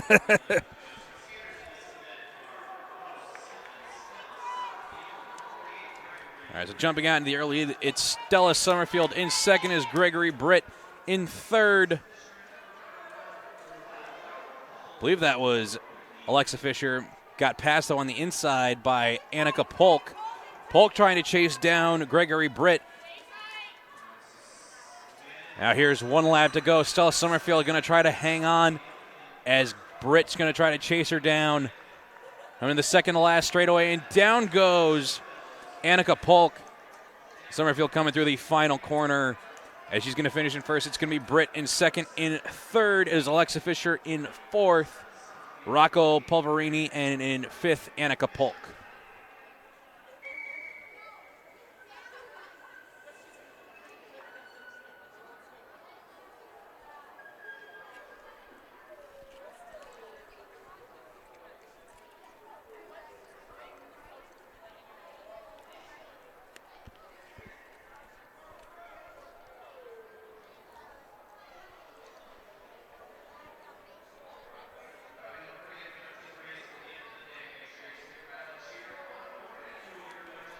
And now for the A final,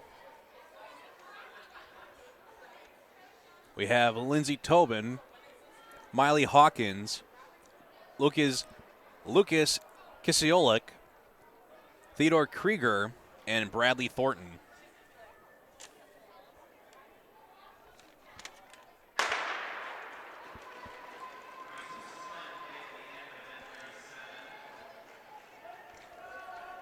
It's Tobin out in front, followed by Hawkins. In third is Krieger. 2 laps to go as Hawkins trying to chase down Tobin. They're coming up to 1 lap to go. Tobin sitting comfortably. Krieger trying to chase down Hawkins. But they'll finish in that order, even though there's a dig for the line from Kisiolik. He'll finish in fourth.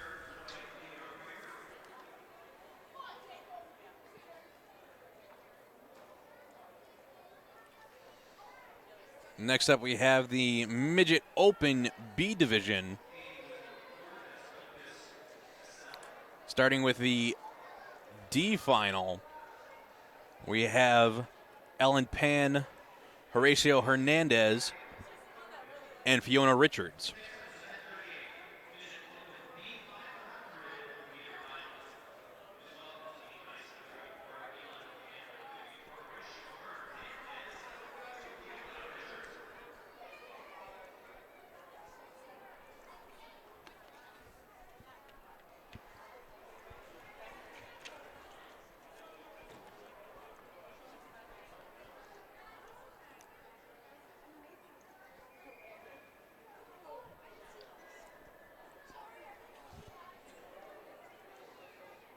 Again, this is the 500 meters for the Midget Open B Division.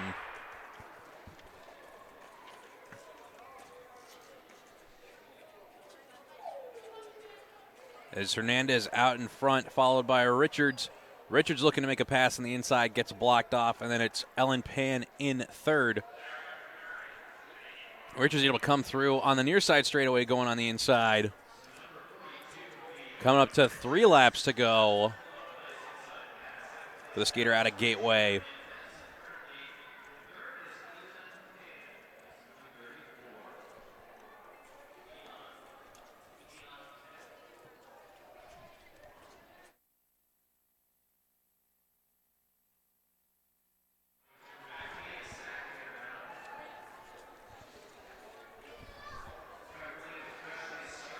Still same order, folks. As Richards leading the way with 1 lap to go. Horacio Hernandez in second.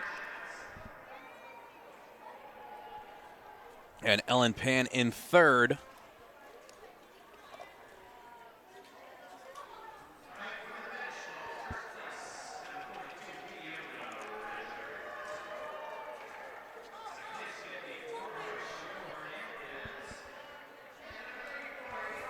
Next up, we have the C final for the Midget Open Division. And in the C final, we have Chase Whitty, Melina Becker, Alex Phillips, and Jack Stanley.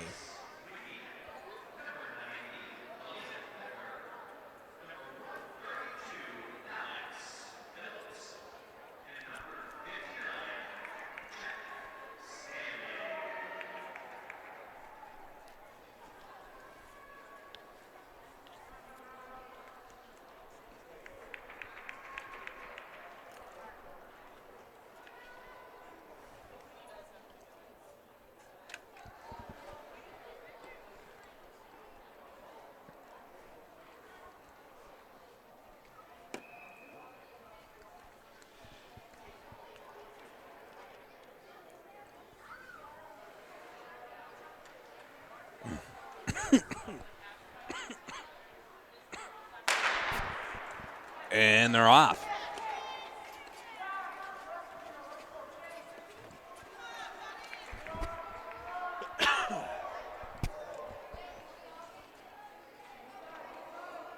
It's Jack Stanley out in front. Trying to come up around the outside is Chase Whitty as they go too wide through the corner. 3 laps to go. It's Becker sitting in third. Phillips in fourth. Whitty still taking that wide line, able to get around, entering the corner, moving up into that first place spot. 2 laps to go.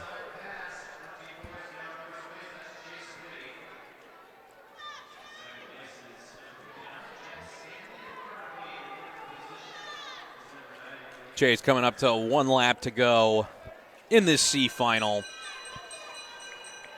And trying to hustle his way along as Jack Stanley might just be a little too late to catch up to Whitty, but he's still got some real estate to work with going to the last corner. But just wasn't able to keep his speed up. So it'll be Whitty, Stanley, Becker, and Phillips.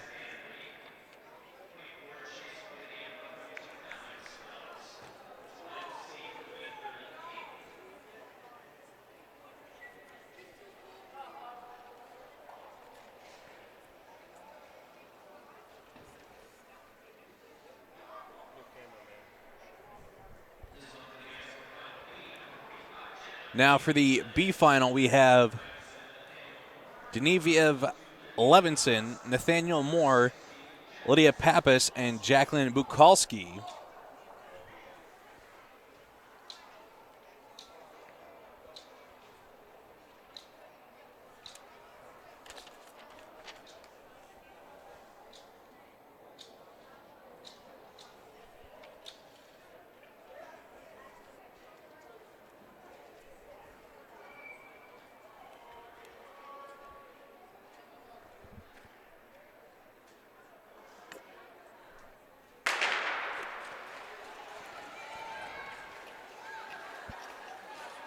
And they're off. It's Levinson in the lead on the far straightaway with 4 laps to go. Lydia Pappas in second. Nathaniel Moore moving his way up into third. And finally, Bukalski in fourth. 3 laps to go. Nathaniel Moore looking to make his way up into that second place spot. As they come around to 2 laps to go. So our leading group of 3. Levinson trying to hang on. Got 1 more lap to go when they hit the line.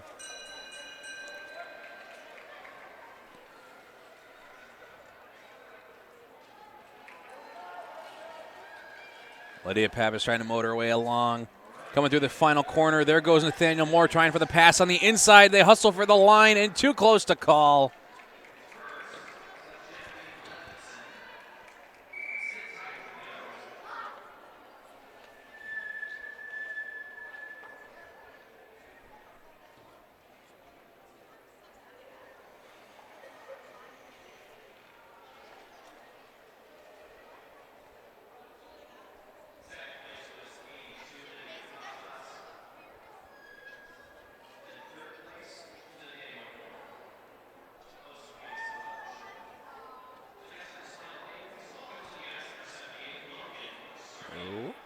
In the A final, for the Midget Open B 500 meters, we've got Logan Sardina, Jared Ward, Inez Toth, and Maha Gakovic.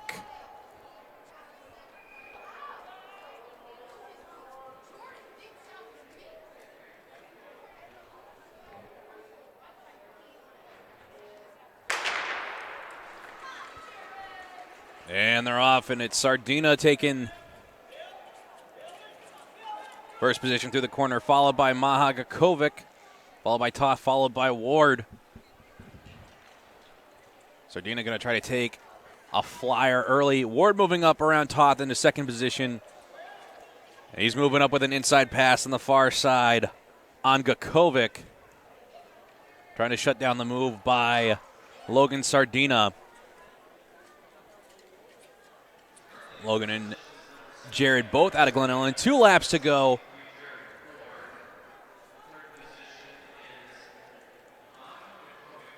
Jared taking the wide line. So he's going to try to set up for the inside pass. 1 lap to go as Sardina and Ward trying to duel it out in this final lap. Still Logan leading into the final corner. Ward needing to be careful. He's going to possibly pass on the inside, but able to hold off Gakovic. So it was Sardina, Ward, Gakovic, Toth for the A final.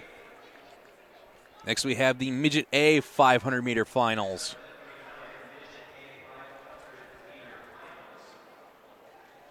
Starting with the D final, where we have Gabriel Defanis and Natasha Gakovic.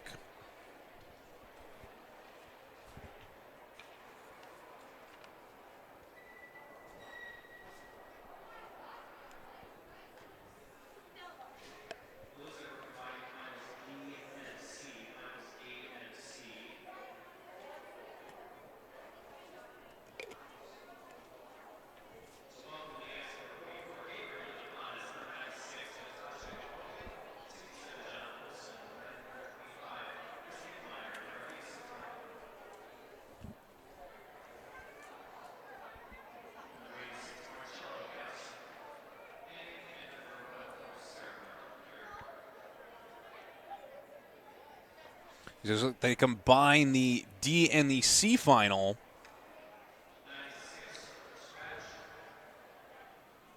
So we've also got John Olson, Chris Nickmeyer, Marcelo Gauss-Enning, and Sarah Perry. It looks like Gakovic was a scratch.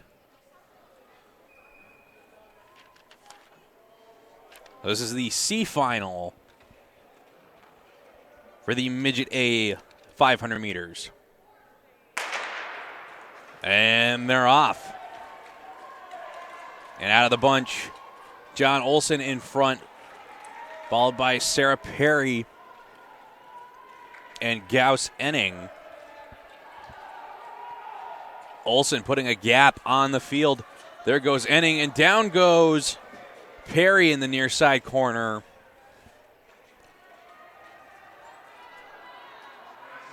Olson with a comfortable lead. As Gauss-Enning got past on the inside. I believe that was Nickmeyer. Nickmeyer trying to chase down John Olson with 1 lap to go. Making some headway, but it might just be a little too late as they go into the final corner. And it looks like John Olson will hang on to win the C final. Nickmeyer in second and Gauss-Enning in third, with Defanis finishing in fourth.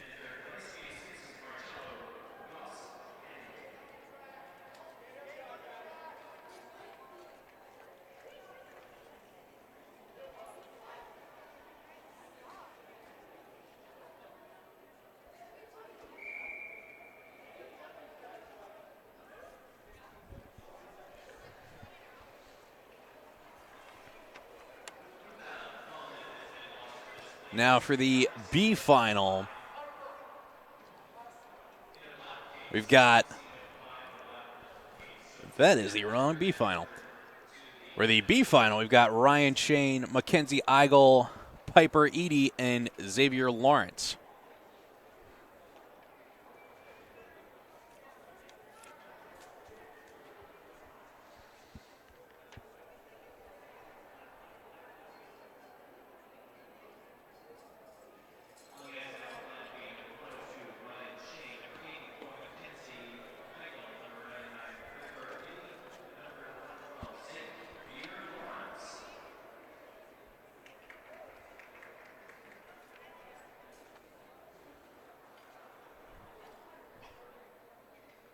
Just waiting to get this B final underway. I know you must be chomping at the bit, Matt.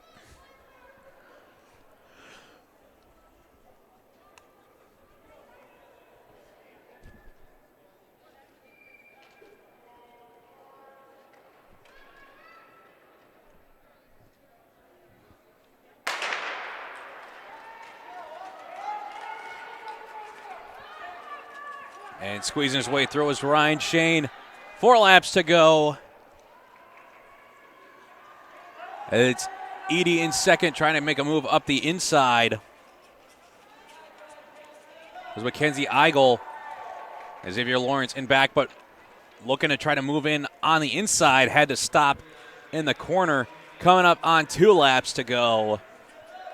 It's still Shane, chased by Eigel, then Eady, then Lawrence. Lawrence able to get Eady with an inside pass. Coming up to 1 lap to go as we got a bunch of 4. They go through the second to last corner. Pass coming on the inside, trying to block it off was Shane. Could be a sprint for the line here as they try to go inside, but looks like Shane hangs on. It'll be Shane, Eigel, Lawrence, and Eady.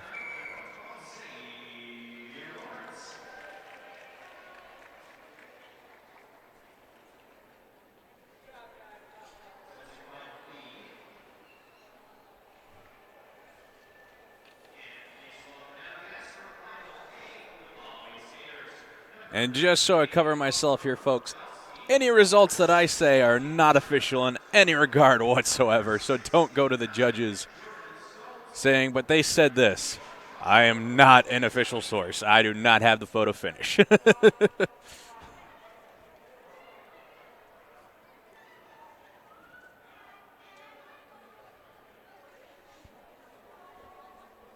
Now for the A final, we've got Oliver Rogalski, Jonathan Tobin, Jordan Stolz, and Carl Titelli.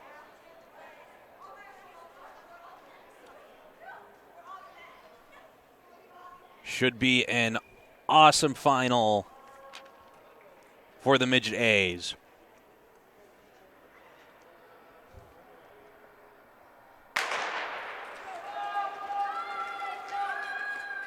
And they're off and squeezing his way through was Tobin, followed by Rogalski. Sorry, that was Jordan Stolz, then Rogalski, then Carl Titelli. Pack still staying close together. Coming up on 2 laps to go, Tobin trying to hold off Stolz. There goes Stolz with the inside pass with a shuffle move, trying to hold it. Trying to come inside was Rogalski. Rogalski getting past Tobin. 1 lap to go, and there goes Rogalski as he falls in the straightaway. Stolz and Tobin. And Stolz going to hang on. Tobin will finish in second. Finishing in third will be Titelli. And Rogalski will finish in fourth when he crosses the line. Rogalski going for the pass. Went down in the far straightaway. Bit of bad luck there. That corner has kind of been the magnet for most of the falls today.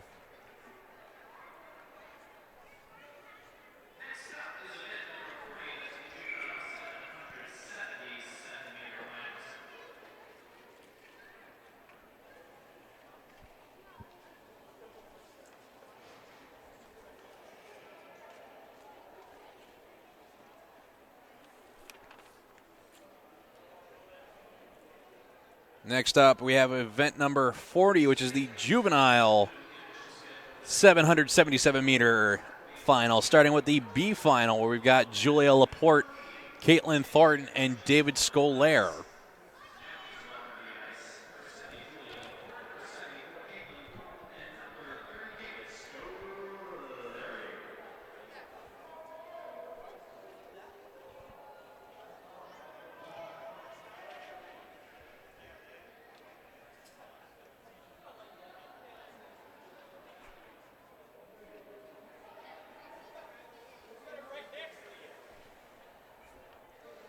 Yeah, this is going to be a 7-lap race.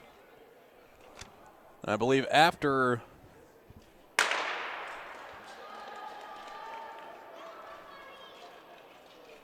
we get through event 40, we'll take a resurface break before finishing off the day. Let's Scolaire out in front. Scolaire had the bad luck in the semifinal, falling twice in the same race.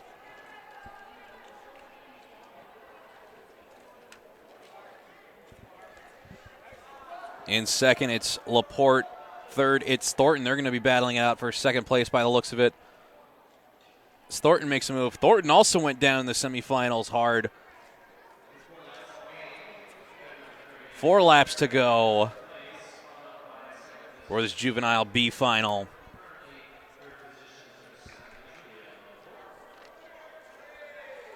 Now 3 laps to go for Scolaire.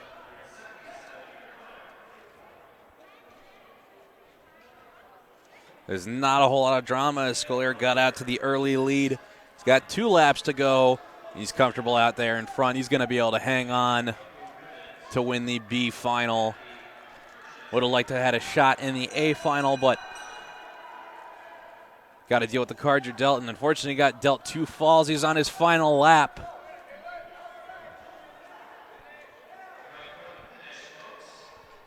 And Scolaire at the finish. There comes Thornton and Laporte. They'll finish in that order.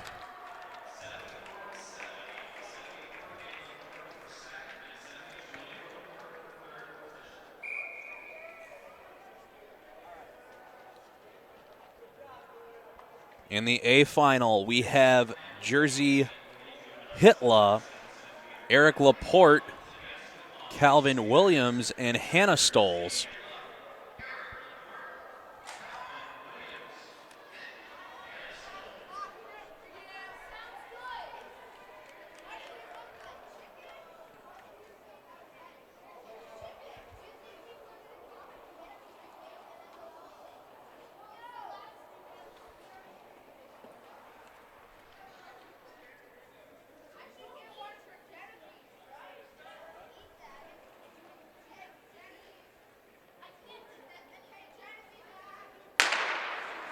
And they're off.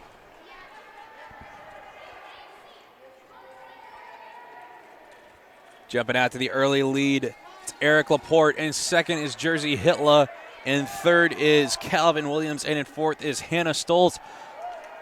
Hitler's come behind in every one of his races so far. He's able to out-endure the competition. Going to have to make up some ground, though, on Eric Laporte.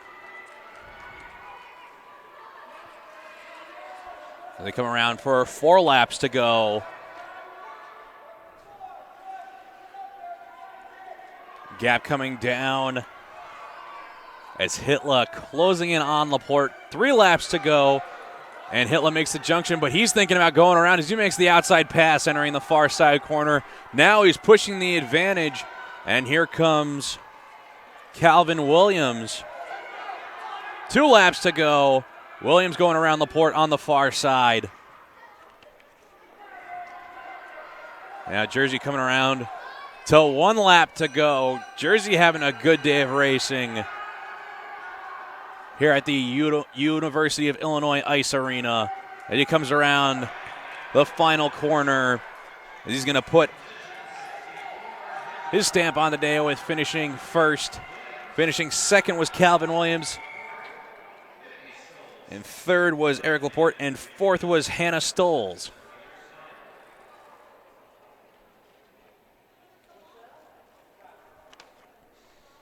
And now we'll take a resurface break.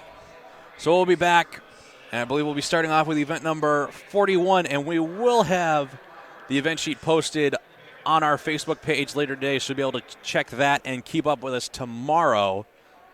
Would have had it up there today, but I kind of slept in this morning, and getting the cameras up and running is kind of a little more important than the heat sheet. So we'll be back after the resurface break.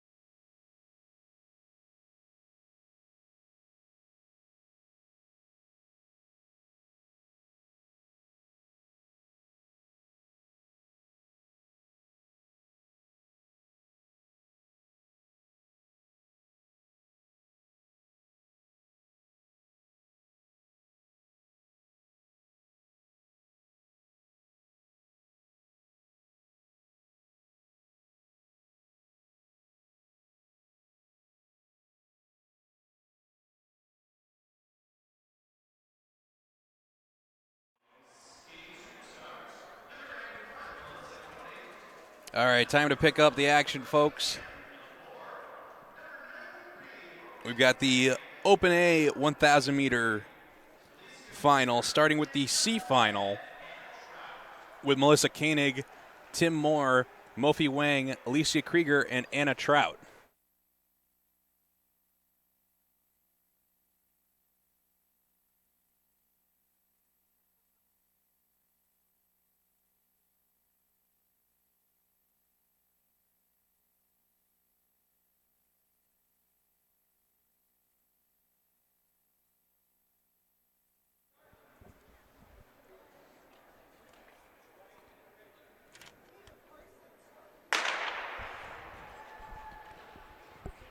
And they're off.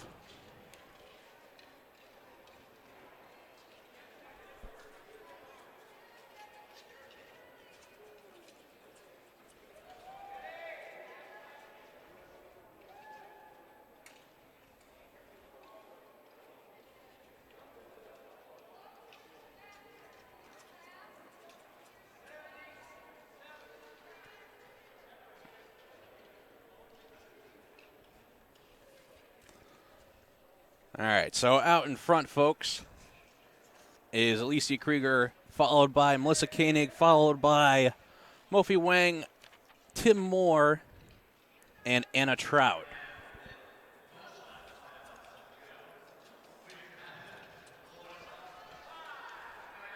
They've got 5 laps to go in this 1,000 meter C final. Here comes Tim Moore skating wide. 4 laps to go for the birthday boy. And there goes Melissa Koenig around the outside. 222 meter final. We've got hang on, folks. Got a bit of feedback. Got to figure out where that's coming from.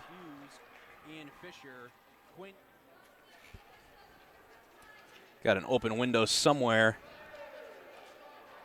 Aha, there's the culprit. Sorry about that, folks. Just that loop gets bad if I leave it open. So 1 lap to go as Melissa Koenig's out in front.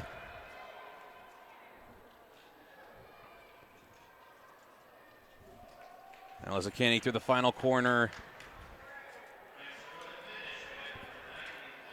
As it's Koenig,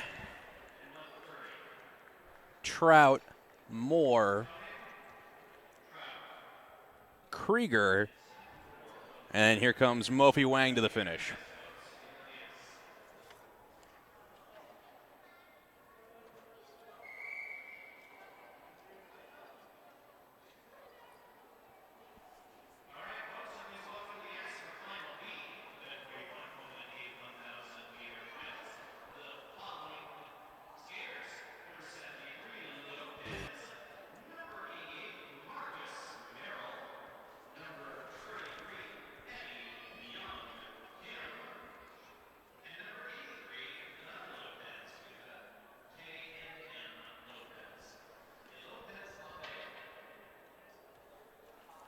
All right, next up, we've got the B final with Kay Lopez, Marcus Merrill, Eddie Kim, and M. Lopez.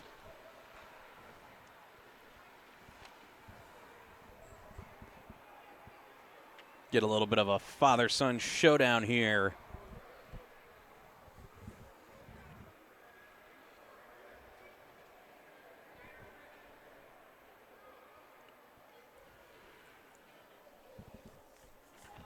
Again, this is the B final for the Open A division.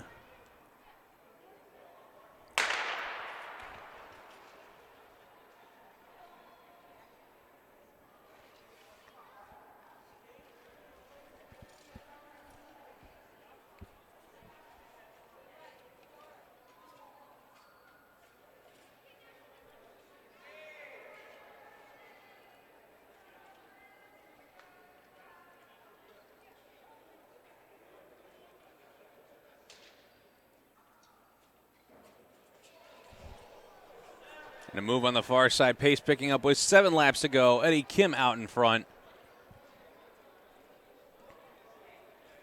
Marcus Merrill in second. Kay Lopez in third. And M. Lopez in fourth.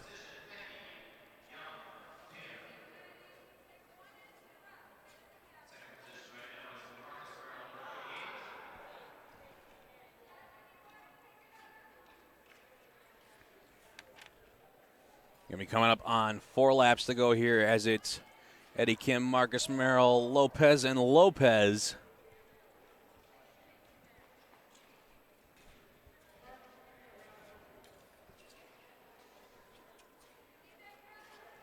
Three laps to go. Marcus Merrill standing up just a little bit. Doesn't want to get by Eddie just yet. And now there he goes with the inside move into the corner.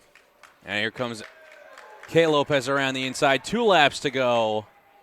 Lopez trying to chase down Merrill. Now 1 lap to go. Merrill trying to kick away from Lopez. Lopez hanging on. Lopez with the wide line. See if he tries to go inside here. A sprint for the line, and Merrill holds out for the line. Had the race been an extra 3 meters, Lopez probably would have had him.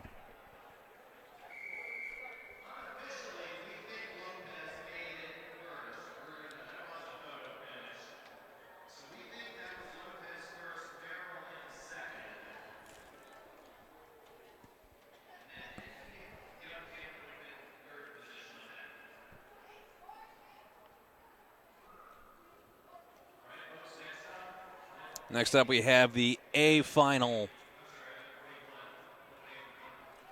with Aubrey Galvin, Justin Hughes, Connor Butts, and Aiden Lewis.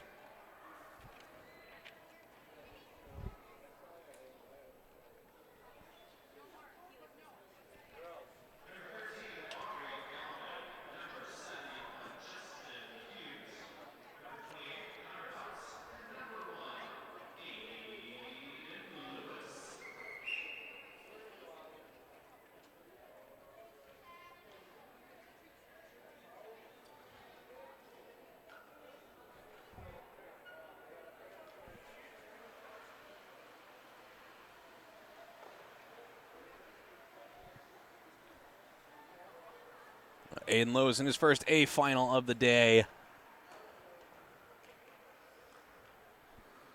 Let's see what the youngster can do.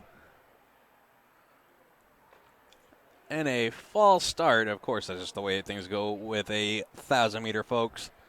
Normally you expect to see that on the 500 meter as they're itching to get off the line.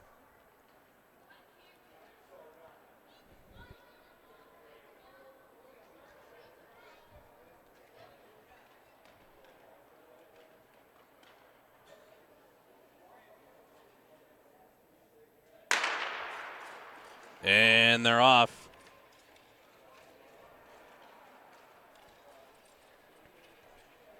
Settling in front, it's Galvin. Coming around the outside, though, there went Hughes. And it's Butts in third, Lewis in fourth. He was trying to drop Lewis off the back. Pushing the tempo a little bit early. Coming up on 6 laps to go. Pass coming, Butts going on the inside of Galvin. And they're tied up, and they get taken down at the exit of the far corner. Both able to get up and skate away. That looked like it could have been a nasty fall. So it's Hughes in first, Lewis in second. And here comes Butts getting back up to full speed, going to try to chase down Lewis, get back in that second place spot. 4 laps to go for the leader.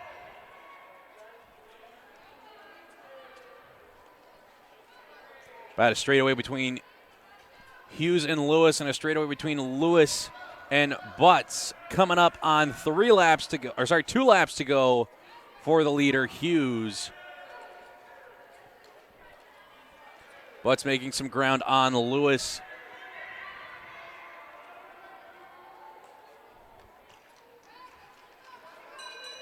Coming up on 1 lap to go.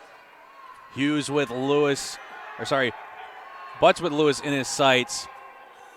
through the second to last corner, coming up to the last corner. And Lewis hang on, kick the blocks, and on the inside went Butts, but Lewis able to outstretch him at the line.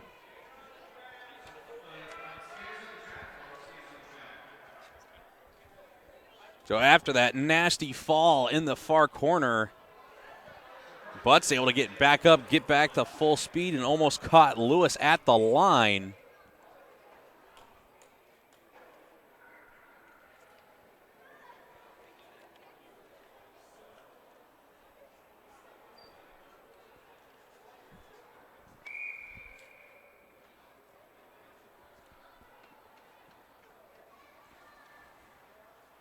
Now next up we have the Heartland Ladies 1,000 meter finals.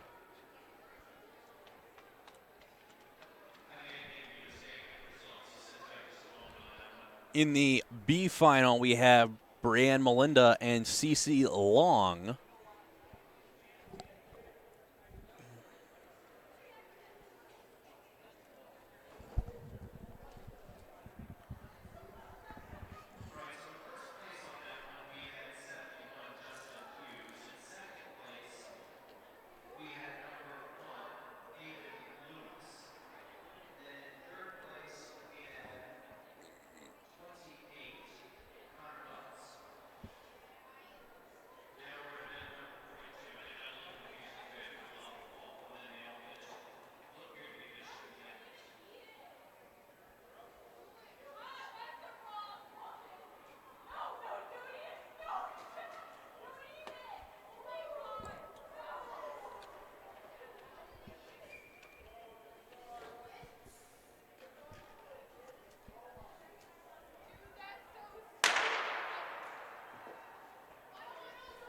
It'll be interesting to see what we get out of this two-skater race. We had one of our most exciting finals last year at Nationals. It was Alexander Brewer and Yuri Kola in the 1,500-meter final. And possibly the gutsiest pass attempt we've ever seen, as Yuri Kola was able to keep himself from falling almost all the way to the finish line. Of course, he was DQ'd in that race, but gave us one of our best shots we've ever seen.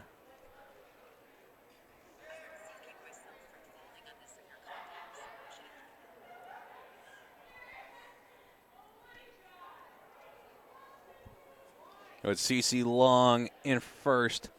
Brianne Melinda in second. 5 laps to go. I have to see how this cat and mouse game goes.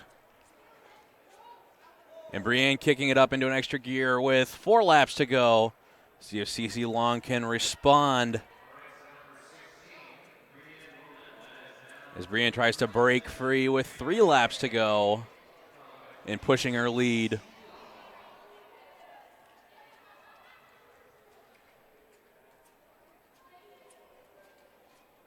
Now just 2 laps to go. And Brianne getting herself comfortably out in front for this B final. She comes around the corner. It'll be 1 lap to go.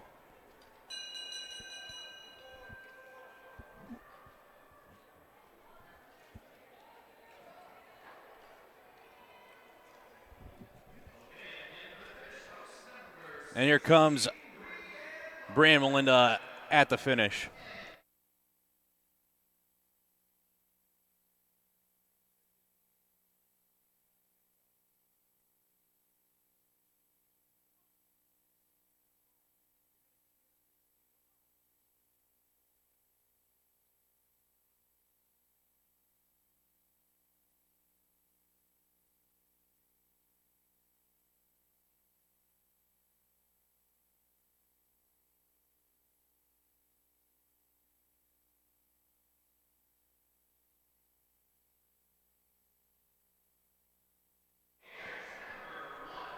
Now for the A final for the Heartland ladies, we've got Una Wilhoit, Mia Krohn, Isabel Main, and Anna Quinn. And joining me up in the corner, we've got Jersey Hitler. Say hi, Jersey. Hi. Jersey had a good day of racing. All your races, though, you had to reel them in from behind. How'd you know to keep your pace up, or keep your pace at your pace, instead of just responding to their accelerations and reeling them back in? Just raced. Just cut and dry, that simple? Yeah.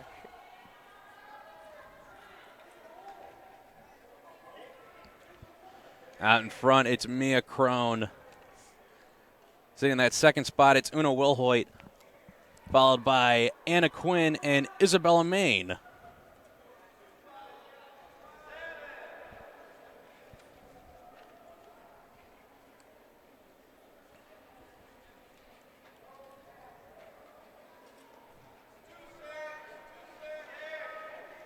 Things staying civil between the Heartland ladies. You can see them pick up at about 4 to 3 laps to go.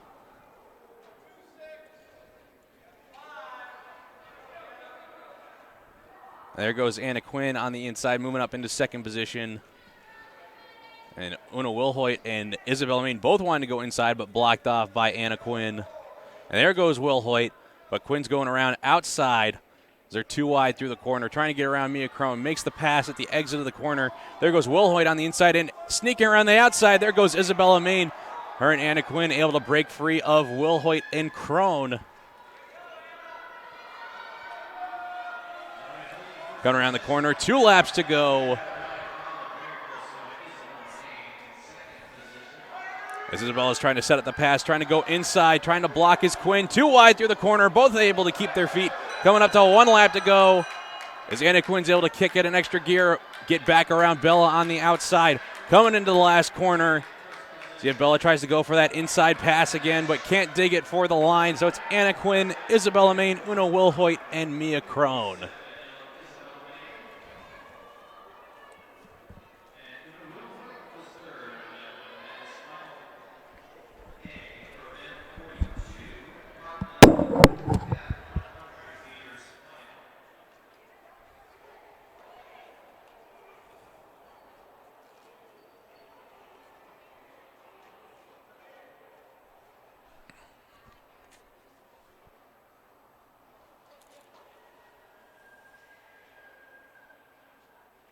Next up, we have the Heartland men's 1,000-meter finals, starting with the C final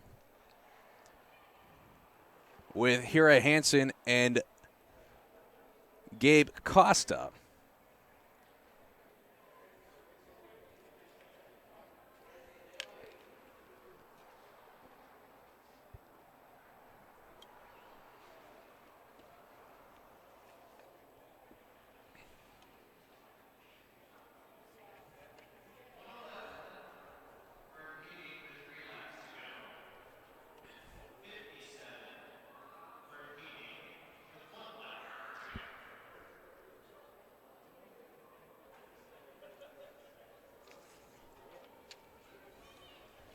Looks like Una Wilhoit and Isabella Main both disqualified from the Heartland Ladies A final. So that would bump up Mia Crone to second place.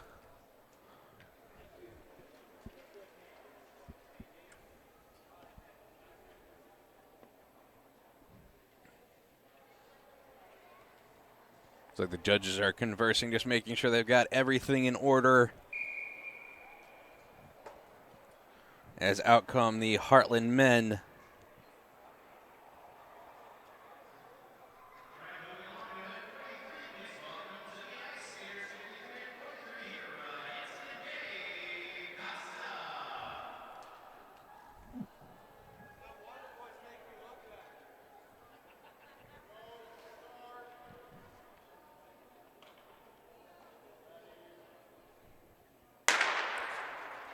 And they're off.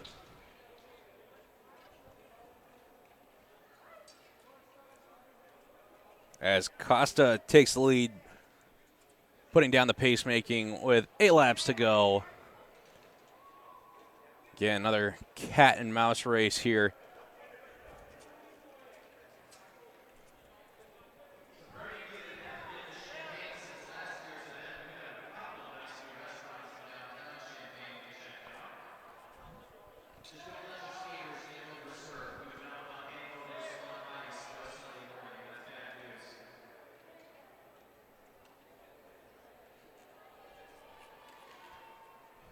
coming around for 5 laps to go.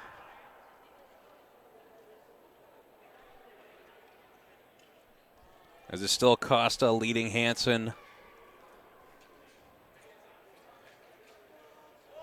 And there goes Hansen with the inside pass with 4 laps to go. And try to build himself a bit of a gap over Costa.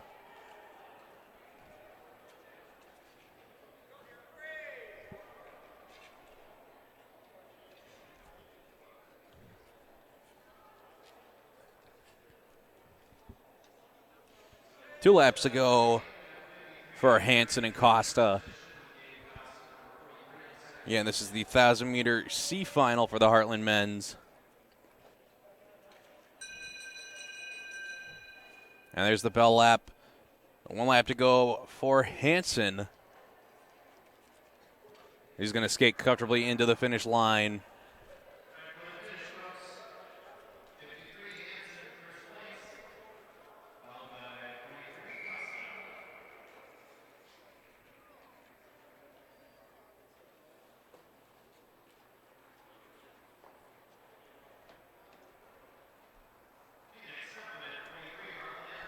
And next up we have the B final for the Heartland men.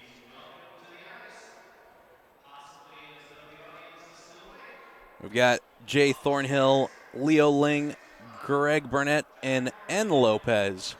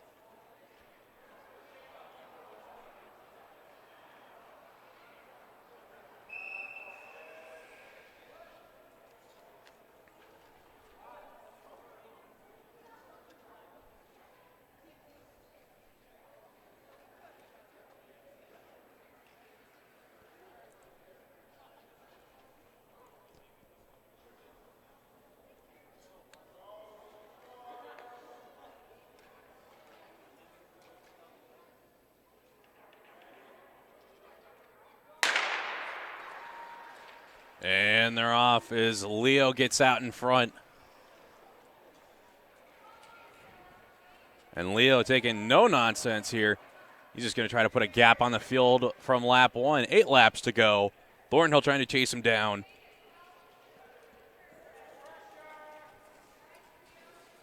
With Thornhill, Lopez, and Burnett. 7 laps to go.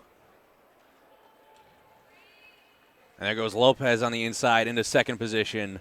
6 laps. Leo sitting comfortably in front, not having to put his left arm down to pivot just yet. Skates wide.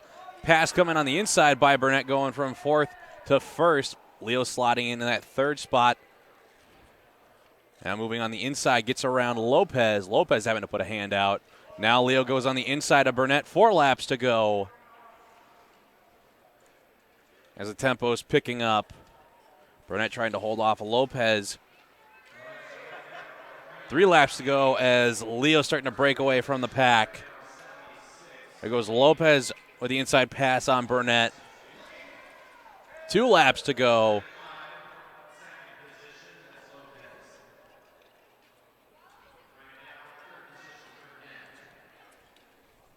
Now 1 lap to go. Leo Ling comfortably in front. Lopez in second, Burnett in third, and Thornhill in 4th.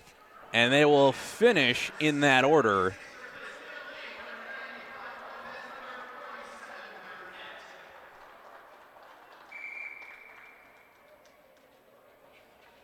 Now for the A final.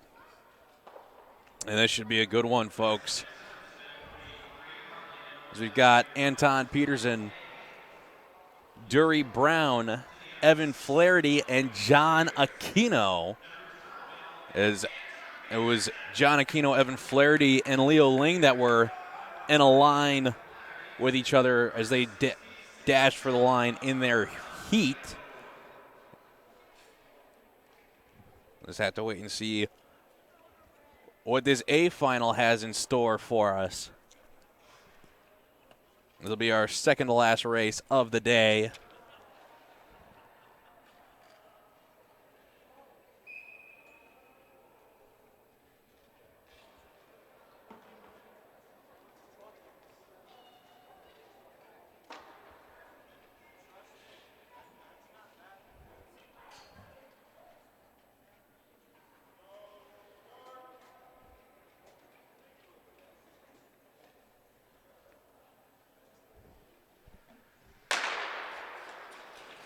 And they're off. And getting a good jump off the start was Peterson. Brown in second, Aquino in third, Flaherty in fourth. 8 laps to go. As Peterson pushed the tempo early, settling down now, waiting for the rest of the pack to catch up. 7 laps to go as Brown makes the connection. Incoming is Aquino and Flaherty. 6 laps to go.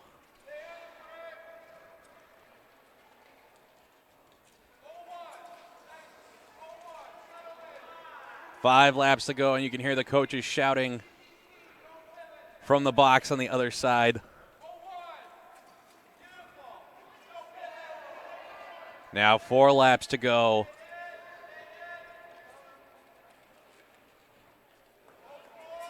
Still no drama just yet. 3 laps to go.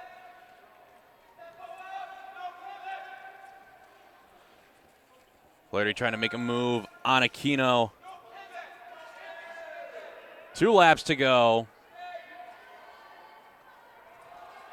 Peterson comfortably in front. Here comes John Aquino skating the wide line. 1 lap to go. There goes Aquino trying to go around the outside of Brown. Does not get the pass through. Flaherty in behind. Now Aquino skating wide. Flaherty trying to slot in. Flaherty gets inside on Aquino, and Aquino forced to the wide. But I believe it'll be Peterson, Brown, Flaherty, Aquino at the finish.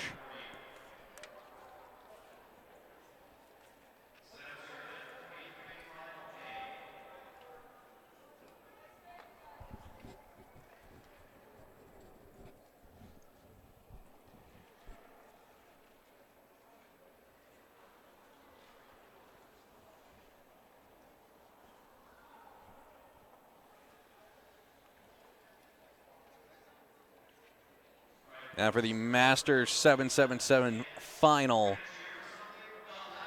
Got Kamar Sterling, Jeffrey Chambers, Alan Marcosin, and Christian Fisher.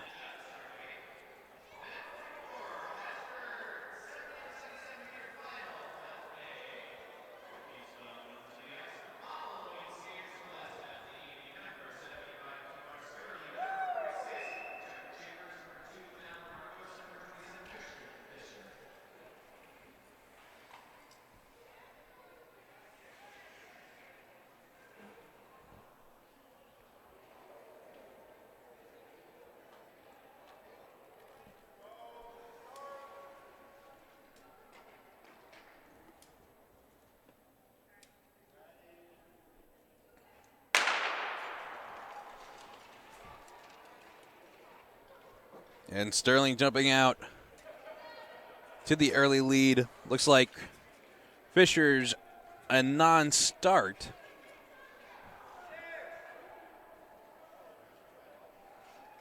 Sterling just jumping out in front early, going to take his advantage out as far as he wants. It's going to be Chambers in second and Marcosin in third. 5 laps to go. As we just hit 7 p.m. here at the University of Illinois Ice Arena. 4 laps to go.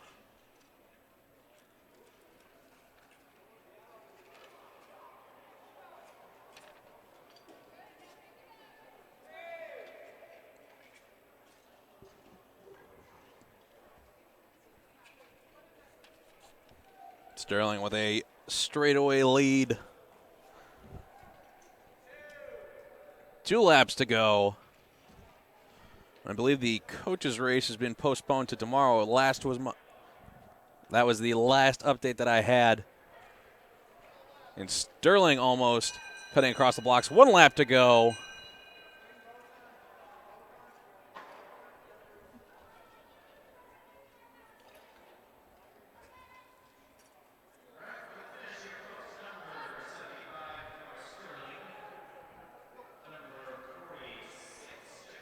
So it's Sterling,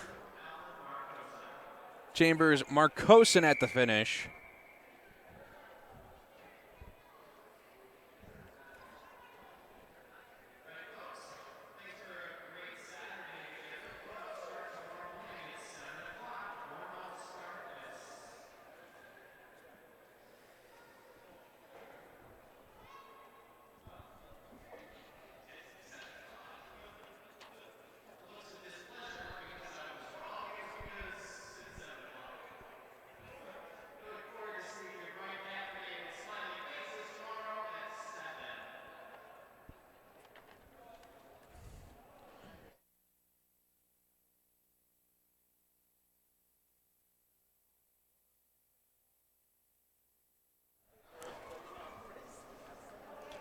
All right, so for our rough start time for tomorrow, folks, it looks like it'll be 7 a.m. Central Time. I'm not 100% sure on that. We will double check and we'll post our actual start time on our Facebook page, and we'll also get our countdown timer going for our YouTube link. I'm Gordon Sepperin here at the University of Illinois Ice Arena in Champaign-Urbana, Illinois. Have a good night, everybody. We'll see you here bright and early tomorrow morning for the second day of the Land of Lincoln Heartland meet.